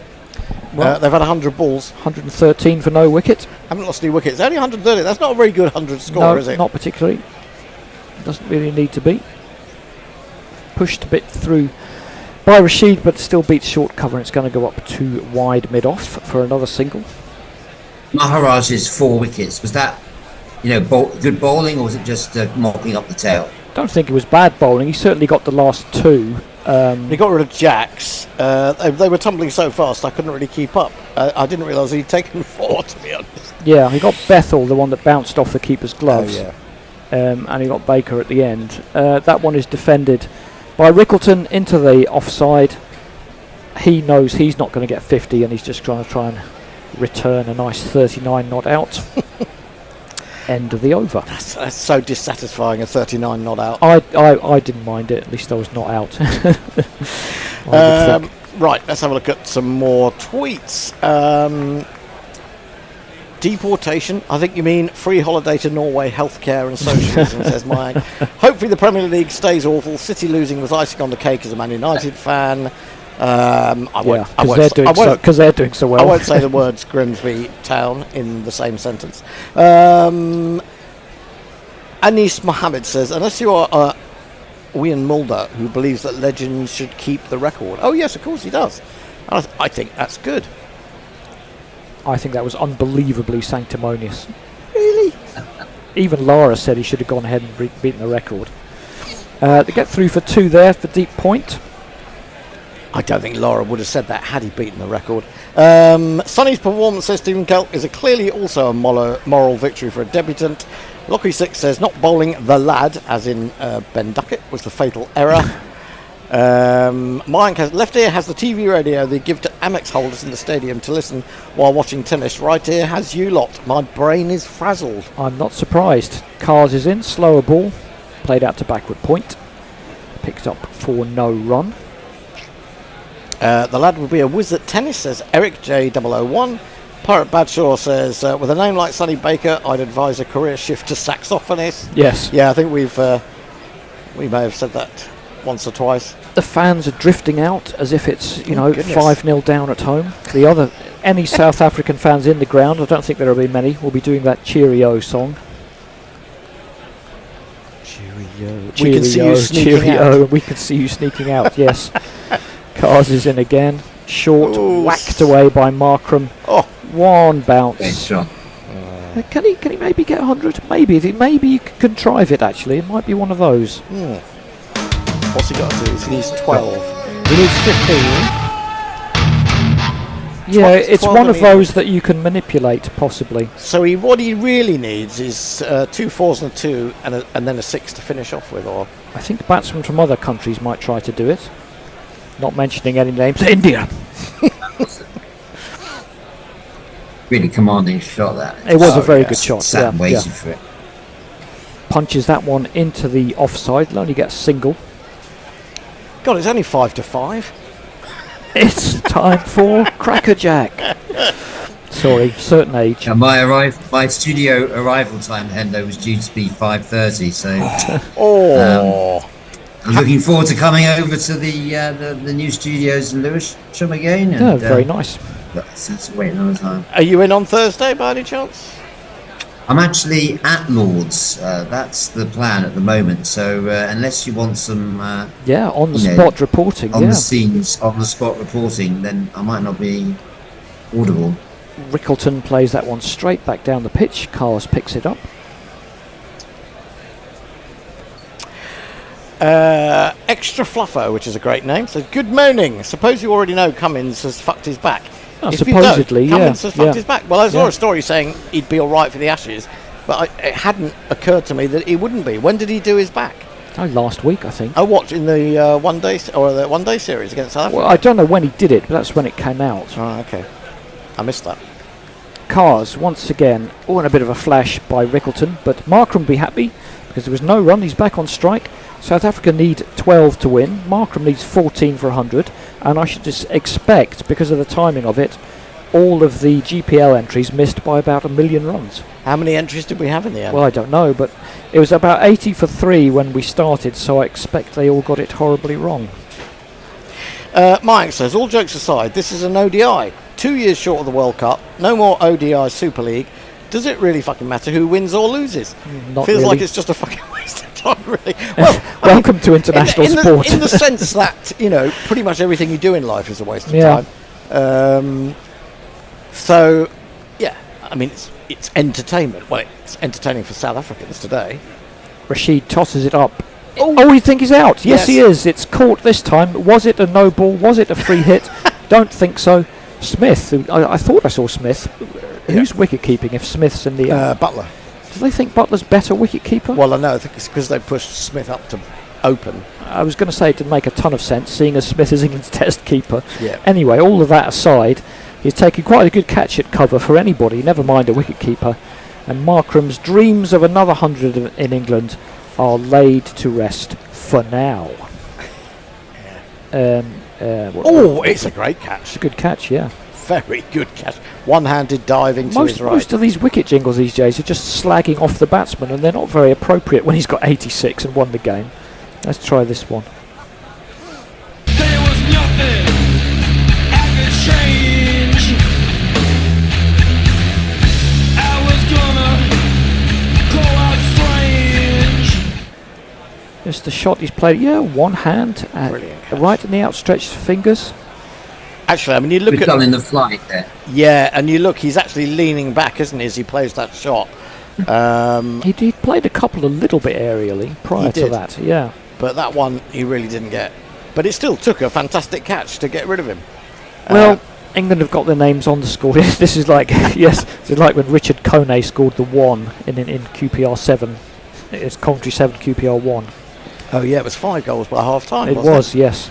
Oh, that's horrible. We bounced back, though. That's the important thing. To only lose 2-1 in the second half.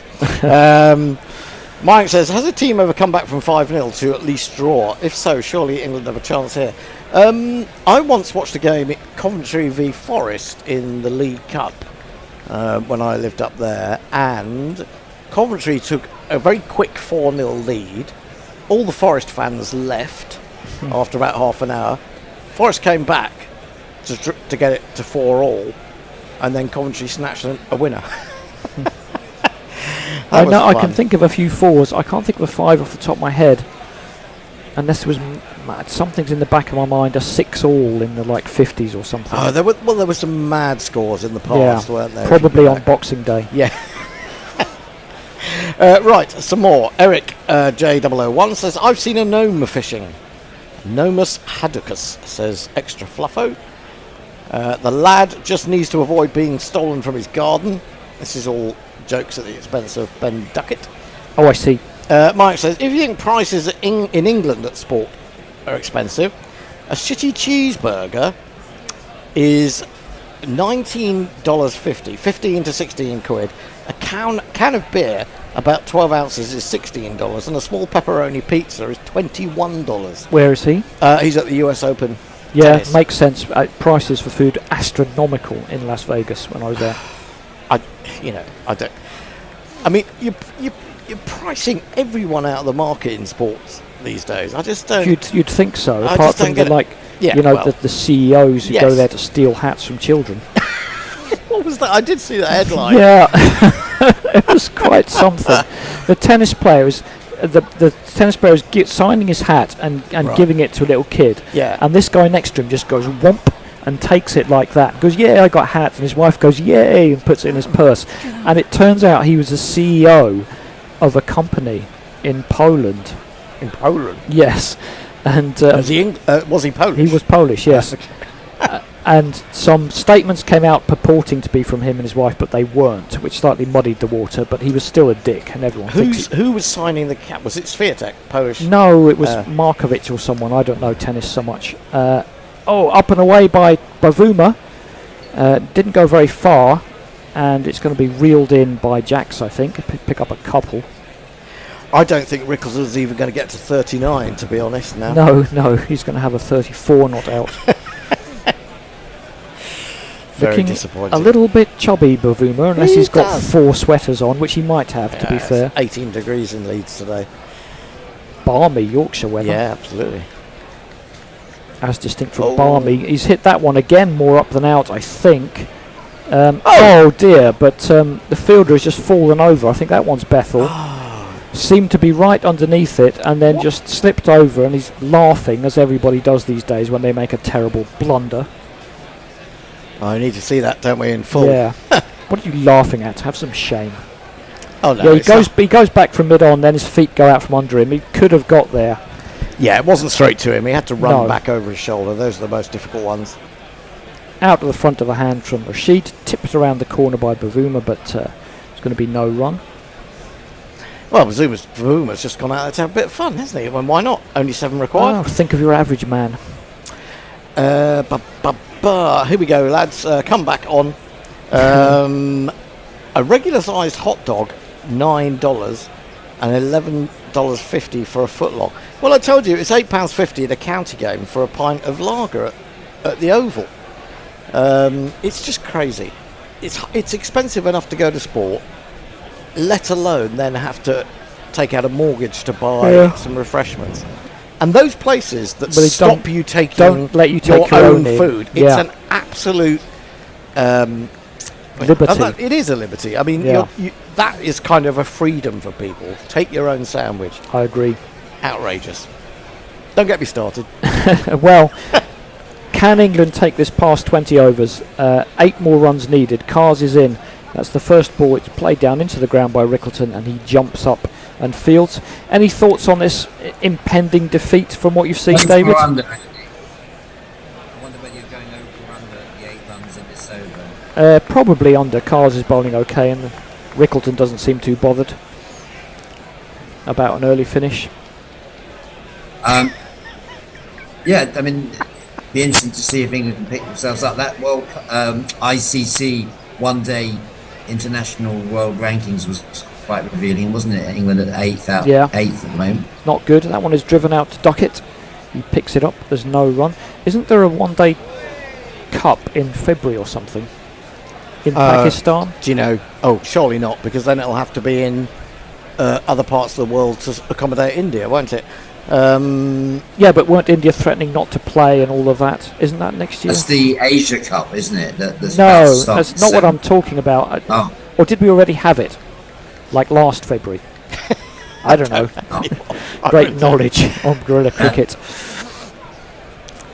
I think it gets hard to keep your head straight with regards to what's going on in cricket these days, because after all that everyone wants a piece of it. Yeah. After all that excitement of South Africa winning the World Test Championship, there was talk about, we've got to get them some home tests, because there weren't any home tests for the rest of this year, which is criminal. But I've seen no movement on that unless anyone knows different. Well, who's going to pay for it? Because they're going to lose a bunch of money. Well, they won, I think, 2 or 3 million from winning the World Test Championship, if I'm not mistaken. Cars is in, slower ball. Bavuma plays a slow shot out into the offside. They'll pick up a single.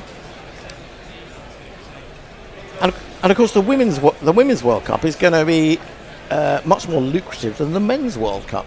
That's surely impossible. In what way? Well, in prize money. Why? It's going up to something like $10 million, whereas the last. Well, who's paying that? ICC, one imagines. More money than sense. Extra Fluffo says, not that I'm vaguely interested in the result, but where's the scoreboard? I don't know, we've had problems today with the scoreboard. Scoreboard is just a big England L. It's punched into the gap by Rickleton. Fielder is after it. Is he going to reel it in? Yes. Again, completely unnecessary from Harry Brook as well. Dives in, saves 1 run when South Africa need 5 to win. Smashes into the advertising hoardings. They haven't got the brains they're born with. And the thing about that is that they allow something like 10 yards now for you to put in those dives and not injure yourself on the hoardings. Pointless bravado. He could quite easily have done his shoulder there like Wokes did. He's actually thrown himself more in that sense than Wokes did in the test. I'm going to say it, Hendo. It's fucking stupid. It is stupid. I mean, okay, he's probably trying to lead from the front. Yeah, I get that. But a bit more sense would go down well. Cars is in. That's it. That might be it. It's down to deep square. No, the fielder is there. Jacks manages to field without smashing into the advertising hoardings. Scores are level, I believe. Yes, they are. Yep. We could change everything round, but we're probably not going to. 1 required from 30 overs. I think South Africa should keep England out there for the fun of it. Stephen Kelk says they've been having trouble with it all game now. If they had the lad text them. Are you the new Farong? Yeah, everybody's doing it now, yeah. The scoreboard doesn't matter, it's how you play the game. Moral victory locked in. Anis Mohammed says, bloody CEOs, but then again, I'd rather have them take hats than do some of the other things. Yes, but he's probably doing the other things as well. That's the problem.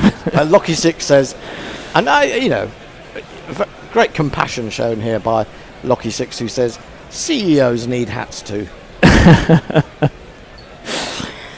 CEO lives matter.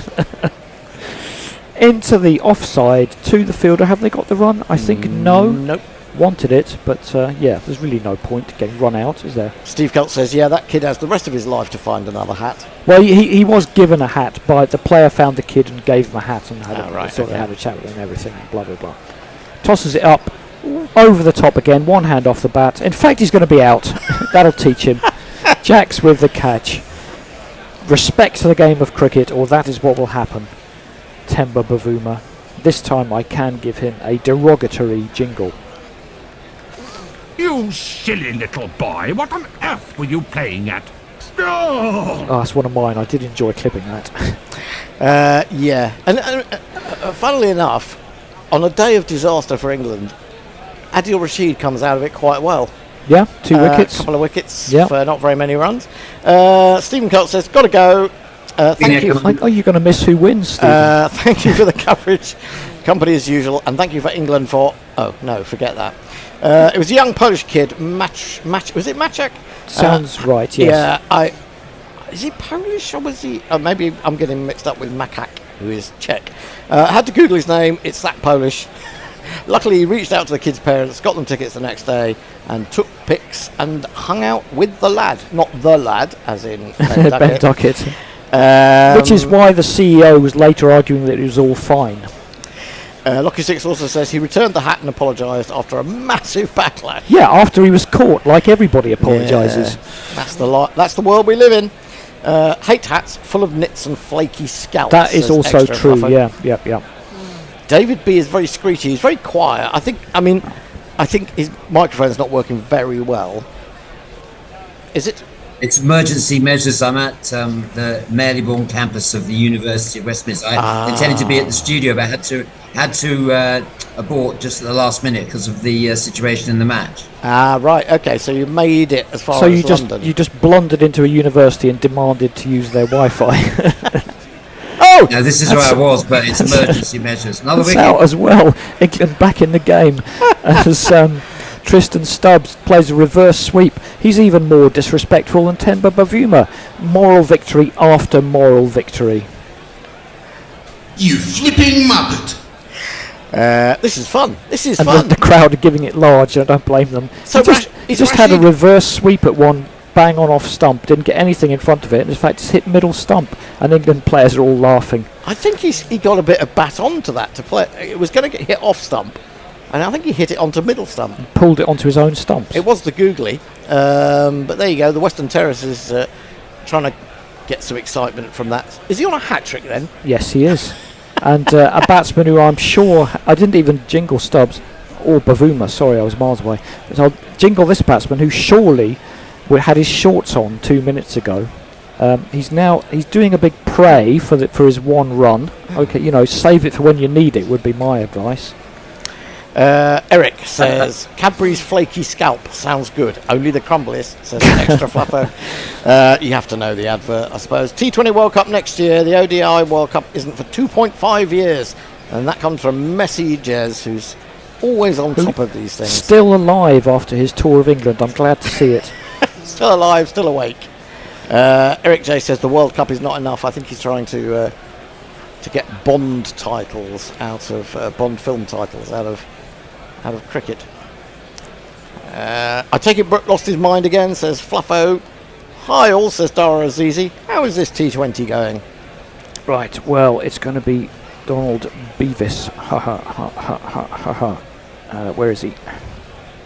Don't do it before he bowls. That would be cool. Can't find him actually.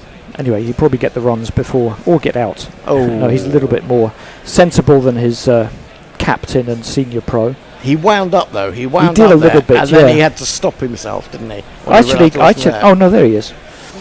Revacity is the soul. The Walt Disney. Tossed up, smashed up in the air. That one seems safe enough. And it is indeed going for 6. So that's what the other ones were trying to do, but failed. Let's talk about 6. Let's talk about 6. Let's talk about 6. Let's talk about 6. And that's the end of the game. Way to finish the match, that. Yes, again, a very consolation goal in the last minute vibes, as England somehow get that down to 7 wickets, which doesn't look too bad. No. They've been absolutely mullered, haven't they, really? Yes. How many overs did England actually bat for? How long has this game lasted? England batted about 25 overs. So we've had 40. We haven't even had half a game. We haven't even had half a game. Be a match. Yeah, unbelievable. Eric says headless chickens run better. That was a fucking debacle, says Lockie. Thanks for making it fun. Muttley says it's the hope that gets you. Eric says, and the sausages. Yep.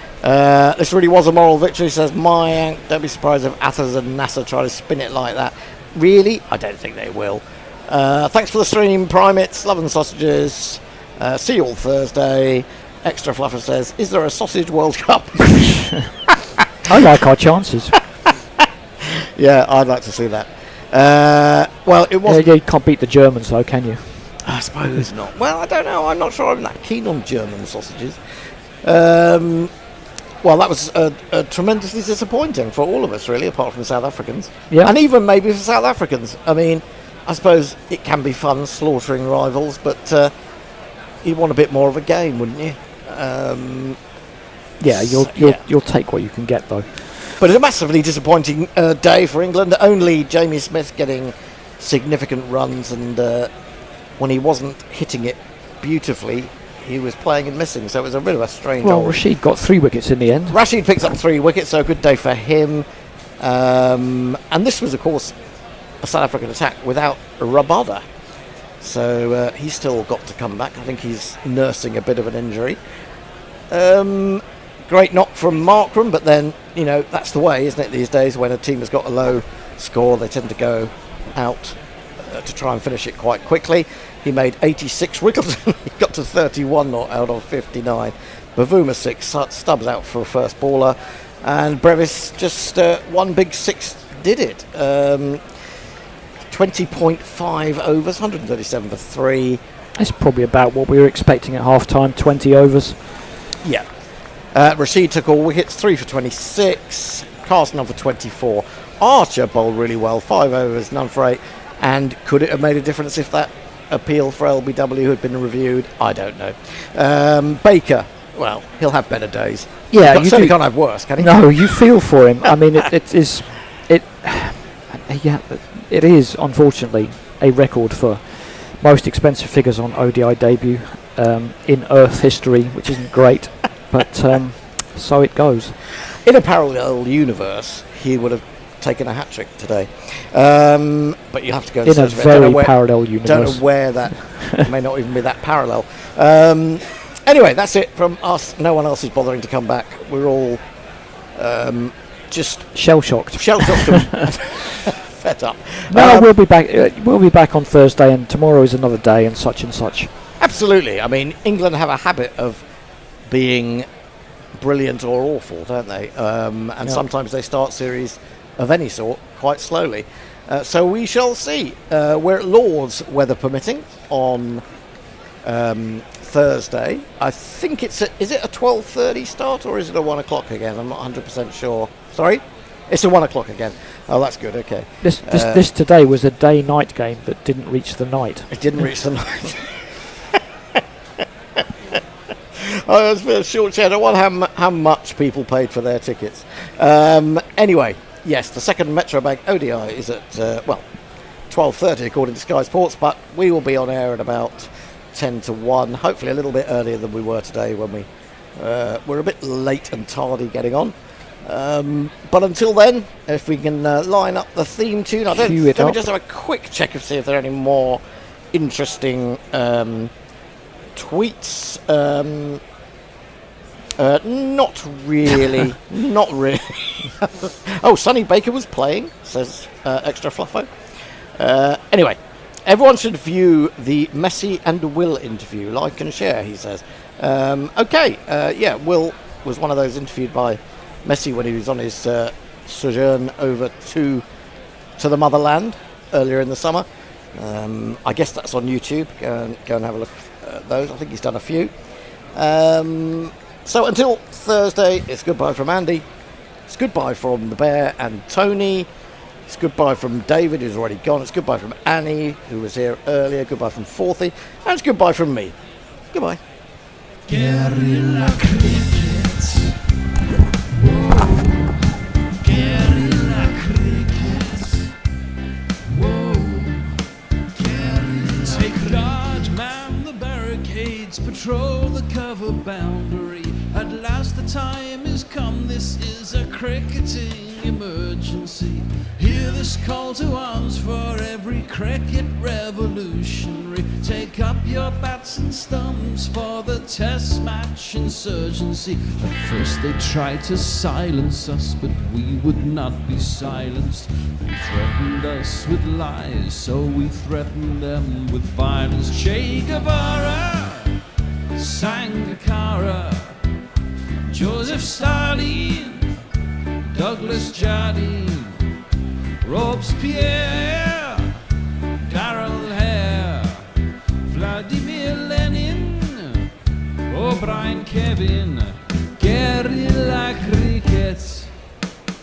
It's not about the winning, it's about how many rules you break. Even in cricket commentary, this is the best advice to take.